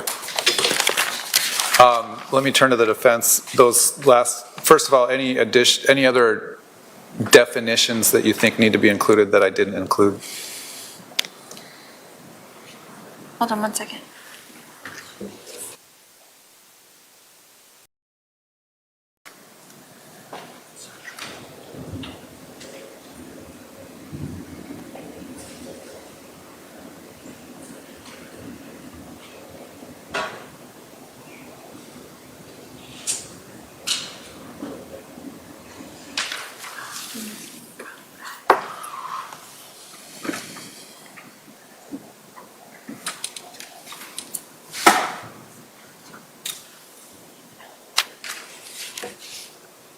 Your Honor, we had missed one that we wanted added was mistake of fact, 205. I'm sorry, I didn't want to backtrack. Oops.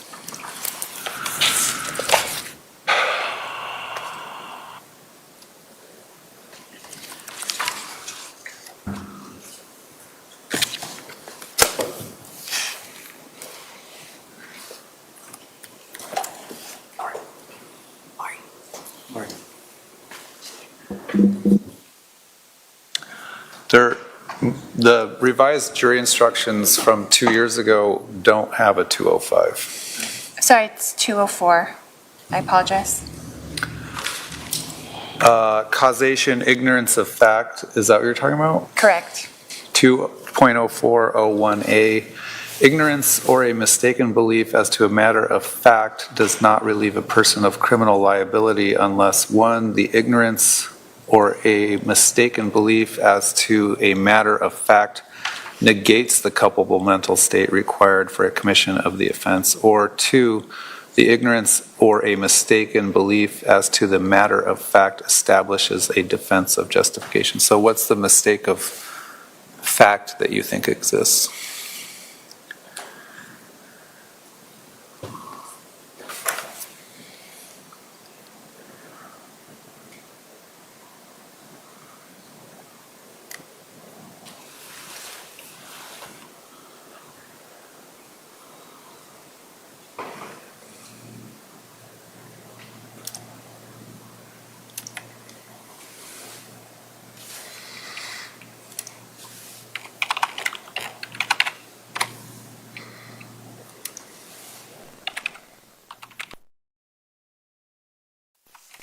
Your Honor, it's mostly the mistaken of fact that have been presented as evidence in this case, like 1 shot versus 2 shot, you were being attacked, you weren't being attacked. It's things that the state is proposing that I'm denying. Well, you can deny those and you can argue that, but that's not really what is meant by a mistake of fact. It refers to a misunderstanding of the facts that would somehow negate any criminal liability.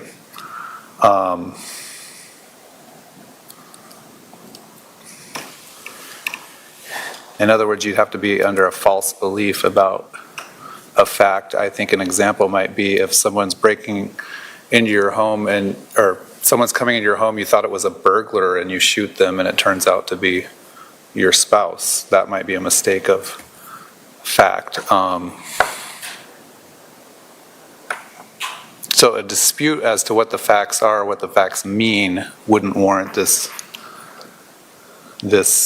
instruction unless you have something else. That was all. That was what I was thinking. Okay. What I think I'm going to do is I have to go back to my office in the central courthouse. I have to edit this a little bit. I'll add in those instructions. If you guys can wait here, we'll get you a clean copy by noon. Review that copy over the weekend, make sure there's no other additions, corrections, or mistakes. And then the procedure will be on Monday when the jury comes in. I'm going to ask if the defendant's ready to proceed, and I'm assuming you're going to say that the defense rests. And when that happens, we'll hand out the final instructions, and I'll read the final instructions, and we'll go right into the closing arguments. Your Honor, then I'd asked defense previously, there are officers who are under subpoena still, that they be released at this point? That's fine, Your Honor. All right. And, well, anyone at this point can be released from your subpoenas, is that correct? That's correct. Okay. I'm just trying to decide the best start time. I'm thinking read the instructions at about 11, break for lunch, and go into the openings early at 1, or you can start and have it broken up by lunch. I would prefer the court's option of reading the instructions, going for an early lunch, and then not having my closing. I'll have my staff contact the jury and tell them to report at 11. And then we'll still meet here at 10:30, make sure everything is good on the instructions and the defendant's intentions to rest, and then I'll read the instructions before lunch. That may mean we break a few minutes early for lunch, but we'll have them come back at 1 and go into the closing arguments.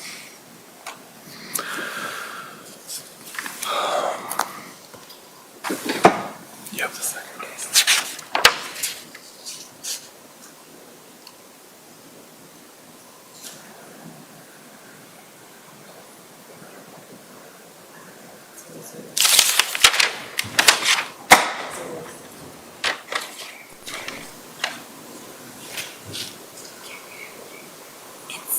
It's up to you.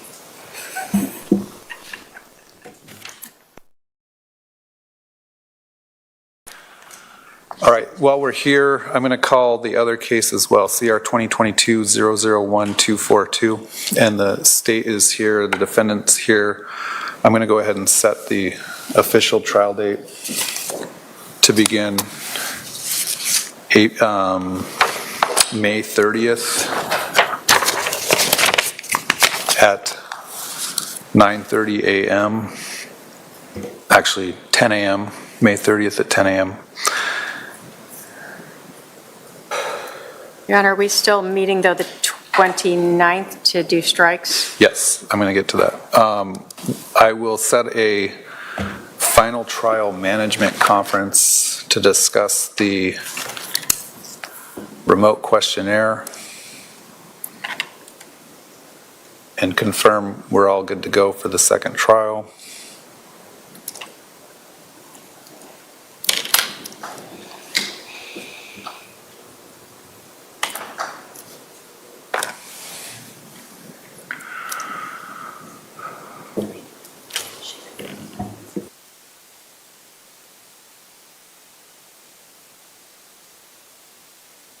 For May 14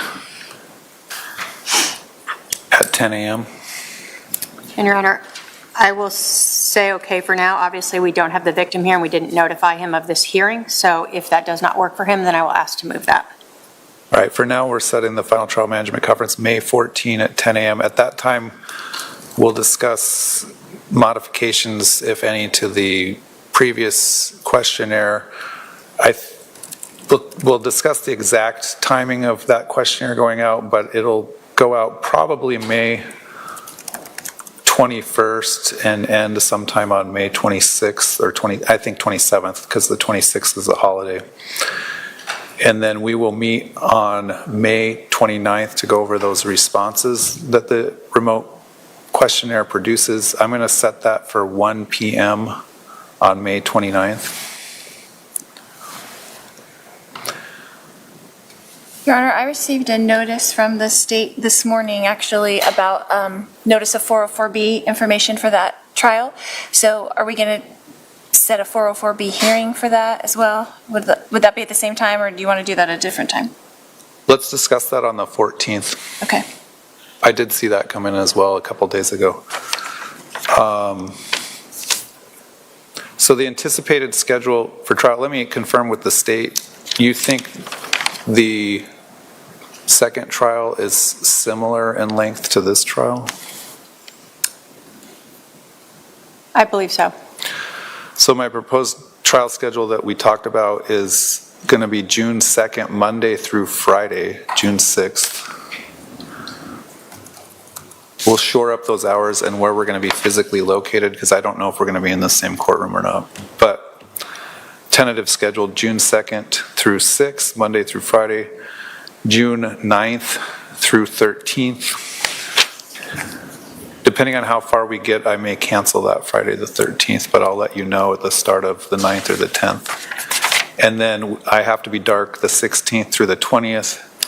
And if we need June 23rd through 25th, I think that should be enough time. So that's what I'm going to screen through is those dates for the remote questionnaire. Not the next June, you said June 23rd through the 26th, but not the 30th through the 3rd? Yeah, and here's why I'm thinking that is you completed the state's case in this case in 2 weeks. It'll be 7 trial days, 7.5 trial days, 8 trial days. And the 2nd through the 12th is already going to be 9 trial days. And then if something goes wrong, we still have the 23rd, 24th, and 25th, so that's going to be 12 trial days. And some of those trial days I can make longer depending on everyone's schedule. We might be able to start earlier. All right, the state will ask that we screen them through July 3rd. I just think there is always things that happen, and I would much rather have a jury prepared to stay longer and have them end late than have a jury angry at us because we told them that they would be done on the 25th and something happens and they are not done on that date or they're deliberating later. So I would ask they be screened through July 3rd. 11, 12, 13.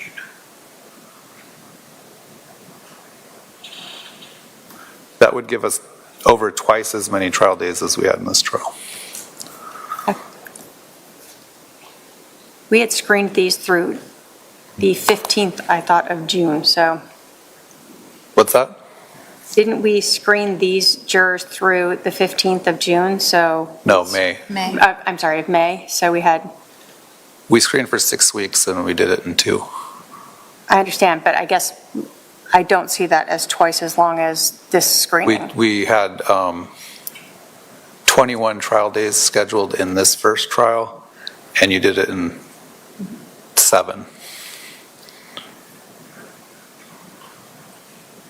We had 28 days scheduled in the other one. In any case, that's all I'm asking, Your Honor. You can do as you wish. That's my proposal, just. We can confirm it on the May 14th when we meet at the FTMC. I'm open to it. My hesitation is if we go all the way into the 3rd, I think we're going to run into losing a bunch of jurors who are going to go out of town for 4th of July, and they might be leaving on the 2nd or the 3rd. And I think we're going to lose a lot of jurors just based on that holiday where people go out of town. With that said, the current last day is May 11 on that trial, so as defendant want to make a record because I am going to exclude time. I know you object to the exclusion of time. I object to not having it by May 11th, correct. You want to? What? Do you have anything further than that? No, just that, yes, that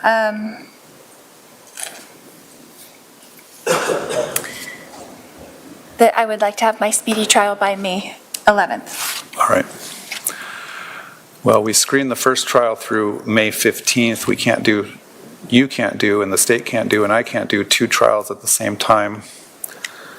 Additionally, the state indicated they need to make arrangements for out-of-state witnesses to come well in advance of the trial. There's scheduling issues for myself. I'm out part of the week of May 19th. I'm out and coming back early the week of May 26th to do jury selection. Additionally,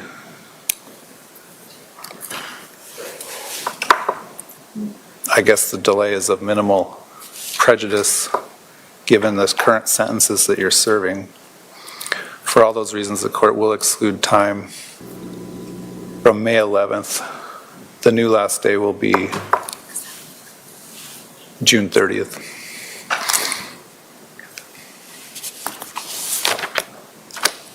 All right, let me get these jury instructions, an up-to-date draft for everyone. Please stick around. I'll have my staff drop that off hopefully in the next 15 to 20 minutes. And then, again, when you review those over the weekend, please alert staff through your advisory council or your paralegal if there's an issue, because we're going to have those all printed out Monday morning if we don't hear from anyone by about 10 a.m. Again, we'll ask my staff to contact the jurors and have the jurors report for 11 a.m. on Monday. And Judge, is the court able to just email those to me, or do you want me to stay here and wait to get a hard copy? I will email them to you and advisory council and the paralegal, but if you want, you want a copy? I'll wait for a hard copy. Yeah, I'll print out a hard copy for the defendant to take with her here today. Thank you. Thank you, Your Honor. All right. Are you signed up for that? Okay. All right, thank you.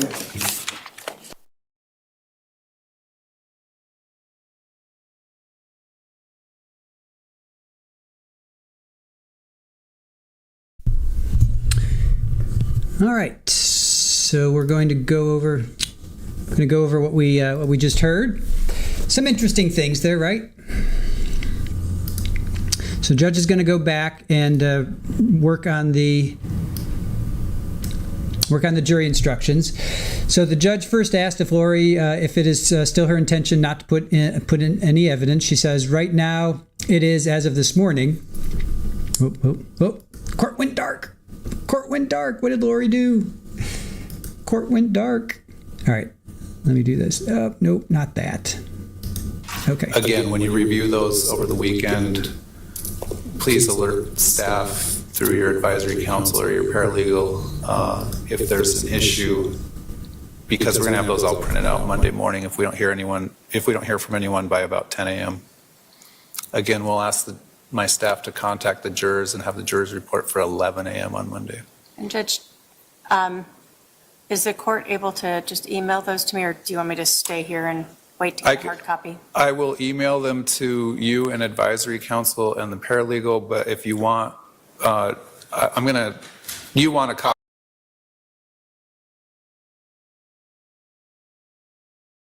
All right, I'm not sure what the heck that was. That's like some other weird feed.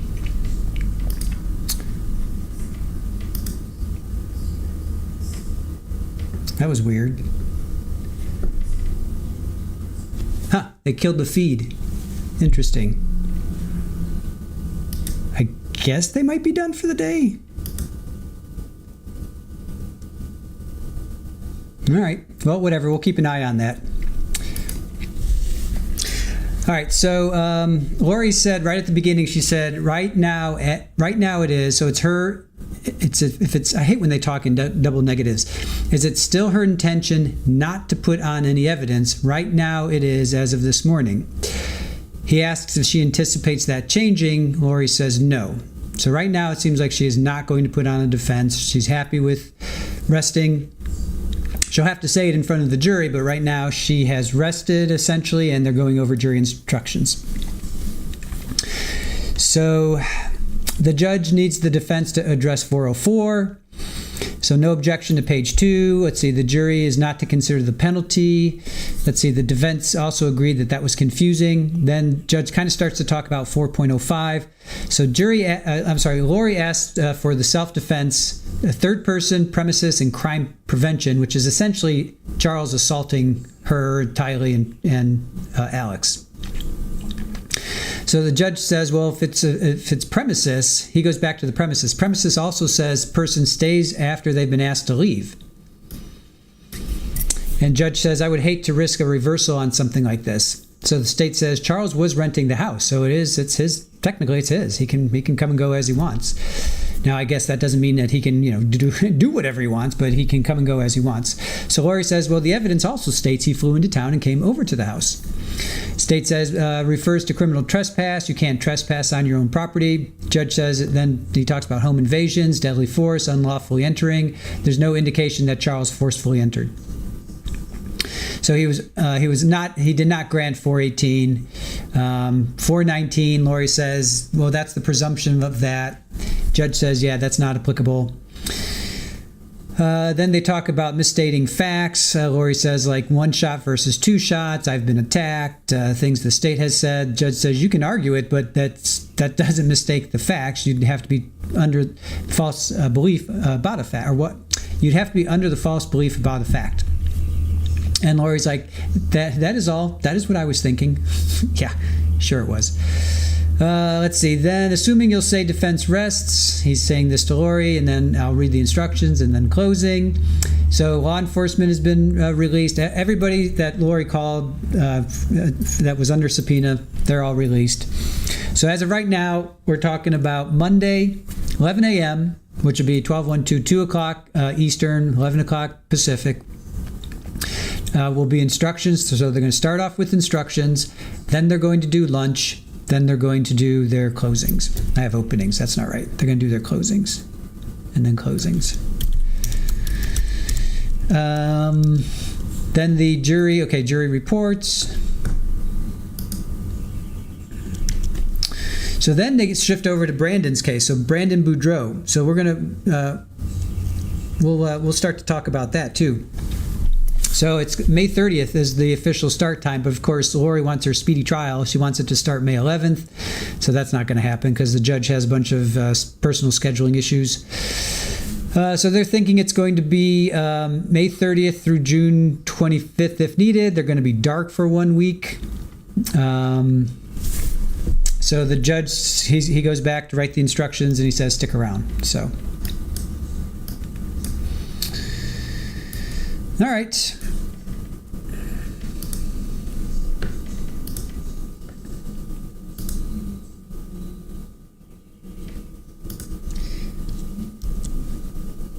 I got some bonus. Let's do some bonus for you. You guys have heard a lot about Melanie, right? Melanie, we saw Melanie Gibbs. We've heard a lot about Melanie Boudreau.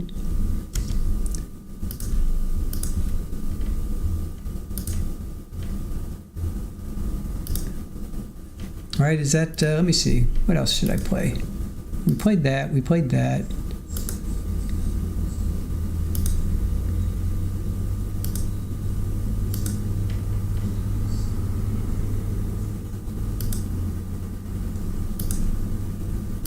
All right, so this is Melanie Boudreau. Let's check this out.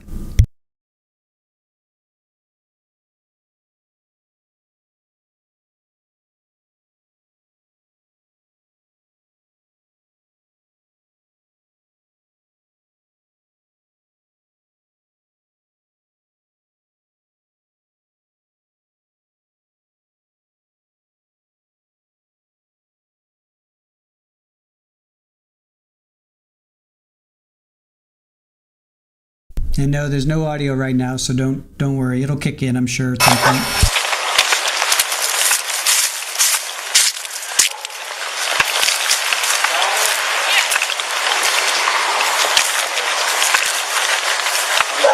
Officers, I have a legal mediation agreement. My kids have been held out of state. They're supposed to be in Arizona. My husband's kept them out of school for over a month. I just need my kids, and you're welcome to look at this order. They've been out of state, out of school, and my husband's lied to everybody. I'm sure he lied to the cop last night. This is my We've order. been in contact with... Where'd you get this order from? So this is our mediation order. Okay. I also have another copy of the original copy of the court. This is my time with the kids. My husband's been hiding with them over a month out of state. We talked to you the other day, right? Yes. So I asked for somebody to come in and check in on them to just make sure they're safe because my ex-husband will not talk to me. So we told you they were safe yesterday, right, on the phone? You said that we saw on the phone, but kids. they are supposed to be in my custody right now. Yeah, they are. There's no... Okay, hey, right now, we're working through something else, okay? So he's lied to everyone saying he has... Okay. He said he's had a protection order against them, and there was nothing. I've never been served with anything. He's lied to everybody, and he kind of does this. So what were you wanting to happen tonight? Coming over here, were you going to try to take the kids away from them, or what's going on? No, I'm not taking... I'm just trying to show that I was going to bring this copy to them and say this is my time with the kids. Okay. He's had them out of state, and he's been lying to... Everyone's protecting them. Like, I know they're nice... My in-laws are nice people, but they've been lied to, saying that there's a protection order in place, and there isn't. My kids are... I'm worried they're in danger, because my husband's been doing a lot of things that cause me to worry. He says he was shot at a month ago, and then he went into hiding, and no one in Arizona has seen him for weeks or my children, and he kept them out for over a month with truant absences. I asked an officer to just come over here last night to just make sure they're safe, and he said I can't do a welfare check or a wellness check. So did for you some not hear reason. me when I was talking? We were talking to you on the phone the other day, and said we came here because you were here. We came here. We checked on the kids. They were Are you okay. talking about yesterday or the day before? The day before. The day before. I heard and I had to call in because I didn't know if that was. I just heard something on speaker. I didn't hear everything I heard. That it wasn't super clear, and so I called in the next day and I said, can you, because I don't want to have to go over there again, can you send an officer to come check in? Came over here anyways when we told you that you were trespassing. It doesn't matter, right? Well, my children are inside and they're probably in danger. They're probably in danger, you know that for sure? Like. Well, I know what my ex is capable of, and he has a lot of evil people working with him, so I just wanted to make sure my kids were safe last night. And the officer... So do you think so I this need to was speak the to a right... victim's advocate. Okay. But you were trespassed, correct? You remember that on the phone? I asked you if you understood, and you stated you did, so... Okay. So you understand you're trespassed, right? Yes, but I believe with my order, I can come and just get my... I'm not going in. Nope. I'm not going into the house. Nope. I'm just You're coming... trespassed from the property. You being on the lawn right now is a violation of that trespass. Well, I can get off... Well, it doesn't really matter now.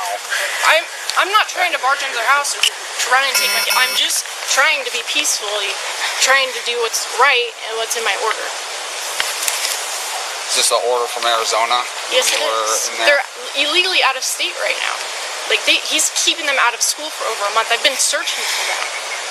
I don't know what else to do. I asked someone to just come over and see if they're safe last night. And Carlson probably scared him off, saying there's a protection order, and there's no protection order. We can go and look everything up right now. Okay. I haven't seen or talked to my kids. I have a 2-year-old, 4-year-old, a 6-year-old, and a 9-year-old, and they haven't seen their mom for over, and my husband's been doing drugs, and he's... Well, this is probably not the best way to go about it, right? To come here and try to... I tried asking if an officer could just make sure they're safe. And we told you but they were I was safe, told, right? I have a mediation, I have this court order saying it's my time with the kids. If I know where they're at, I can go and get them. No. All right, you guys seem confused. So this is Melanie Boudreau, right? She's married to Brandon Boudreau. This is Lori Vallow's niece, as I have it pinned on the top and I have it on the bottom there. Yesterday during the trial, we heard that Brandon got shot. So this is kind of a precursor to the next trial that's coming up that they were talking about today. The next trial is Brandon Boudreau. He was shot at, right? Probably by Alex. Alex shot Brandon. So they have 3 kids. Melanie is in Utah. She was actually in Arizona. She's coming to Utah because she's trying to get these 3 kids. And if you remember in yesterday's trial, there were text messages when Charles was shot. Lori was telling Melanie, play sick, be sick. She was supposed to go to a wedding and then she was supposed to be sick so that she would distract Brandon, because Brandon, Charles, and Adam were all going to do an intervention on Lori, right? So Lori brought in Melanie Boudreau. So this is what we're hearing now. Melanie, this is just a piece of the puzzle of Lori, and then this is going to go into the next trial of Lori. So it's kind of bridging both. It's going to play into both trials, or has played into both trials, but this is just one little piece of the puzzle. We heard about Melanie yesterday in Lori's trial.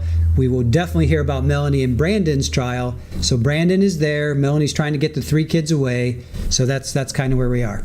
I hope that helps you guys. So you can't come over here and forcefully take them.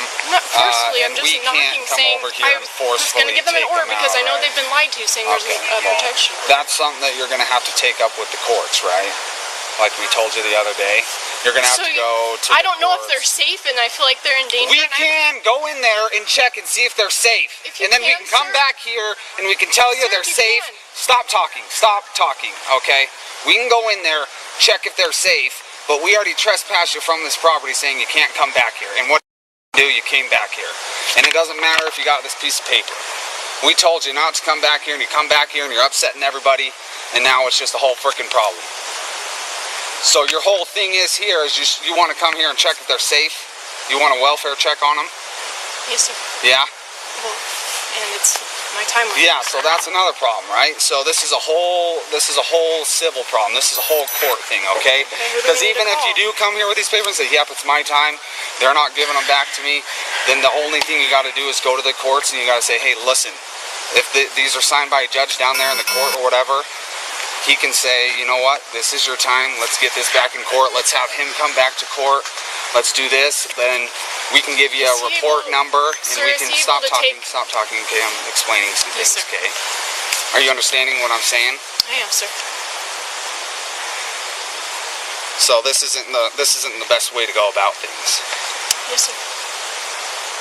You can bring up everything to the judge. You think he's doing drugs and that he's been getting shot at and that it's not a safe environment for your kids. But what you can't do is come to a place where you've been trespassed. Yes, sir. I just thought with my order, then I can just... It's okay. Thank you. So now there's a bigger problem here because we trespassed you and you weren't supposed to be on here and you're causing alarm to them and everything like that. Who's your judge down there?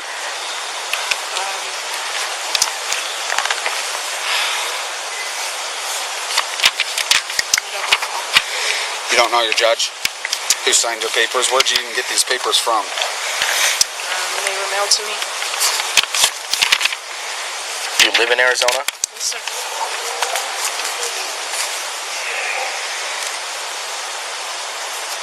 Was this done in mediation or in court? Because I don't see anything. It's a court-ordered. So I don't see anything signed by a judge. I have the copy with more signatures if you need to see that. This was just for them. I was just bringing them to them because I know they've been lying. This is a mediated settlement agreement, not a court order. Yes, the court mediation was. Well, if it was done through mediation, it's not through the court. That just means that you guys sat down with the mediator, you agreed on something. This is not something that's been enforced by a judge. It has, sir. I have the paperwork in my car. So you guys went to court, you sat there with a judge, made a determination. Let's grab that real quick so I can see what kind of judge that is. And I have a,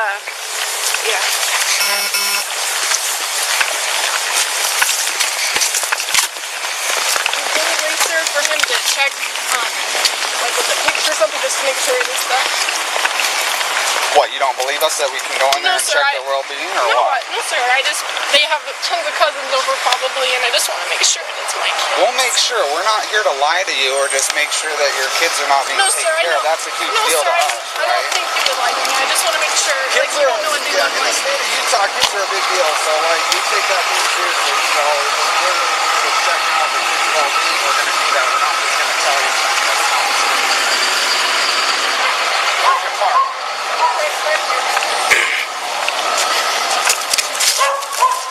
Behind the truck? Yes, sir. Is there anybody with you? Yes, sir. What's his name? Alex Cox.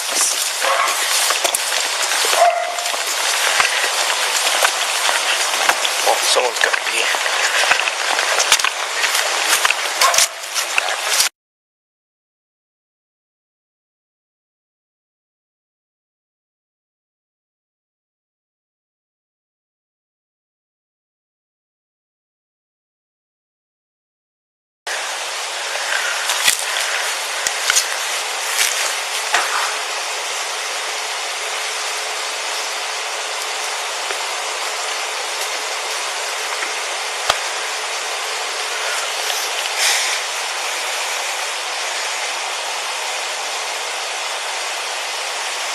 Are you guys still married? Did the divorce is final?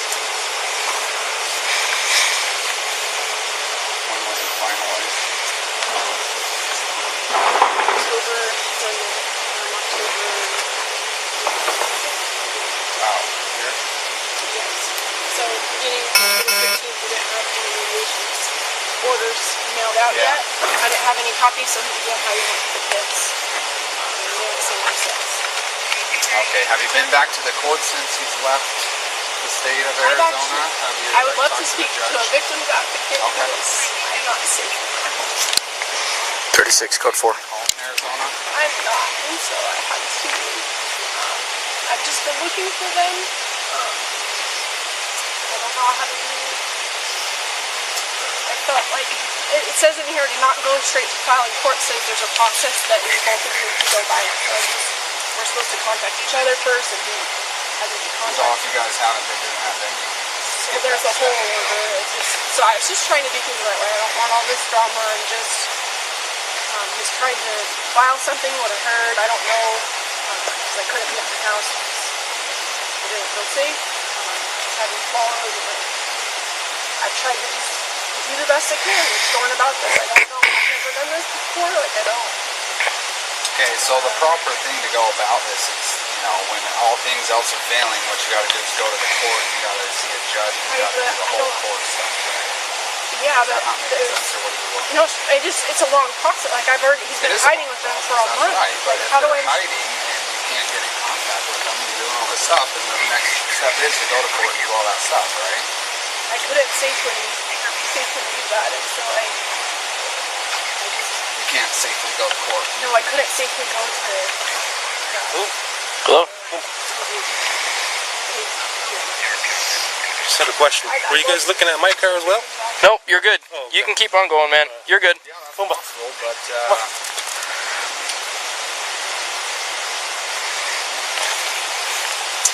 I mean, you guys can go and make sure they're safe tonight, and I don't know what he's going to do tomorrow. I don't know if he's going to go run away with the kids somewhere and if they're in danger. So I don't know if I have this and it says it's my time of the kids, like how do Actually, it doesn't say in the court order that you guys have a set schedule. It says that you guys are working with mediation. We do, it's in here. It's just a blank, there's a ton. Flexible parenting time. No, we have. That's what it says. We have set days, set weekends, and so we did set all of that. Well, and there's maybe a lot in here mediation for. you did, but in the court order it doesn't specify a specific time frame or a set schedule. It says that you've agreed in mediation to a flexible parenting plan, which can change at any time. There's no set time for parents. Okay, what do you recommend for, like, he's been hiding with them for over a month? Like, that's not allowed. He's out of state with them. He's kept them out of school. They just got unenrolled from their school in Arizona. so like I'm saying, we're not gonna force the kids to come with you. We're not gonna drag them out or take them or whatever like that. So what I'm telling you is that you need to go to the courts as soon as possible. And I know it might take a little bit of time. It might take a little bit of time and stuff like that, but that's the best way. Can I ask you something?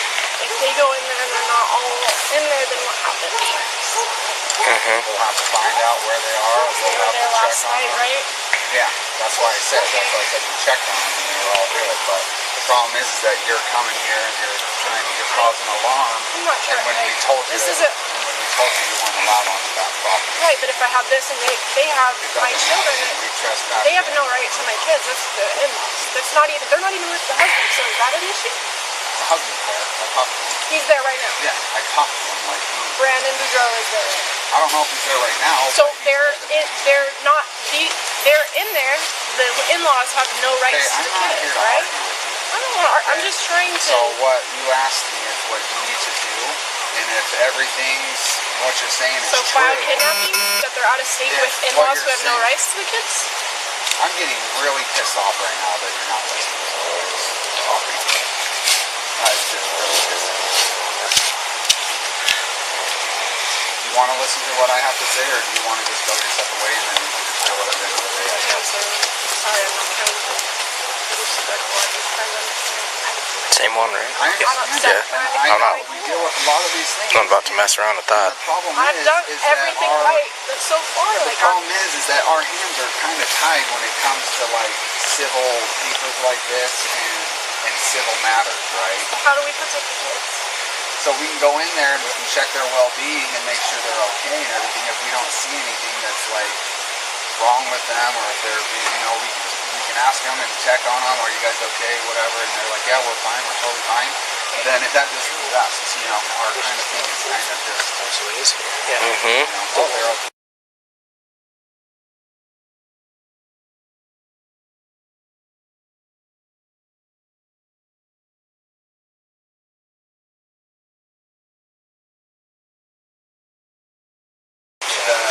Yep. Right now, did you check on the kids? You need to request, you need to have the court request in or come to the court to figure out. Okay, cool.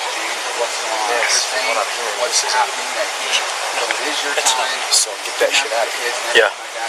It's time. It's time to cite and move on. Yep. That's what I'm saying. But. We're not taking them away from him. We're not going to forcibly give them to you. We're not going to do all that stuff. Did you talk? Everybody's safe. Everybody's safe, and that's not even binding or legal yet. So, quite frankly, how is it not legal? Because it hasn't been signed, and it hasn't been submitted by your mediator. Okay. So facts are. No, I don't want to see it. I actually don't want to see it. Facts are, I think you should get a citation right now for trespassing, and then we should move on. Okay. You want me to do it for you, Gabe? Sure. I haven't really done anything, so. Yeah, it's our case. Follow up on it, yeah. That's our case, so. Just hang out here, let's go grab our car and give her a case and we're going to do that. So. You want me to stay here? Yeah, just stay right here with these officers and we'll be back tomorrow.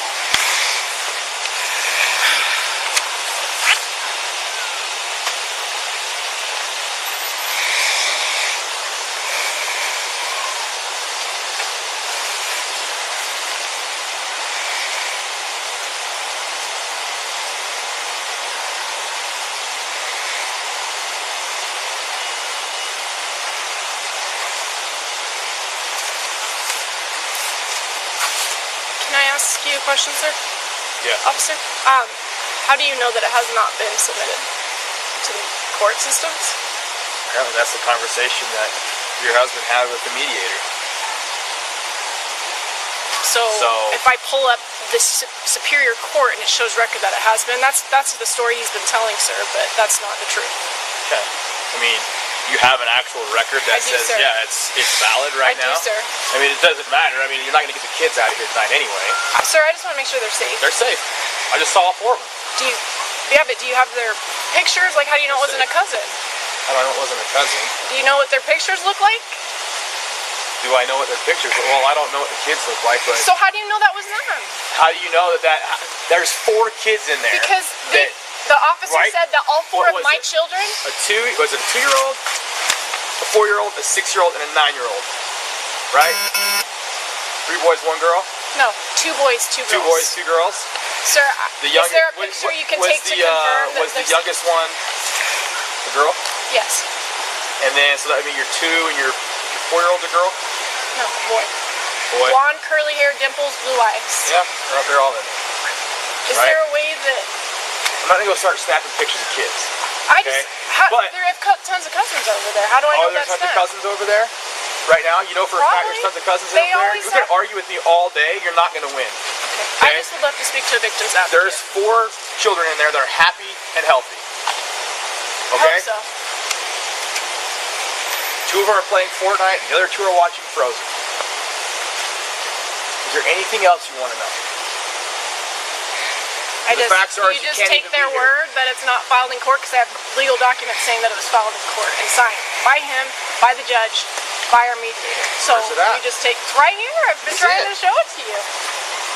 Doesn't matter. I mean, again, it still doesn't matter. I mean, you can do whatever you want, but I'm just here. I'm gonna do whatever I want. I know. Like the facts are is that like I'm not just gonna go in there and remove the kids from their home. You do whatever you want.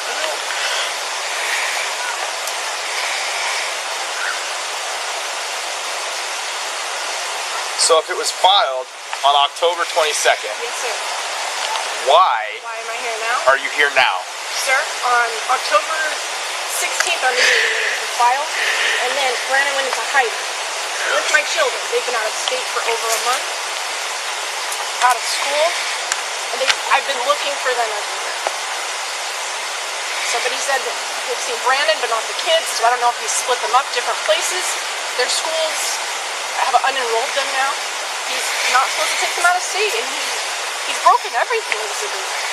He's lied and said that it hasn't been filed, and then he lied and said he has a protection order. And there's nothing that has been filed, and we can look it up. I have it on my phone as well, the Superior Court.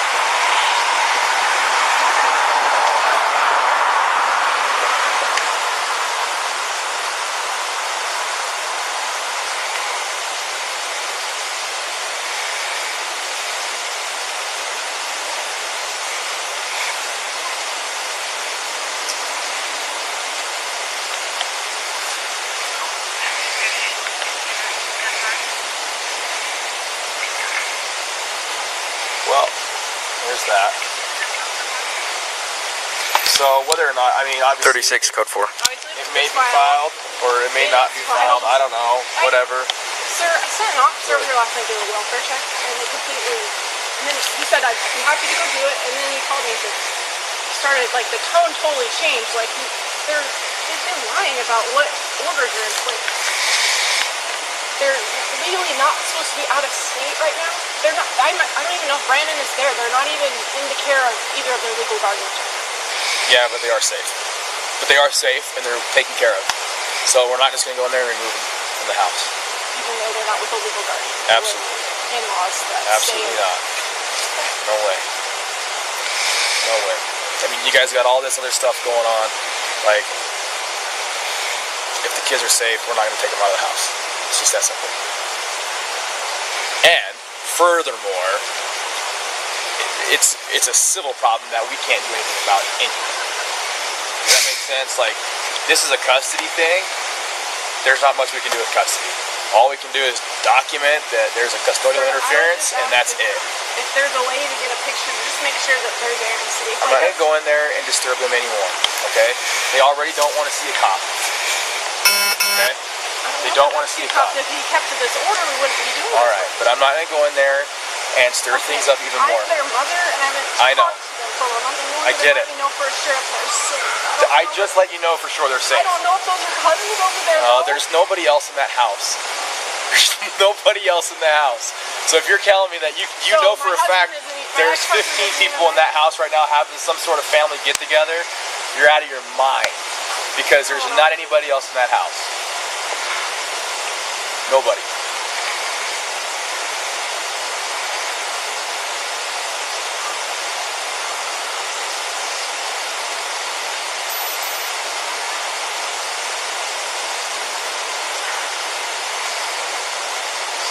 And honestly, your best option right now is to probably just stay away from here. Because what's going to happen is you're going to end up in jail. At some point in time, we'll just end up taking you to jail. Probably not before my ex-husband. Okay? There's honestly that custodial things, there's like nothing that we can do about it. Nothing. Not a thing. Sad. It's kind of sad. I get that it's sad, but you can't all come over here. One, you've been told not to. Two, you're not kidnapped by their own parent. He has just as much right to them as you do. No, he doesn't. He legally says that it's my cousin. He's been fighting with him out of state. He legally has broken everything. Are you guys still married? No. Well, then you guys have got conflicting stories, and at this and I have point, proof. I'm not coming up with stories. I'm telling you the truth. they're in a safe home, and I'm just not gonna remove it. Nobody's gonna remove it. So you can sit here and argue and do all that stuff. Bring this guy over here. You're not gonna be in here. I have a family member with me. Where are you staying right now? Where are you living? I live in Chandler, Arizona. How long have you been out here for? Utah? Yeah. I came out here on Tuesday, and then I drove several hours away, so I don't want to be around here. I'm trying to just figure out the right thing to do. Several hours away. I was in Idaho and back. You really drove to Idaho yesterday? 4 or 5 hours. And then back. Why would... I got my order and I came back because he says it's my time with the kids. He's broken everything in here. So you can look at this and say they are not to be removed from the state of Arizona. They're out of school. I believe. Okay? I believe. I think you guys have some problems going on right now. Sure, and I just want to make sure that it is my 4 children. Here's the thing, is I'm not going to do anything to make this nobody's going to do that, okay? I'm not going to go in there and parade around taking pictures of these kids, you know. I can show you a picture and you can just go make sure it works. Show me a picture. Show me a picture of all 4 of them. I've seen all 4 of them. So, show me a picture.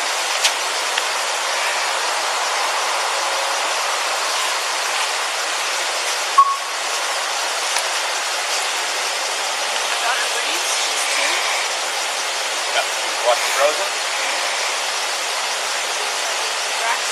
Watching Fortnite? Did you hide for me?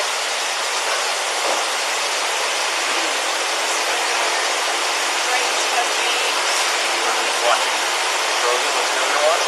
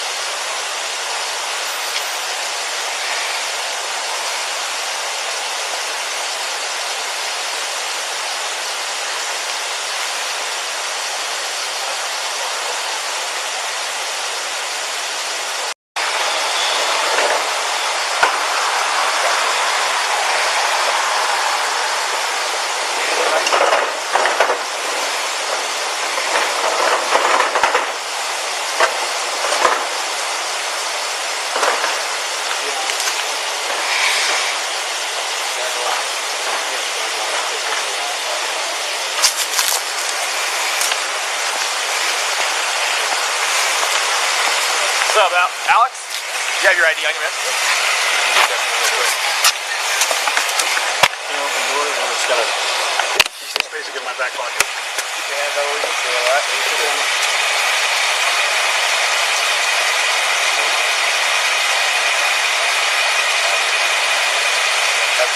Sure. Cool.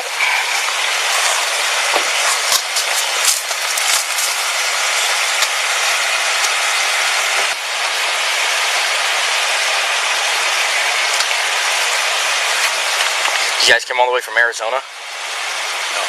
Oh, where were you coming from? Idaho. Oh, Idaho. That's right. Go ahead.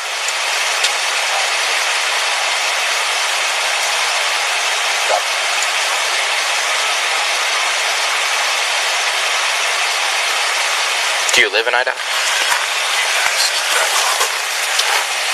can turn the dome light on for that. Well, it'd keep my light out of your face, probably.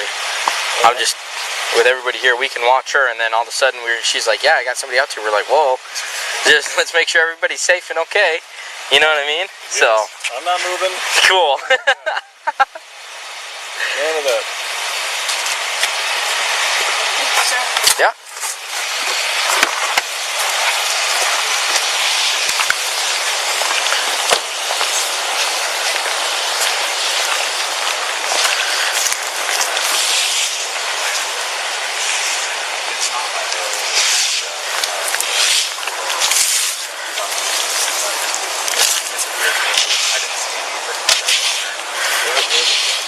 There's a judge on the dissolution of marriage. There's a legal separation.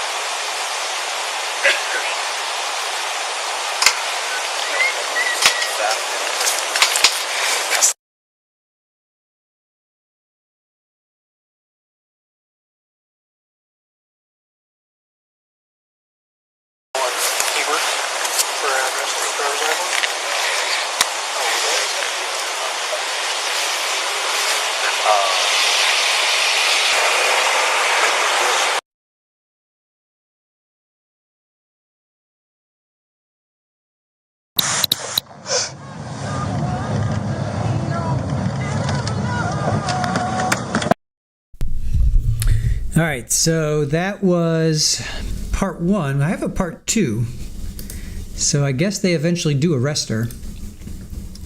Yeah, what was Alex doing there, right? He is the avenging, I don't know what you want to call it, but he just gives me the creeps.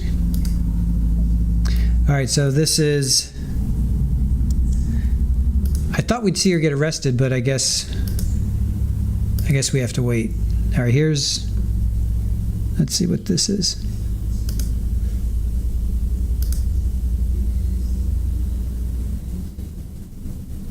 Wait a minute, what's going on? Okay. All right, it's black for a little while, and then he starts to talk. Hold on, I should get rid of that.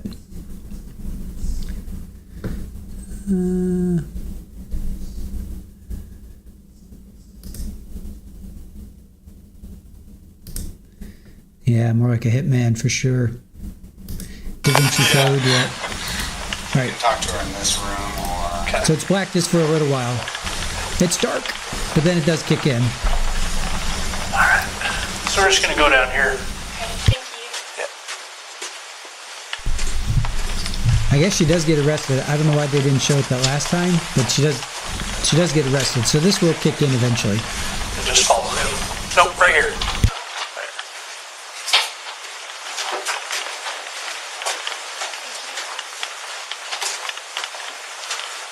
Okay, so things have changed a little bit, okay?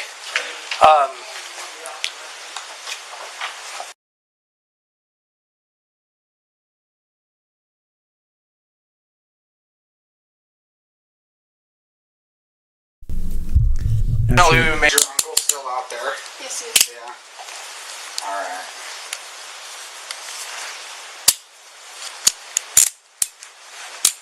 So do you have anything on you that would be considered illegal in a correctional facility? Drugs, knives, weapons? Guns, knives, alcohol, drugs, anything like that? I don't drink. I'm gonna... Okay. Alright. I can go give these to your uncle.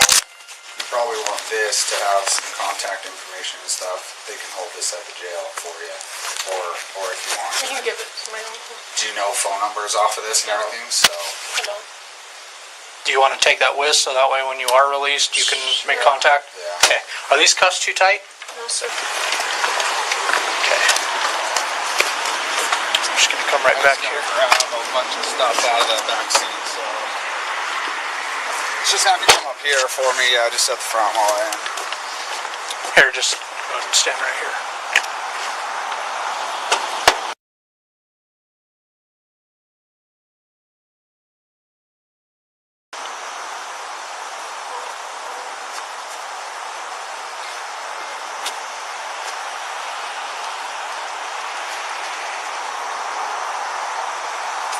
Can you at least let... Yeah, we'll let him know. You really will? Yeah. Yep, we'll let him know before we leave. That way he's not sitting around waiting for you. Thank you. Yep.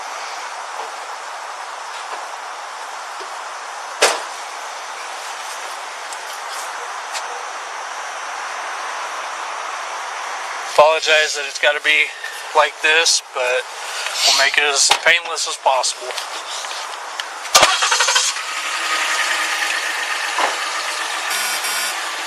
Do you want me to go let Uncle know? Doesn't matter. Or do you want to do it when we pull up over there? I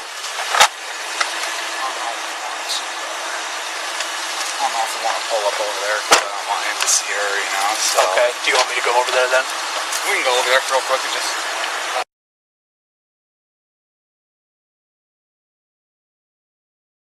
Well. He pulled up. I don't know if you noticed. Oh, did what? That's him right there. Yeah. I just didn't want one of us falling, you know. Yeah. So.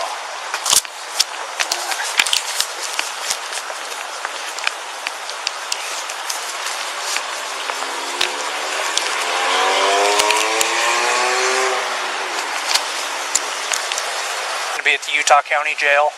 She has phone calls there, so I can ask her for a emergency contact, and we can give her your information. I don't know if I don't think she has my number. Not in her phone. Does she have it in her phone? Yeah, it's in her phone. Oh yeah, we're taking her phone with her, so that way she can have all the numbers and stuff like that. But unfortunately, our hands are tied with the law and stuff like that, and this is just what's got to happen. So, okay? Yeah. All right, Any sir. other questions, concerns for us? How much is bail going to be on that? I don't know. Any idea? Not No. yet.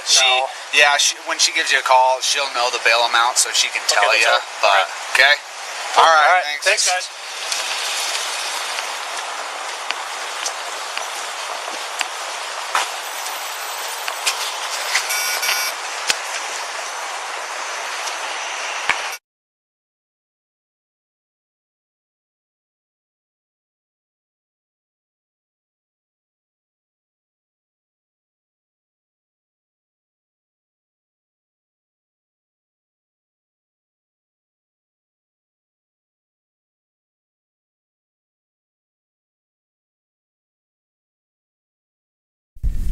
All right, I'm pretty sure the rest of this is just him driving. I don't think there's really much else that happens in here.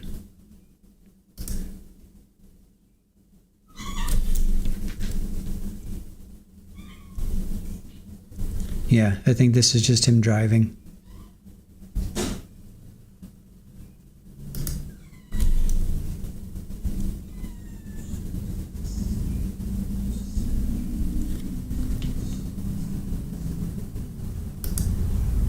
I think that's pretty much it.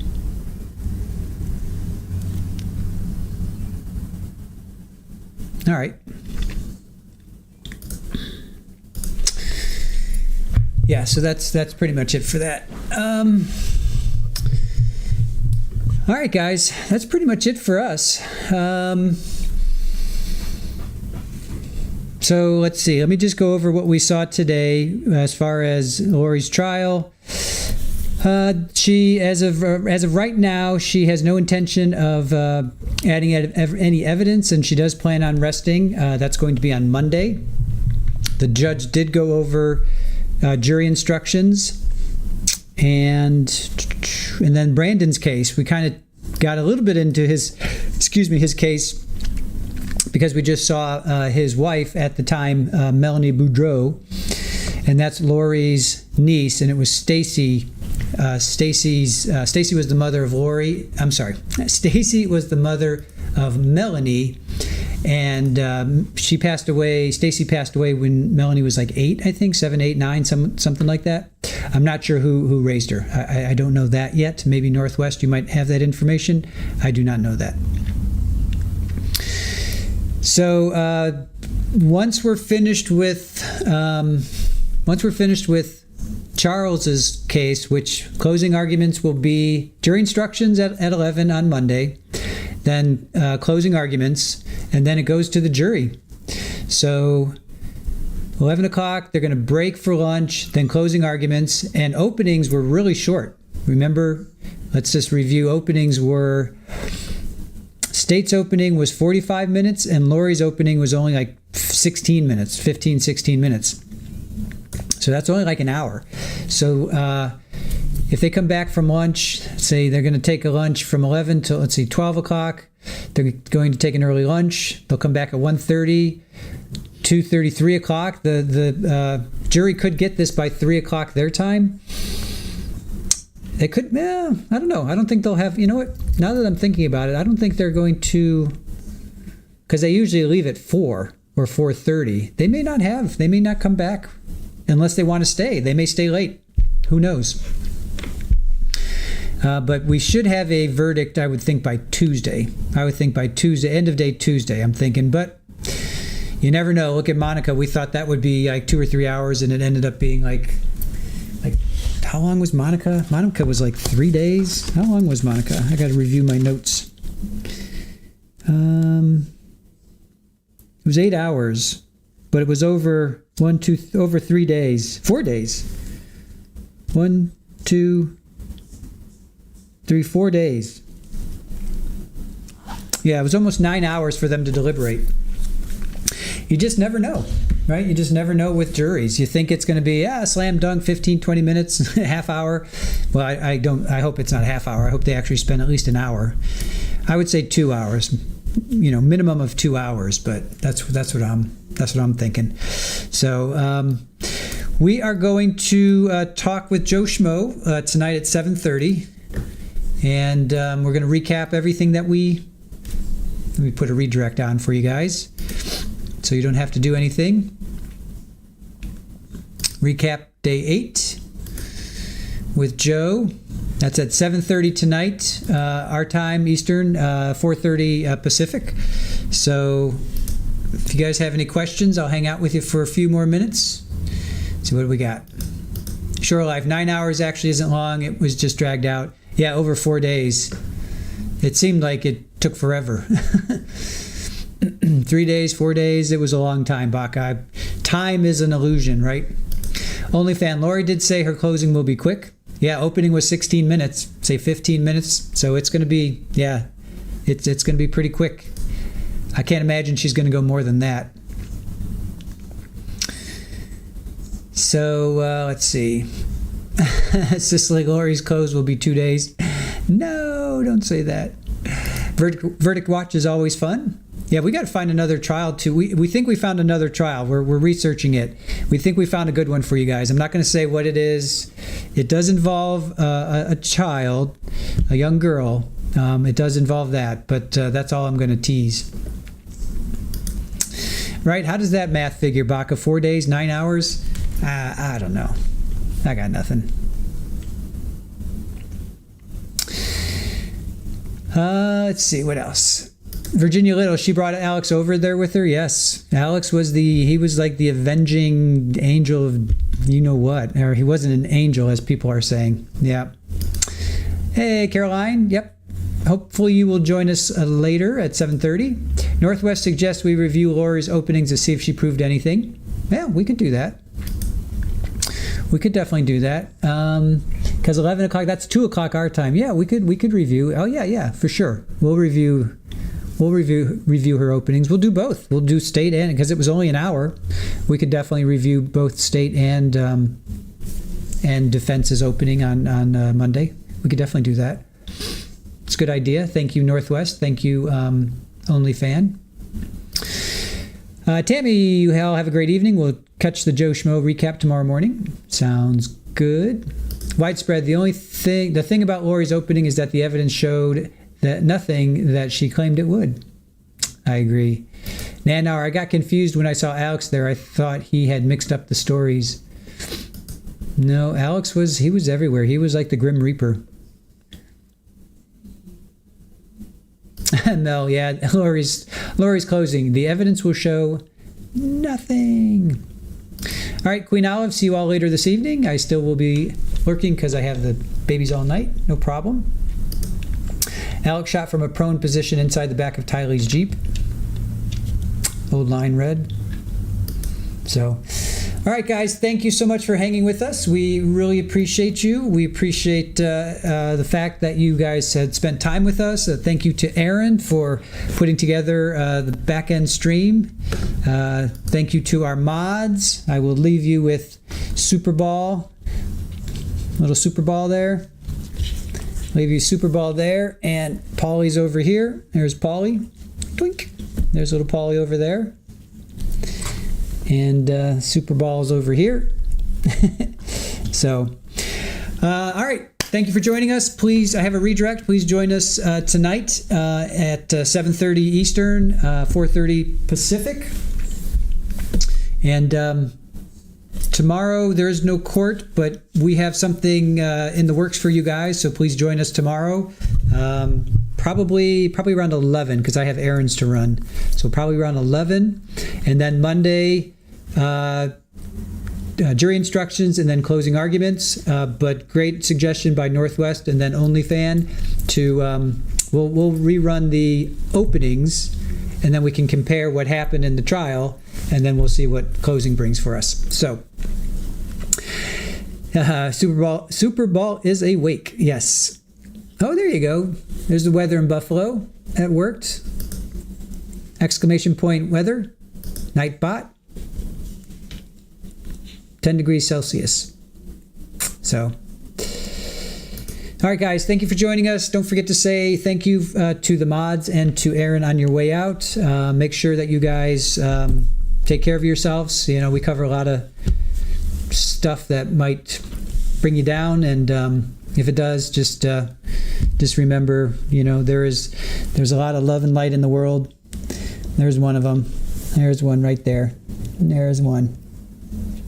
Yes, there you go. There's another one over here. There's another one right over there. Sweet little kids. And if you don't have a furry one, you know, there was auroras last night. Look up, you know, don't forget, look up. If it's a cloudy day, enjoy the clouds too, because that's nice as well. So thank you for joining us. Take care of yourselves. We love you guys, and we will see you later tonight with a recap with Joe Schmo. Tomorrow, not sure what time, probably around 11, and then Monday for sure, we will pick back up on closing arguments. So have a good one. We'll see you guys later. Bye. Nope, don't want to do that one. I want to do this one.